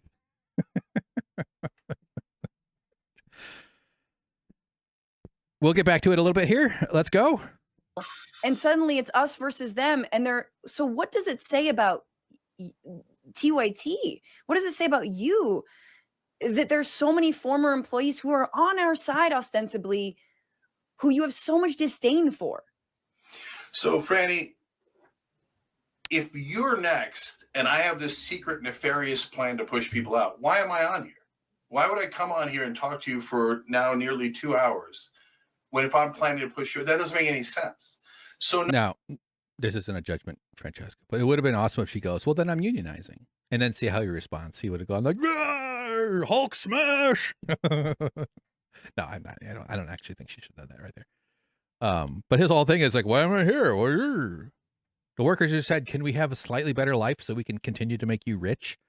And he said, I'm going to go get my ghouls and we're going to intimidate you back into submission. Cenk is a bully. Just as bully. Union busting is bullying. It's fucking disgusting. And as we say on the internet, union busting is disgusting and worth discussing. That's right, bitch. Improv 101, baby. Charna Halpern. Number two, some people have left the network, and don't exclude Dor and Ruben, because Dor and Ruben and some others they went right, but some others went left or far left or whatever. But some group of them have the same agenda. Come watch me, come subscribe to me, not the Young Turks. I'm the morally pure one. I'm the right one. I'm the one that's right, and they're all evil and terrible. And don't give them money. Give me money, right? So let's keep it real. So is that everybody? Absolutely not. Absolutely not. Okay. So a good example is Mondale Robinson. I like Mondale, and he has the similar ideological problem as you do, and he decided one day, that's it, I'm quitting. quitting. A similar ideological problem as you do. That's so funny. The way that response of hers was just, yeah, God. Cenk told Mondale he wants him to run for president, or at least maybe brought up the topic. Cenk kind of fancies himself a kingmaker, sort of like a Steve Bannon type, I suppose. I think he wants to be at the head himself to fulfill that messianic impulse. But like his first attempt, well, maybe I don't know if it was his first, but he tried to get Allison Hartson to run for, or not tried to get. He had Allison Hartson run for senator in California. I believe it was against Dianne Feinstein, if I'm not wrong. It's a tough go. I mean, not to call him out for failing at that. That's not like, oh, you failed at that. That's not fair to point that out. You got to try. And that's what people do. And now every single ballot has multiple people who didn't win. Right. And it's not fair to judge Cenk or Allison for that attempt. Just bring it up to say, like, his whole aspiration to effectuate power and effectuate change is through media and electoral politics. Completely dismissing, maybe not even dismissing, but completely incapable of comprehending the actual fucking power that he had sitting on him. Like rocket ships are like oxygen and hydrogen, and then they mix it and they burn it. I know that's not, but it's a whole lot of stuff that has to happen for it to go and generate the force. And he was sitting on it, and he has no clue. Because like I said earlier, we brought him to heel with our fucking union. What did I say? Our fucking union. I'm sorry, everybody. With collective organizing. Keep going. Right? Yeah. And so, but bless his heart. That's what God made doors for. Okay. So, and now he's attacking me and saying I'm in. God made doors so that Mondale could quit working at TYT. And then he's upset that Mondale is bringing it up because Mondale, as I've heard him say it, he faces literal white supremacist direct threats for him doing the brave thing of physically removing a Confederate monument in their town where he's a mayor. And doesn't sit well with him, at least forgive me, Mondale, if I'm mischaracterizing, but it doesn't sit well with him that this guy is now breaking bread and wanting to have beers with the people that are underpinning and the ideological, online ideological thinkers and shakers and big funding behind that backs it all up, of the movement that buttresses the people who are threatening him and his family. And I think he feels violated because of Mondale's lack of loyalty. And what Mondale wanted, forgive me again, but as I keep saying, solidarity. We got to have each other's back. Got to be there for each other, because that's really what is truly the strength. That's why they have a whole system of division dedicated to making sure it doesn't form. That's why he's going to fit in with these dudes on the right, because he's used to making those types of people comfortable. League with racists and stuff like that. Okay, that's his opinion, right? But when people cross the line, like Ruben and Dorr and Sam Cedar, etc., and others, and they say, "Oh, Jake's just has this evil plan, and he's doing it for money, and he's a grifter, and he works with the CIA, or he works with this guy or that guy." Well, okay, now you're lying, and you're lying in like extreme ways. So like this whole thing of like Sam, for example, analogized me to a Nazi, but he's done 1,000 things. That's just one of them. So he said he's called him a Nazi, and then he also kind of changed that to analogize me as a Nazi. I might have the video where I believe he's sourcing that. I haven't fully watched it yet. I did watch it like once or twice, meaning like, but I haven't like necessarily internalized it, because everybody on the internet's looking for that. It's sort of a puzzle, at least with the little, group of psychos around with me. I mean, I say that with love, but like, it's like, where is it coming from? Same thing with like him saying that Emma says she's for the establishment. Like, I want to find the source material. I think that's at least good faith enough to be like, well, okay, we'll show it. Show your fucking work. So and it might be rooted in something, some tiny little sliver where Sam spoke about historical trends in terms of right-wing messaging, but him boiling it all down to, or strawmanning it up to analogize me as a Nazi is ridiculous. And this is what this video is too, Nazi. That one. Fun. That's real fun. God damn it, I lose it every time. Motherfucker. Okay, here. I thought I was right the first time. And then when I go, hey, hold on. When I say cut that crap out, and they're like, oh, we're the victims. Oh, my, I just said you were a grifter. Projection. Holy shit. When I say cut that crap out, so why are you in charge of Sam Cedar? Why are you because Sam Cedar spoke about this time, and I think Cenk talked about it too, where apparently some conversation happened in Las Vegas. I made it clear to Cenk that he was invited to come on the show, and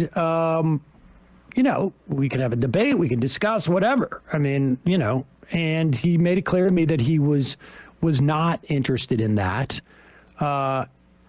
He was mad. He was very, very mad about all of it. And I will just say, like, I didn't hear any issue that he had with the stuff that we talk about. He may have issues with me personally. That's fine. I don't care at all. I told him 8 years ago, it was in October, I remember, because I think he was at that conference.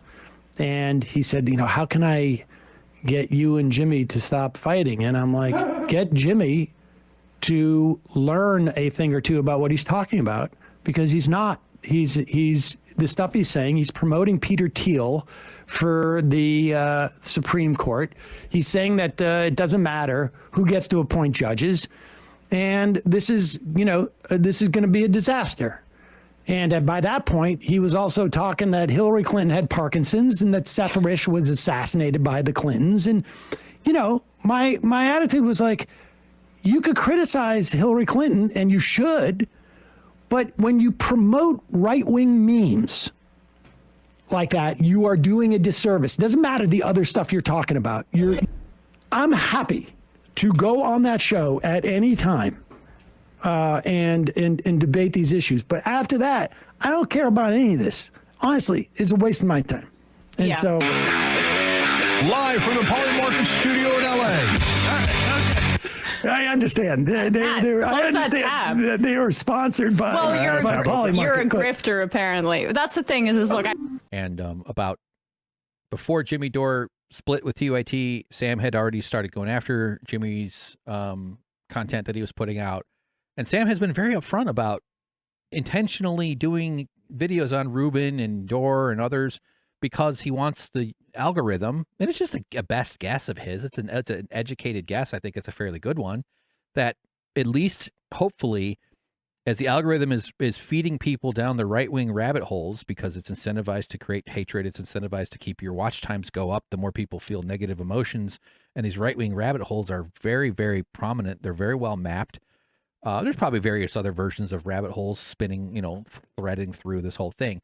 But Sam it's been very upfront that he does that stuff specifically to try to make sure at least there's some counterbalancing narratives. To me, it's just reasonably decent strategy. I don't understand. And then for somehow that's become Sam being a grifter because Cenk took it as if he's trying to cannibalize Jimmy's audience to take it down or something like that or whatever, which Sam probably would agree. Like, yeah, I was trying to combat that message. I think that's fair. But that's not grifting.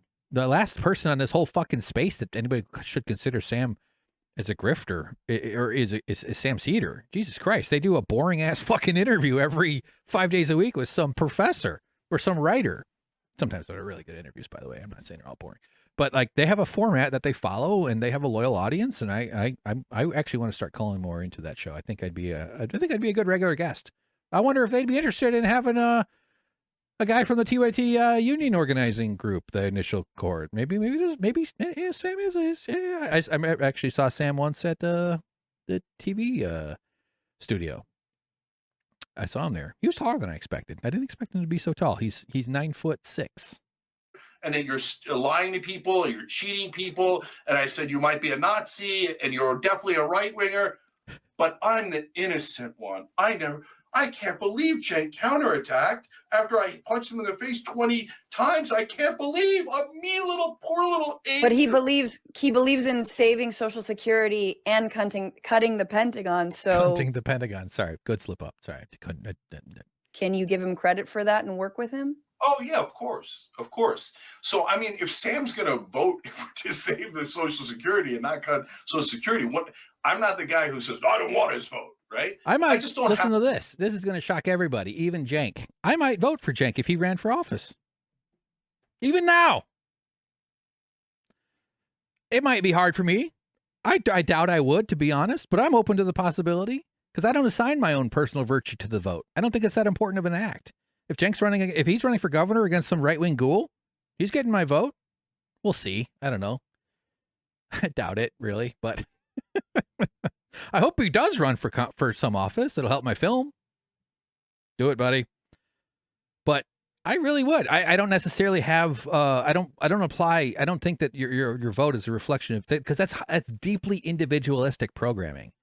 The more they can keep your brain trapped in the prison of individualism, the less you'll be able to imagine collective solutions to the problems we have. Because it's going to take all of us working together to get this fucking shit done. It's going to take all of us working together to finally take the billionaires down from billionaires to 999 millionaires only. It's going to take a big movement to even achieve something as reasonable as that. Because I share a similar view. Like you said, he's fighting Sam, he hates Sam, and then she says, well, would you work with him on those things? He says, yeah, I'd vote. Yeah. Same.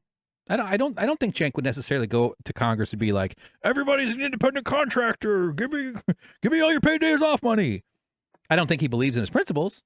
I don't think he's capable of a sincere apology if he tried to make one.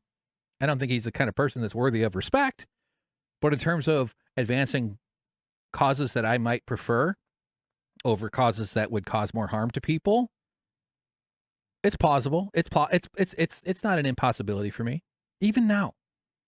That's what was sort of tragic about the whole running for Congress thing. Because not that I thought I wanted to go work on his campaign or something, but it just struck me as like, I was for it. I was hoping he would win. And I was unionizing his workplace to get health insurance when it happened. But I was still like, man, it'd be kind of interesting. It'd be super fascinating. But it made a lot of people nervous about the future of the company, too. It created a lot of conversations behind the scenes, of course, as any place would be. If you're working at Chipotle and then the manager starts running for Congress, the worker's going to talk about that. So, yeah. But it's really, really kind of fucked up. that this is where we are. God, this is going for Have to go on his stupid show and agree with his stupid ideas. Okay, but they Sam Cedar's stupid ideas and his stupid show with that Emma who keeps running her mouth about the establishment. But you just, again, stupid. Again, these are words that you Franny, reserve. Okay, Why do you? Franny, if I called you a Nazi and I said you're a right winger and you're secretly taking money from See, there he did. They're talking about Sam Cedar in this context, so he just applied the "I called you a Nazi." So did Sam ever call him a Nazi? Because as I said in another show, again, I'm always referring to the previous episodes. That has a very effective communication, like that type of communication is, and he might not know it. I bet he's smart. I think he's smart enough to know it, but that tells the story to the right wingers that I'm kind of one of you because they call me a Nazi, and you guys are being unfairly called Nazis, aren't you? Because a lot of right wingers don't like being called Nazis. Yes, they're lining up in line to vote for people who are also in the same line as them are the literal Nazis, the guys that are big Trump supporters. There are critics of Trump on the right, but they're still lining up to support him. He has advanced their causes tremendously because America is incapable of resisting that turn. The ratchet effect is incredibly powerful. Trump being involved in politics should have been a massive gift to the Democrats to just simply switch slightly towards something, even an inch towards a Bernie Sanders type of messaging, and they would have cemented power for a very long time. And so a lot of the right-wingers feel very offended at the notion of being labeled a Nazi. Again, it's also that individualistic thing where, like racism, we're all racist in this country because we were imbued with it by the culture because we were raised in America. If your parents were born in the 50s, they have 1950s racism. If you were raised in the 80s, you have 1980s racism. It doesn't mean everybody's the same kind of racism and stuff, but that's the collective notion where racism functions as a nutrient in the soil that affects the way the plant develops. And it's much easier to grow the plant differently than it is to fix the plant after it's grown, although it still can be done in a sense. But in an individualistic sense, people get all butthurt about being called a racist. I'm not a racist. How dare you? You're insulting me. That's the individualistic programming that is all over our politics in terms of that. And a lot of right-wingers get upset when they get called a racist because they have a black guy at their work that they joke around with. But they don't want to see too many black people moving in their neighborhood, do they? You know what I mean? Maybe there's things that they don't say out loud. I'm not saying that makes you a saint. It doesn't excuse individual racism either. Individualism isn't eliminated. I'm saying that there are multiple lenses on this microscope that we have to click over to understand these things and gain some insights. That's why I always try to switch it to the collective, because there's more of a systems narrative there that threads it to history more strongly as well. You can't escape having the nutrient of racism in the soil from which you grew, no matter what. Even with black people, there's studies that show racist tendencies towards black people. I'm not saying there's. Please forgive me if that's overly simplified. I do believe that is backed up by some of the research and stuff. Because they're humans. That sounds terrible to be like, but like all people are susceptible to cultural and sociological engineering. That's what culture is. It's the set of kind of unspoken commands and rules and code and things inside, and why people who have neurodivergent brains tend to be the ones who kind of are incapable of being forced into it, even though they do. That's what masked autism is for sure. But like there's a certain personality types, not just neurodivergent, not just autistic, but there's certain types of people that just simply don't fit into these molds, and so they see things with a little bit different perspective. And if you're not familiar with autism, it's incredibly variable, widely ranges across people because it's about variability of the human nervous system, the most complex thing in the universe. Other than my logic. Keep going. Pelosi and Charlie Kirk then hey, and you said, hey, and you got angry with me. Wouldn't that be a rational reaction? I think there's been a Would conflation the rational with. reaction be, oh, I love Cenk. I love that he called me a Nazi. I can't wait to work with him. The straw manning is just crazy. It's just like he just produces these weird little simplistic things, as if it's like it's like placing marshmallows on the counter and just being like flick, flick, flick, and he thinks that's some sort of like example of logic bro, mastery. Like, wouldn't you be the respect? Why? And it always phrases him as the victim in this. It's very reactionary, very much. Oh, he's a freaking grifter. That's all he's. You can't say fucking grifter. Just say it. Ever done. He literally told me that he was trying to take Jimmy Dore's audience. Just said Jimmy's was bigger. Good. So he wanted to. You remember what Jimmy Dore did to me? Oh, it was jealousy. Sam Cedar said, "I'm jealous of his bigger audience." No, he probably did want a bigger audience. He wants to grow. I mean, I don't. Even if that is the case, I'd like to have a bigger audience than TYT. 6 million. I've been thrilled to go from 700 to 1.7K. Like, this is awesome. We're gonna get to 2,000 before the end of the year. It'll be awesome. Oh God, yeah. Jesus. Jesus. And now she brings up the incident where Jimmy, on vacation, he did it apparently from Italy, went after Francesca over something, and Cenk did get involved. Remember, the reason Jimmy Dore was out the door was in part what he did to me, and you and I talked about that at the time. It was when he had to finally face the fucking music and be like, "Hey, you cannot bully another not employee but a contributor." Granny? I stood up for you. Pause. Eye flicks. Right. Camera. Left. Camera. He stood up for her. She just handed him she put the ball up. One-handed baseball swing. Home run. I stood up for somebody. He wants the audience to believe. An opportunity. You pretend that he's a good guy. What did she say in response? Right. You did. It had to get bad, but you did. There you go. He had also been, he had been going the way of the dodo for a long time, but I just want to say, like, so it doesn't say anything about TYT, that there are these former employees who really, and I just want to back to the last thing I'm going to say is people really liked you. This part. They really did. And they looked up to you. And they thought of you as a comrade, a boss, a co-conspirator in this grand, political project to really change this country. Someone who meant what he said when he says that people should get health insurance. I thought that. Yeah, I learned pretty quickly. I figured it out early. I mean, like 2013, 2014 time period when I was there. It wasn't a super respectful environment. It wasn't also like, it's not like he runs around like shitting on people and being a dick and stuff. Like, and there was a lot of days where people just did their work and they got shit done. And there's a lot of times for laughs, and he let people do experiment. You could use the studio. And I think on another show, I'm going to talk about some of the positives. I don't want to just leave out those details from this whole story for sure. Kind of a rhythm in any media company. I've not worked for a lot, but I assume like right before showtime, things get kind of intense, and then show goes and people do their work. But you got to prep. There's a little bit of a bustle, kind of a rhythm to the way the show works and stuff like that. But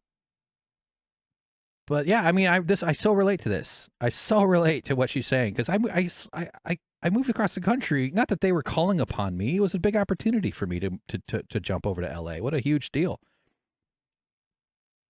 And because I believed in it, man. That's why I was a paying member. And I was so proud. I thought it was so cool.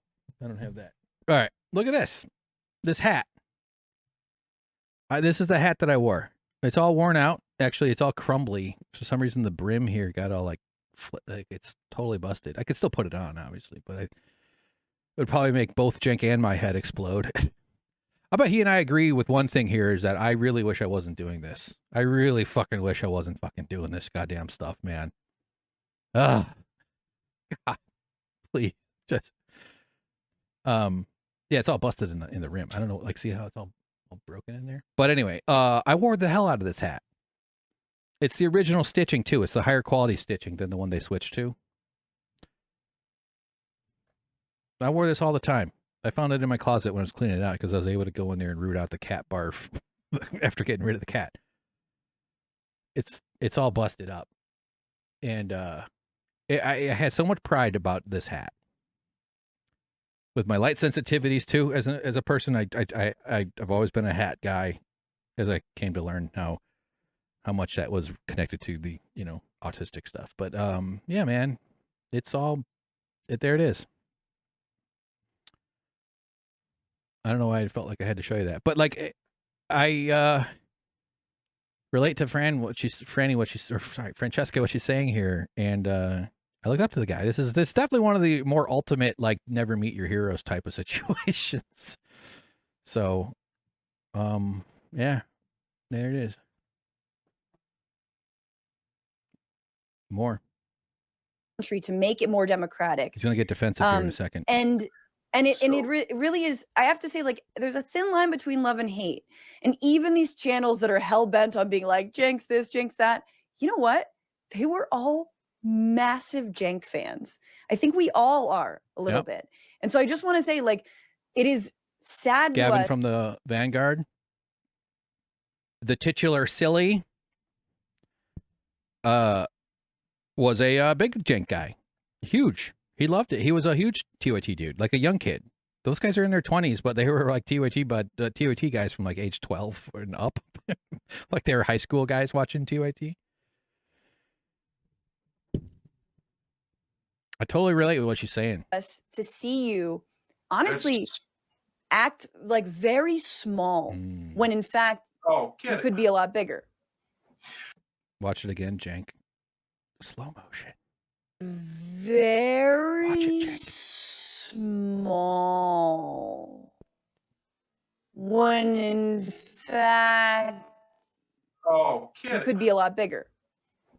So, Franny, I think you're being unbelievably unfair. He's so a victim. You're taking 6 people, 4 of whom I don't know the 6 people. That's an interesting thing. 6 people, 4 of whom. I wonder what like a Word doc he's pulling that from. I'm curious. I assume I'm one of the 6 people. Like, clearly doing it for money, okay, and clearly doing it for attention. And 4 out of the 6 are doing it for money. What are the 2 out of the 6 doing it for? Anyone. I'm asking you a question. You accuse me of incredibly unfair things. Can you allow me to respond? Franny, you know the people inside TYT. Would he speak like that to Charlie Kirk or Mark Lamont Hill? Somebody he can't fire. They work here 15 years, 17 years, 20 years, 17 years, and they love working at TYT. And what these assholes are doing is pretending that we're bad bosses and we're bad to our employees. So I think he means me. And I've heard people talk about this moment, and they say stuff about Vanguard, like because of the assholes thing. And maybe it's hard to say, but because he says the bad boss thing, and I've been like putting up stuff in some of the videos about him being a bad boss, and it's like in one of the articles, like, are you a bad boss, over and over and over, actually, in this one here, because he is. I mean, how can you possibly claim to be a good boss when you're this guy? We're the only ones that are barbaric enough that live under corporate rule where we say, no, if you didn't have enough money for health insurance, we're going to let your kids die. And I would fix that immediately. Would you? You wouldn't. That's a lie. No, he's talking about if he became president. That's what that's from. But yeah, it's kind of hard to make the argument you're a good boss when you lied about the workers who unionized. It's like, what the hell? So it's hard to say who he means necessarily. And it's okay that he called me an asshole. I think that's fair. I've called him names too. I think that's okay. We're both emotional grown-ups. Although, honestly, I thought I was the immature one. It's just, God. And we're bad to everyone that works at TYT, and we do all these things and we push them out. Bullshit. Okay, so push them out also indicates the hosts, again, like I was saying earlier, even though I told my firing story. I don't think that means, yeah. So I'm just trying to sort of read this through. It's difficult to necessarily get to the bottom of it. Those people left, and they said, oh, I'm going to be bigger and better than you. And then they viciously attacked not just me, but everyone that works at TYT. Why do you think Edwin and Bart and all those guys have been there for so long?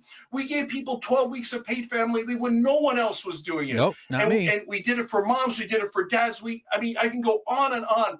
Franny, to make it seem like I'm pushing people out and that I'm the bad guy here, when in fact, you know for a fact that 98% of the people that work at TYT love TYT and try to stay there forever and ever and ever. Sometimes they'll go to a different company. They want to stay forever and ever and ever. Who could possibly ever want to leave? Whoa, holy shit, that's bad. I bet you, I could see Willy Wonka making this same spiel about the Oompa Loompas. Sorry, I just compared the workers there to that's not fair. I withdraw that. I apologize. But maybe not. I don't know. I know there are loyalty, and it's okay. Cenk has earned some people's loyalty. Again, it's a functional model, but there ain't a lot of solidarity going on as far as I can tell. Because I know where he is. I don't know where, but I know how much more powerful his company would be and his whole project would be if the thick underlayer of solidarity had grown to a point where people developed into the media professionals and the creative professionals and the marketing professionals, and that meant that they got paid well and that earned all those extra miles. And I gave all kinds of extra miles. I needed to keep that job. I had a lot of dangerous weather in my head that I was afraid of returning to, right? And that's why I didn't deserve to be exploited as hard as I was there. And come back to TYT. So please be. Some people have come back. I know Ricky Strom took a break somewhere, and then he went back to TYT for sure. Yeah, I recall when he left. Actually, he had a very tearful goodbye, and it was very sweet and very sincere. And there was a lot of nice moments within the Young Turks world too that weren't public things. So because it has been a lot of people working really hard, spending a lot of time together, and human beings have nice moments occasionally. And honest with and I was audience. allowed to drink as much coffee as I wanted. But coffee is the only drug your boss will pay for, which just gives you an idea of why maybe coffee is not the healthiest thing. Speaking of which, it's like 7 o'clock. It's 8 o'clock and I'm still fucking slurping up coffee. I wasn't a straw guy until like a little while ago, and now I am. I can't wait till my convalescence. God, I just want to be some old fuck with just and then die during a nap. God, end this nightmare. Because working at TYT has been amazing for those people. And all we're getting is smeared by a couple of people who literally say, we want to tear down the network. I think when he says smeared by a couple people, yeah, he could mean Zach and Gavin. He might mean Dan and me.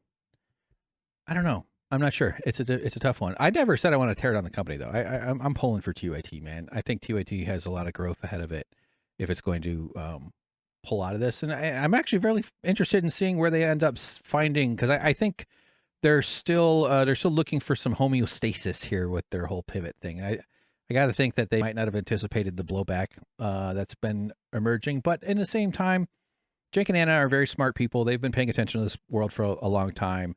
I was always on the post side of it mostly, for sure. Some studio tech stuff. I actually quite liked directing at the TriCaster. That's like the thing that switches the cameras and shit. And I found that kind of fun. But I did that in the earlier phase when I was Jimmy Dore's main dude before he started doing all his own stuff, which I was also involved with. But most of my stuff was post. So people who are producers spent a lot more time in rooms with Cenk and Anna, pitching stories and maybe having those kinds of conversations. But yeah. Network. We got 75 people here that we have to provide for. He wants to give him credit for being the one providing. No, they're providing, Cenk. It's their fucking money that you pay them. They bring value. You get 100% of their value. You give them some of it back so that they can afford to pay their landlord and their food lord and their water lord and their medical lord with the money of their own worth they're spending, and you're harvesting the rest of it. That's how it works. Otherwise you wouldn't employ them. We just saw it up here. 6 figures, Mid six figures. Well, I got paid like 10 or maybe as high as $12,000 out of that for the editing I did on this project. Oh, fuck, now which one is it? God. They provide. And solidarity means they provide it for each other, too. The mycelium network, which is the fungus nutrient thing that forests have in healthy forests, is like the model for that. I think it's like, you know, trees will send each other nutrients and shit. It's amazing. And they don't send a bill. And not one tree just decides to take over, grow into space, depriving everything else. That's what the billionaires are. That's not what Cenk is. And they're trying to take food off their table because me. I'm going to tear down the left-wing network. Why don't you spend your time, those people that I'm talking about, tearing down the right wing, tearing down Trump, tearing down all these people, instead of sitting there and going, oh, someone on the left is bigger than me. I'm going to tear them down. And that's what they're doing. That's why I don't think he means me, because I don't think he contextualizes me as someone trying to get bigger. I'm not like jealous of the bigger thing. Like, I want enough money to not. My literal goal in life is to create the conditions where my beard might grow back. I did my hair today, which means I just buzz off my head, and I have patches missing from my head. Like I have a big patch in the back. Like my body is no longer able to grow hair and hold on to it. It's still got some left, but what's really annoying is my eyebrows have the hairs are all thin and stuff, but they like die and then they point down. So I have these like annoying little thin blonde lashes in my vision a lot of the time. Super irritating. I would love to just be able to feel okay enough that I could work on my projects and live off of like 40K. If I can make 40K this year, it's way more than I made in the last 3 years, combined easily. Oh my God. And yeah. I think it's a really sore subject, but I did just want to ask. I think yesterday on Mark Lamont Hill's show, you did say that that what your strategy has actually cost you and cost TYT some subscribers, and members, more importantly. Amazing point, by the way. Franny totally watch his face go, oh fuck, she just fucking slapped the fuck out of me. Wow, he makes his financially point, support, and she immediately goes, yeah, that's a sore subject. I saw you the other day say that you've been causing the company to lose money. It's perfect. It's perfect. Let's watch it again. Show, your strategy yesterday on. Someone on the left is bigger than me. I'm gonna tear them down, and that's what they're doing. I think it's a really sore subject, but I did just want to ask. I think yesterday. Let's watch it from a different source here on the Winners and Losers channel. Like and subscribe. Patreon.com/winners and losers. I need to get a different mic mixing board. It's like, because I gotta have that earbud thingy. I need a newer one. So here's the same conversation. We'll jump ahead a little bit. You can tell I put some of the stuff. This is him screaming about. Well, fuck it. We're 4 hours into a 100-hour podcast. Let's just play the whole. It's only 1 minute 2:50 something here. Let's go. We gave people 12 weeks of paid family leave when no one else was doing it, and we did it for moms. We did it for dads. I can go on and on. Now, to be fair, I wasn't a mom or a dad. I'm just saying. If I had a baby, though, here it is: leaves of absence. I would have been on my own. No vacation and holiday pay, no sick leave, leaves of absence, health and welfare benefits, including coverage for medical, dental, vision, accidental death and disability, long-term or short-term disability, or life insurance, severance benefits, retirement benefits, including pension or thrift plan contributions, and or any other benefits of any kind or nature provided to its employees. Because I was not an employee. My life was worth sacrificing because the words attached to me were independent contractor. It was okay to hurt me more than he hurt the other people because I had a different label. Because it saved him a little bit of money. A little bit of money.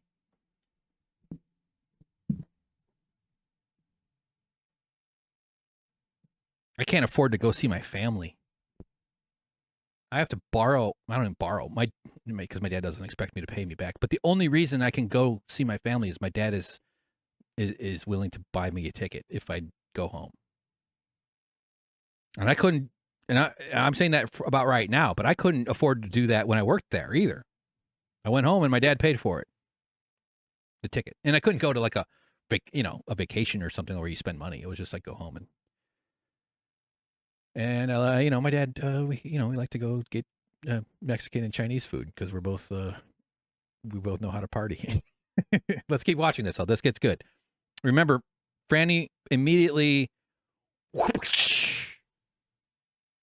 Franny, to make it seem like I'm pushing people out and that I'm the bad guy here, when in fact you know for a fact that 98% of the people that work at TYT love TYT and try to stay there forever and ever and ever. Sometimes they'll go to a different company and go, whoa, holy shit, that's bad, and come back to TYT. So please be fair and... Whoa, editing videos for Satan is worse.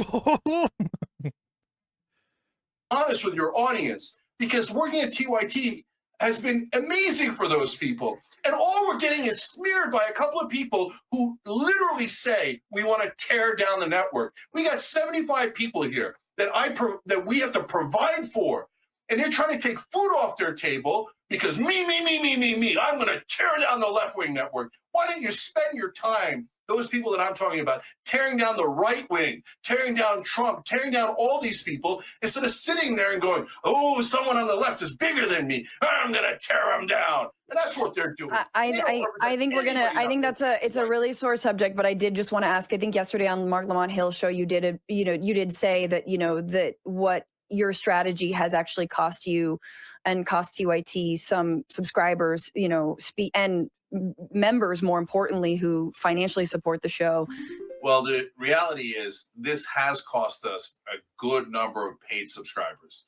We're not unaware of that. And it has cost us in terms of the live show, et cetera. The number is there. We're not unaware of that. Speaking of putting food on 75 people's table. Gosh. The fish rots from the head down.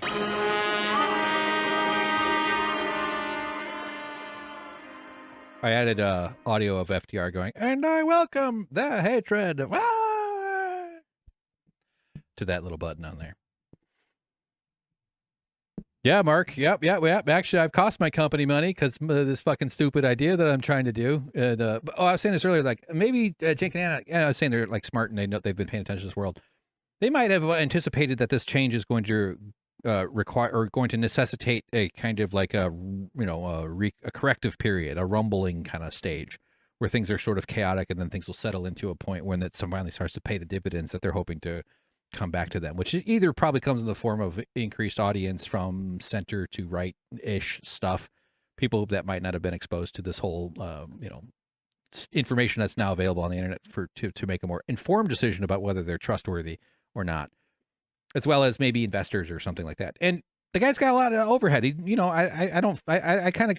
get a little bit annoyed when people call out the Katzenberg stuff. I think it's a fair criticism that if money corrupts politicians, then money also corrupts business. I mean, the whole notion of business is an abusive structure that's rooted in so much of our past colonial domination-based economic kind of system. You're supposed to be lucky because some fucking asshole allows you to make him wealthy. But, is there any responsibility being expressed here? This has cost us a good number of paid subscribers. We're not unaware of that. Okay. Perfect answer, Francesca. Thank you. You're goddamn right. All right, so let's jump over now. Okay, so finally, all this time I've been rambling, and we're way over the 45-minute podcast I had intended to make tonight. I'm actually super exhausted, and I wanted to do a more comprehensive reaction to this thing from Hasan, watching his appearance on Better Bad Ideas with Sean O'Brien, the Teamsters president, where he talks about the Young Turks Union. So I might come back to this and we'll do a more thorough response. Why the hell not? Since I'm not going to be able to go through it all in super detail, but I did clip these things out. Oops, those are Cenk Uygur's union busting emails on Alex Thompson's Twitter. Hold on, sorry, that's the notice to employees. All right, so here is Hasan telling Teamsters president Sean O'Brien about his working conditions, and Sean O'Brien's response is really right on point, actually. Here we go. So, but I started working with my uncle, and look, I think it might be a little Turkish of him to do this, but he definitely took advantage of the fact that I was his nephew in terms of took advantage of him. He uses the phrase "took advantage of" the nephew status, which seems to mean he could be more exploitative than others, maybe. You know, the pay structure that I worked So you under. definitely needed a union with a relative. Oh, 100%. No doubt. That's Sean O'Brien telling Hasan Piker that he needed a union at the Young Turks, and Hasan says 100%. Whoa. Whoa. What Hasan doesn't know is that the workers were unionizing during his last year at the company.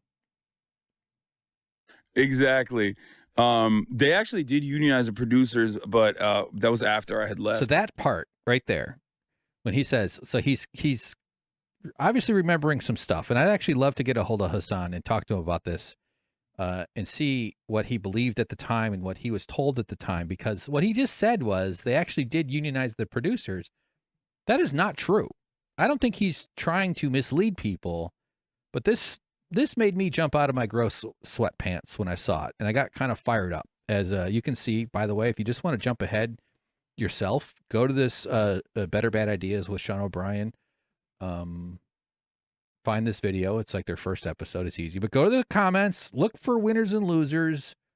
I basically wrote a whole damn article, and this is the story Cenk tried to hide. As I've been telling others too, this is a line I have used and will use again, is that you reading this know more than TYT's audience does. I've left comments under Majority Report video that got the comment got big, and everybody who read that comment is far more informed about what really happened than TYT's audience, and far more informed than Hasan himself, because what this reflects to me is so frustrating that, and it's not, again, I don't think it's because he's willfully misinforming, but this is the continuation of the erasure of the Young Turks workers the Young Turks unionizing workers story. I've been going for like 5 hours here. I'm kind of wiped out, but let's back up a little and just listen to that again. Exactly. They actually did unionize the producers, but that was after I had left. But now, as I just said, it was while he was there, but it was in secret, and that's written in that thing. It's like so I don't blame him for not knowing. We weren't going to risk our operational security letting him know. Not that we wouldn't have trusted him per se, but he was in his own world. He was already big on Twitch. He wasn't at the office very much unless he came in for, to shoot for his own thing and stuff like that. But so this makes it seem like everything happened after he had left, and that it was the producers, which is so weird. It wasn't producers. IATSE literally can't represent producers. This made me think of this tweet from Anna on February 21st, 2020, where she says, "The only thing I can say as a worker, me and several of my colleagues knew nothing about this union until this week. That's because we did a good job preventing people who might snitch on us. They claim they're representing the will of the majority of TYT employees, including producers." That's so weird. To finish, and then I'll say my words. "But we never even got a chance to vote or share what we feel." She's kind of trying to say here that this was unfair, right? Like, oh, she was excluded from the process. She's executive producer. She's not management. She's not in charge. She's not the person that ordered the union busting. She definitely helped signal boost it. She played a major role in smearing the workers through her failure to do any fact checking, possibly intentional failure, trying to help prevent the actual story from coming out. But I mean, if she comes forward with that and admits to that, fine. I actually am of the opinion that Anna deserves some grace in this situation, because that whole political campaign was incredibly stressful for everybody, but also for her. She took a ton of extra, even more than the usual baseline of hate and online derision that flows towards her and Cenk, being so highly visible in this whole space. So it's to me, it's plausible. It's fair to at least offer the good grace to her that even though I think she deserves to be called out and she belongs in the movie as presented, nevertheless, she was lied to. She believed somebody who had a responsibility to protect her and keep her out of a film about union busting. And that person is Cenk, obviously. But Cenk allowed this to go forward when they both, but especially Cenk, where the fish rot begins, up at the head, as we like to say, should have insisted that they make sure that this was true, that the conspiracy lie was true, that that Cenk's opponents had started the union instead of the workers, that we were manipulated into unionizing so that eventually he would say no to the union and fall into Nancy Pelosi's trap in order to harm his campaign. It's so bizarre. Just say yes to the union and there's no trap. Like, it's the easiest trap to avoid. Nevertheless, so here's the thing. Where did she get this sentence? Where the hell did this come from? They claim they're representing the will of the majority of TYT employees, including producers? What? Literally impossible. IATSE doesn't represent producers. So where did this information come from? Right? Like, where the fuck does this come from? Who told her that? Where did she get that idea? And why does Haas say the same thing? Oops, wrong one. Sorry, I got a bunch open. So I buttoned in on it here. Oh God, I'm so fucking done with this. There we go. This is it, real quick. They actually did unionize the producers, but that was after I had left. What's that from? Did he read Anna's tweet? It seems unlikely because she's just reacting to somebody. It's now a suspended account. This tweet didn't get a lot of traction, clearly. I'm wondering if someone told him that. He could be just kind of speaking about it because he knows that some group of people in his brain just kicked out a group of workers or something like that, maybe. But man, I would love to know where that came from. What the heck is he going on about? Not that he went on a lot. He didn't go on much at all. So, and just as a reminder, since he did mention this stuff, that Sean O'Brien said you need a union. You know, the pay structure that I worked So you under. definitely needed a union with a relative. Oh, 100%. Yes, you do, with a relative. Let's look at this video. Oh, God damn it, I just closed it. The tabs are too tight. Okay. I found this clip from the Chuckle Sandwich podcast. Hey, guys, good job. Thank you for putting this out there and not being mean at me. I don't know why they would be. They get like huge views on this Chuckle Sandwich show. It's amazing. How the hell do you get people to watch your podcasts, guys? Give me your secrets. Here's Hasan with his buddy Will Neff explaining, and you might have already seen this, but talking about his working conditions at TYT in more detail. And I think Sean O'Brien would agree this is all also good reasons to have a union. I interned there, and I wanted to move to Los Angeles anyway. Mm-hmm.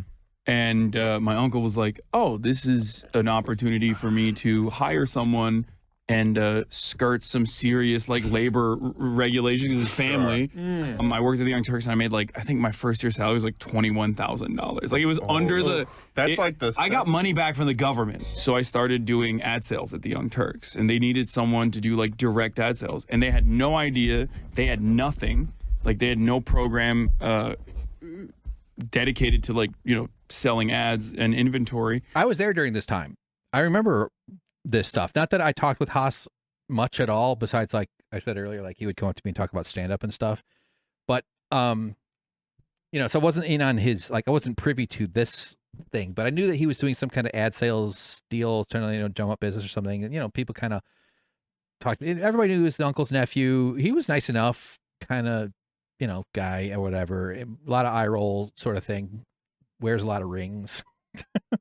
Whatever, it's fine. But I often got the sense he was kind of stressed out, though. It did seem like he was a little bit out of his depth. And he was he was in his early 20s. I'm not saying like I'm trying to give it like a lot of close reading just by observing behavior casually or whatever. But, it's tough to do. Any kind of ad sales is difficult when you're, there's some people who are just sort of naturals at it, or they become really good at it over lots of hard fought years. So it's not a surprise that he might have had some struggles or something. But I don't think anybody really understood that some labor regulation was skirted. My best guess is that it was likely he was classified in a way to not receive proper benefits. I'm only basing that on the reason we unionize. So nevertheless, let's continue this. And this is even more shocking. Think about how stressful this must have been.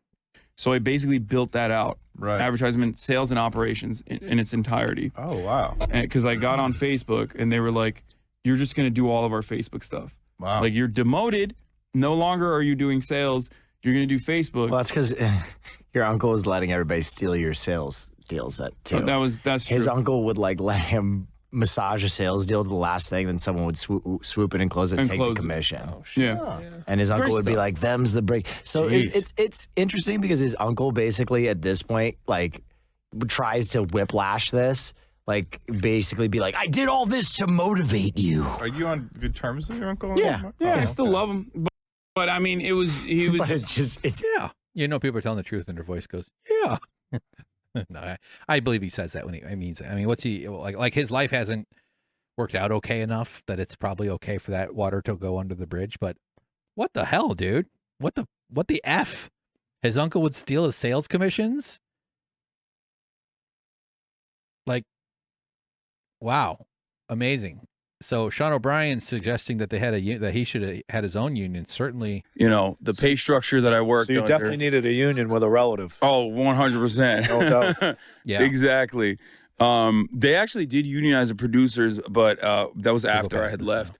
But there was definitely a little bit of issues there as well. And the fish rots from the head down. Oh, that's just my head.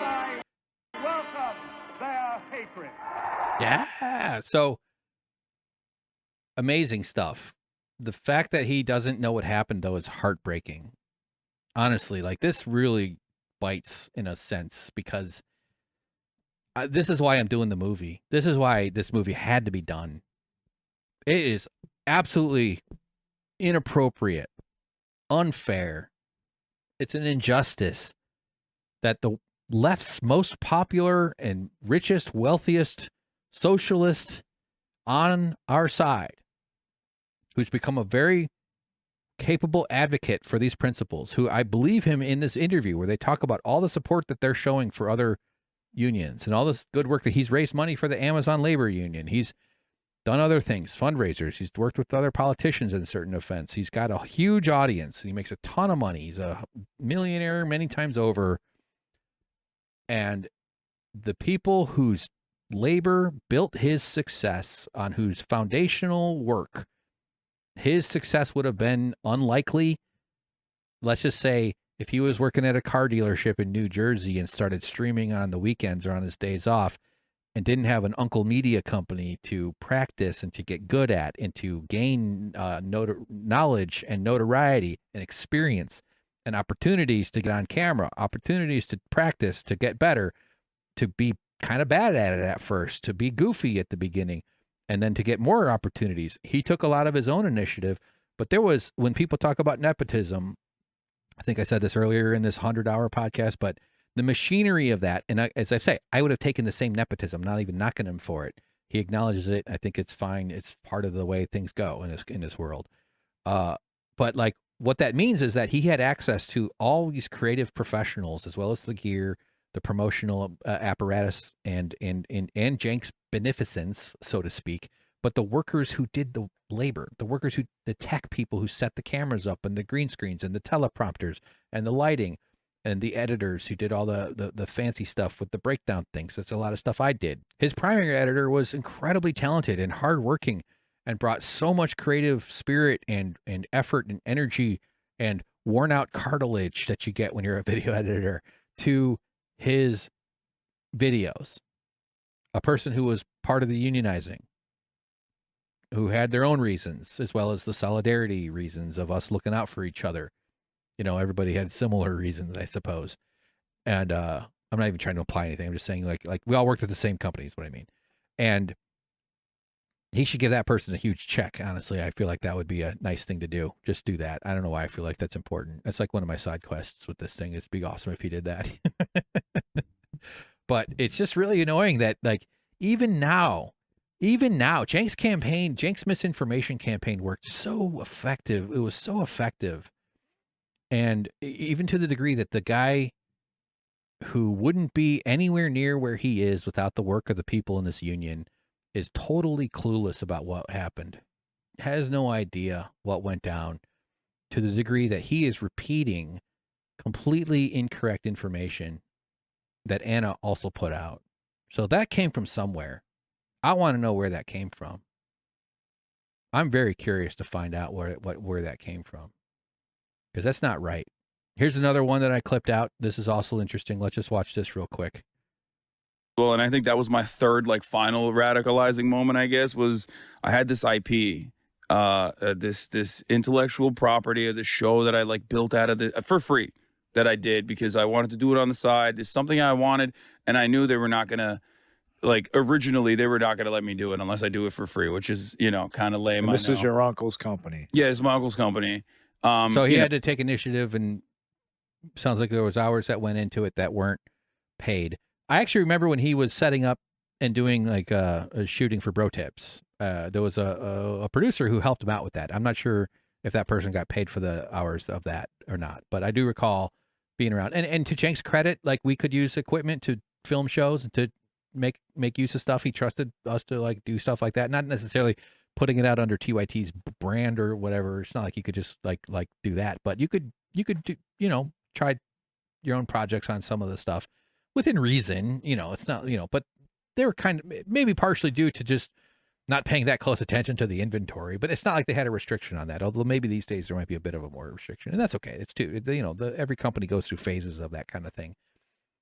So I was there when they were setting up for the Bro Tip stuff, setting up the stupid chair and the little thing. You know, I remember seeing it. It was, you got to give anybody who takes initiative, even if it's goofy and awkward, you got to give credit for anybody who gets up off their butt and does something.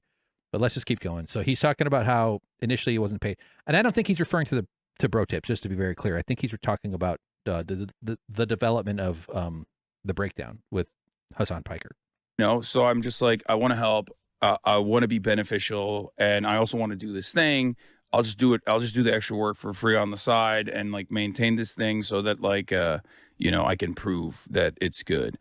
And so I did that. So I think when the Will Neff on the chocolate sandwich where he says I got demoted, he's talking about how, like, he had the sales thing and then his Facebook videos started doing well and he was demoted in a sense of, like, no longer doing the sales. And now, but perhaps that means it wasn't proven and therefore it felt like a demotion because the pay went down, maybe. I don't know. It's just because to me it's an upgrade to go from sales to being on camera. You know, I'd love that. Yeah. That, but it blew up. It got very popular. And instead of giving me additional funds to be like, here, let's build out the show more, let's give you a writer, you know, because I did this in the supply closet, basically. I put a green screen up there and I started filming myself. They were like, oh, yeah, we're going to take this IP and we're going to give it to all the other hosts so we can, like, make more of the same type of videos without spending any extra money. And that's when I was like, damn, I have no ownership over this. Like, I have no control over my hours. I have no control over this IP, this thing that I created, right? Like, this thing that I put a lot of thought and effort into, and I did for basically free. So he felt alienated. He felt like, it sounds like, you know, that sense of your work isn't connected to your own self in a sort of meaningful sense, not just getting paid, but like the disconnect from your effort, and then it's immediately bogarted into someone else's benefit, which is usually the capitalist who gets more control, who has more control over your life than you. Not necessarily that, but you know, like, it's usually the boss at the top of the chain. In this case, it just happened to be Cenk Uygur, his uncle. I don't control it. It seems like you're describing the third-party leasing arrangement that Amazon is using right now. Yeah. Yeah, that's actually a great segue. You're a natural. You're a natural at this podcasting thing. The fish rots from the head down. Whoa. I like that little weep. So interesting stuff, though, isn't it? So he's talking about doing the breakdown, and that the fact that he didn't get support in a sense where it was something that he was rewarded for and encouraged to build out and make stronger. And what did that cost Cenk? What if he was able to build out a Twitch network around this guy, and that was still under the TYT umbrella? Remember, I've been talking about solidarity this whole podcast. Actually not, because I forgot to talk about it during the first half. But that whole loyalty or solidarity thing is, if Cenk had dropped it wouldn't have cost very much more, honestly, to build this out and to create a space for Hasan to flourish within his company. How much wealthier would he be now? How much more money would Cenk? Cenk could be living in that big fancy mansion in Martha's Vineyard that he's been hoping to live in his whole life. Maybe not whole life, but he said that on the Jimmy Dore show when he was when he talked to him. That's in the film. Copy video address. Go away. Basically, I put a green screen up there, and The only thing I had to say about this, though, in terms of that, other than how interesting it is that his IP felt like it was taken, and I edited the Francis Maxwell's videos. There was also a few other contributors that did like the white background, the thing, and I think they were building it out for other platforms. Facebook was making profits at the time, and then there was the pivot to video, and then that was like a scam, not a scam, but like it's not, the views collapsed at some point for some reason. So like companies that switched over to try to harness that views, but Facebook was misrepresenting how many views it was for a few years or so. I don't know. There was some sort of internet lore history going on there. But eventually TYT's breakdown, like Facebook output, at least on this thing, I think faded down a little bit. I don't want to speak for all of it. It's not like I was tracking analytics, but yeah, clearly there's it's an interesting thing that he described it as the third thing that radicalized him. That made him kind of wake up to the unfairness that's built into the system. And this is this guy's uncle or nephew. So how do you think Cenk treated the non-nephew workers? And the only kind of irk that I have, the only bone I have to pick is that all of this is I put up the green screen and I started filming myself and I did all this.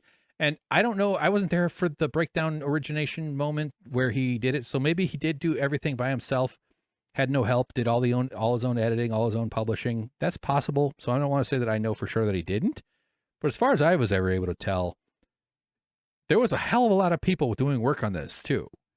Like the editor that I mentioned, but there was publishers that made it happen. And there was all kinds of other people whose time, talent, and labor paid for through their boss's payroll system, at least some of the time, that were part of his rise. And the workers in this union, like as I keep repeating, are the literal foundation of his success.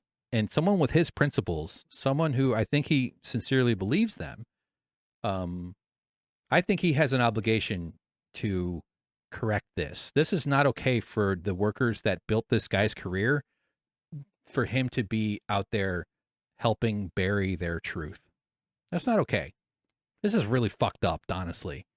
So somehow I'm hoping that my project gets in front of Hasan, that someday he sees this, he'll recognize me. I remember once I was doing Postmates, hated every minute of it. It was late. It was like a 9 o'clock something. I don't know what time. But I went into some restaurant, dark, some place, and like in West Hollywood area. And there's Hasan sitting, waiting for food with some dude, a friend of his. And immediately we just start chatting. He knew me. He saw me. I wonder, I'll be curious if I ever talk to him, if he remembers that. And he was friendly. It was fine. I was kind of embarrassed a little bit, but also kind of like, oh, wow, that was Hasan there. And I picked up the order and delivered it to somebody as a serf, trying to survive enough to endure yet another day so I could do it all over again. So my point just being that, like, there's no reason why him and I won't be able to have like a fine conversation. There's, that would be really great someday, because I think he has an obligation. I'm not even talking about the success of the film. This is, I have mixed feelings about like even benefiting to the tune that I would make any money, but like I haven't made any money. I mean, people have given me money to help me with some bills a little bit, but I'm tens of thousands of dollars in debt to my roommate. And I'm lucky enough that my dad helps me so I don't go without food. And I've been working on this thing so hard.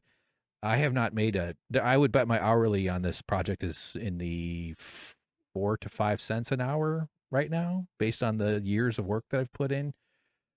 It's nothing here. So like, if I could even like somehow, why am I talking about all this? It's just, but like, we're doing a fundraiser in February, or I'm doing a fundraiser. When I say we, I mean you. I mean all of us, because we can all together make Cenk Uygur the face of union busting, as he deserves. It'll be, and as well as an educational project for the film, is, to hopefully reach other people outside the Young Turks drama sphere, outside the online lefty political talk show sphere, into the world where people need to stand up to their bosses, where it's enough of this fucking bullshit, because the bosses are just going to let the billionaires destroy the planet and maintain high leverage over us and the rest of us and everybody else. And it's going to kill the billionaires too. the last person to die on this planet is going to be some billionaire starving to death looking at a painting that's worth tens of billions of dollars because it's the only painting left on the planet. No, but some bunker will be where the final light of human consciousness blinks out on a wasteland planet with runaway climate change effects going on, or possibly some other sort of destabilizing thing that causes the entire Earth to become a snowball, which happened too. There's geologic history proving that. And it won't be the billionaire. It'll be one of the Navy SEALs who killed the billionaire after the first week. That's who'll be the final breath of the final flicker of consciousness. And that's the world we're heading for. Why am I talking about that? So nevertheless, fascinating time here. I was so exhausted doing this podcast. I didn't really get to this entire interview. Well, fuck it. We'll just watch this first part. I'm not going to repeat all that, but this is also about TYT, his early days. They actually did unionize the producers, but damn it, I got to back up. Sorry. 5 something. He goes, what was the first job you had? Had nowhere to go. I mean, I had college and you weren't certain what you were going to do. What was the first job that you had? I worked with my uncle. Cenk? Yeah. Oh, exactly. Cenk. Sean O'Brien knows your name, Cenk. We just got to make every union leader in this country knows Cenk's name. That will be good. Every union leader in the whole world should be talking about tell the truth, Cenk. Let's see some solidarity, union leaders. So I had nowhere to go. I mean, I graduated with honors, but it didn't matter. It's a terrible job market. There's no applicable, I didn't have the network. Like I didn't have any people that I knew that worked in, any of these like big four consultant firms or whatever, which is ironic. Now that I look at it, that's what I thought I wanted to do. I was like, oh, well, this is applicable. I'll become a consultant. Right. It's disgusting. The right. fact those are the people that you target, I think, on your audience. 100%. And those are the people that, are causing a lot of these problems throughout this country. So that's the consultants of the world are the real, PMCs, professional managerial class, but like they're the ones that are advising the vampires, and they're the vampires themselves, McKinsey's and stuff like that, which he talks about. I actually relate to this because I also went to school for business and not necessarily aspired to become a consultant. I just had I was good at talking and good at talking to people in high school, and I figured that meant I'd make a good businessman. I didn't have any idea what the hell. I didn't even actually pick my major till like later in college, and I was a junior, and I studied business management, industrial distribution management, including that almost a marketing degree as well. And people from that major went on to become consultants in the kind of companies that he's talking about. So like that was a career track I was on, but I had very much like an intuitive sense that it was gross. It was all kind of goofy to me. I definitely would have taken a consulting job because I knew a dude that got hired and he wasn't assigned to a project. So he was making like $80K a year for like 3 months, but like for nothing. He would just sit around and play video games at his house. Because I went over to hang out with him a few times. And I'm like, you're making money, right? He goes, yeah, I'm not assigned yet. They're going to have to give me a job. I was like, fuck. So there's lots of money for these people. And it is interesting that it has that. But, that's something he and I could talk about one of these days. Yeah. Quite a shift in attitude. Yeah, it is wild. When I think about it now, I was like, damn, I wanted to go work for like PricewaterhouseCoopers or like a McKinsey. And now I'm like, Arthur Anderson, or I think it became Anderson Consultant. Their names change over years. Deloitte and Touche was one of those. Those are accounting firms as well. What the fuck was I thinking? Were you like taking gummies or smoking weed back then at all? Or what was up? No, I think. Well, yeah, I guess he was high on confidence. That's for sure. For sure. But no, at that time, it was just like I didn't have any sort of like serious principles. I was just thinking about it like I want to make money and this is prestigious. That's what I thought in my mind. But I started working with my uncle, and look, I think it might be a little Turkish of him to do this, but he definitely took advantage of the fact that I was his nephew in terms of, the pay structure that I worked under. So you definitely needed a union with a relative. Oh, there you go. Sean O'Brien told Hasan that he needed a union at TYT. Boy, do I understand that. My God. So, all right, guys, that's it. That's the one. Thanks for watching. Long ass episode. Holy crap. I got a lot of editing to do. I cursed myself again with it. I have over 5 hours of file to dig through now. I'm not so hopefully maybe I'll put it up in parts, but I'll try to get this uploaded soon and posted and all that. So thanks for watching. Please consider giving the project some support. I know the output is inconsistent publicly, but you have to know how much I'm working every day to do this and how difficult it is for me to keep my head on straight during this whole time. And that's going to be a group project.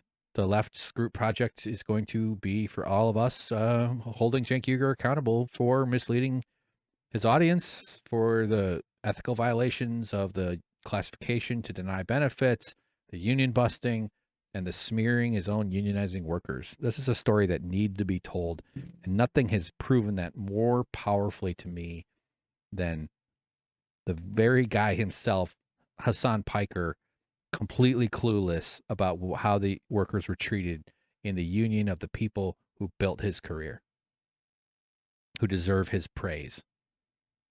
Every time he walks around his mansion, he's walking on fancy tiles that were paid for by the time, talent, and labor of people whose story he doesn't even know enough to tell accurately. That's wrong. That's wrong. All right, I'm getting back into saying the same shit. Good night, everybody. Good morning. Take care. You're doing okay. Take a deep breath. Use your phone less. Don't use it in bed as much. I'm trying to talk to myself, to be honest. Jeez, what the fuck? And hang in there. It's going to be hard. We have each other. We have solidarity. That's all we got. It's a sloppy process. It's going to be scary. It's going to be tired. And you aren't bad if you need to take breaks.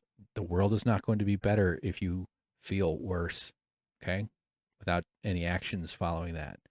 Go for walks more. Stretch a little bit more. Don't sit still for so long. Don't bite down on your metal straw. It can be hurtful. I learned the hard way. I didn't even realize this little black thingy on here could be pulled off and be bendy. So I was just like biting down on this like firm metal. It's real head warpy to do that. To metal straw fucks with your head. I think it's like having like a rock in your mouth.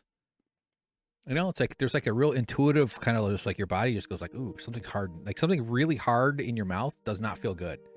Unless you like are just like hiding a pair of dice for some reason. But like, you know what I mean? Like it just, and then it came to my attention that I could actually pull this thing up and get a bendy. Because a big part of mouth satisfaction is the bendiness of it.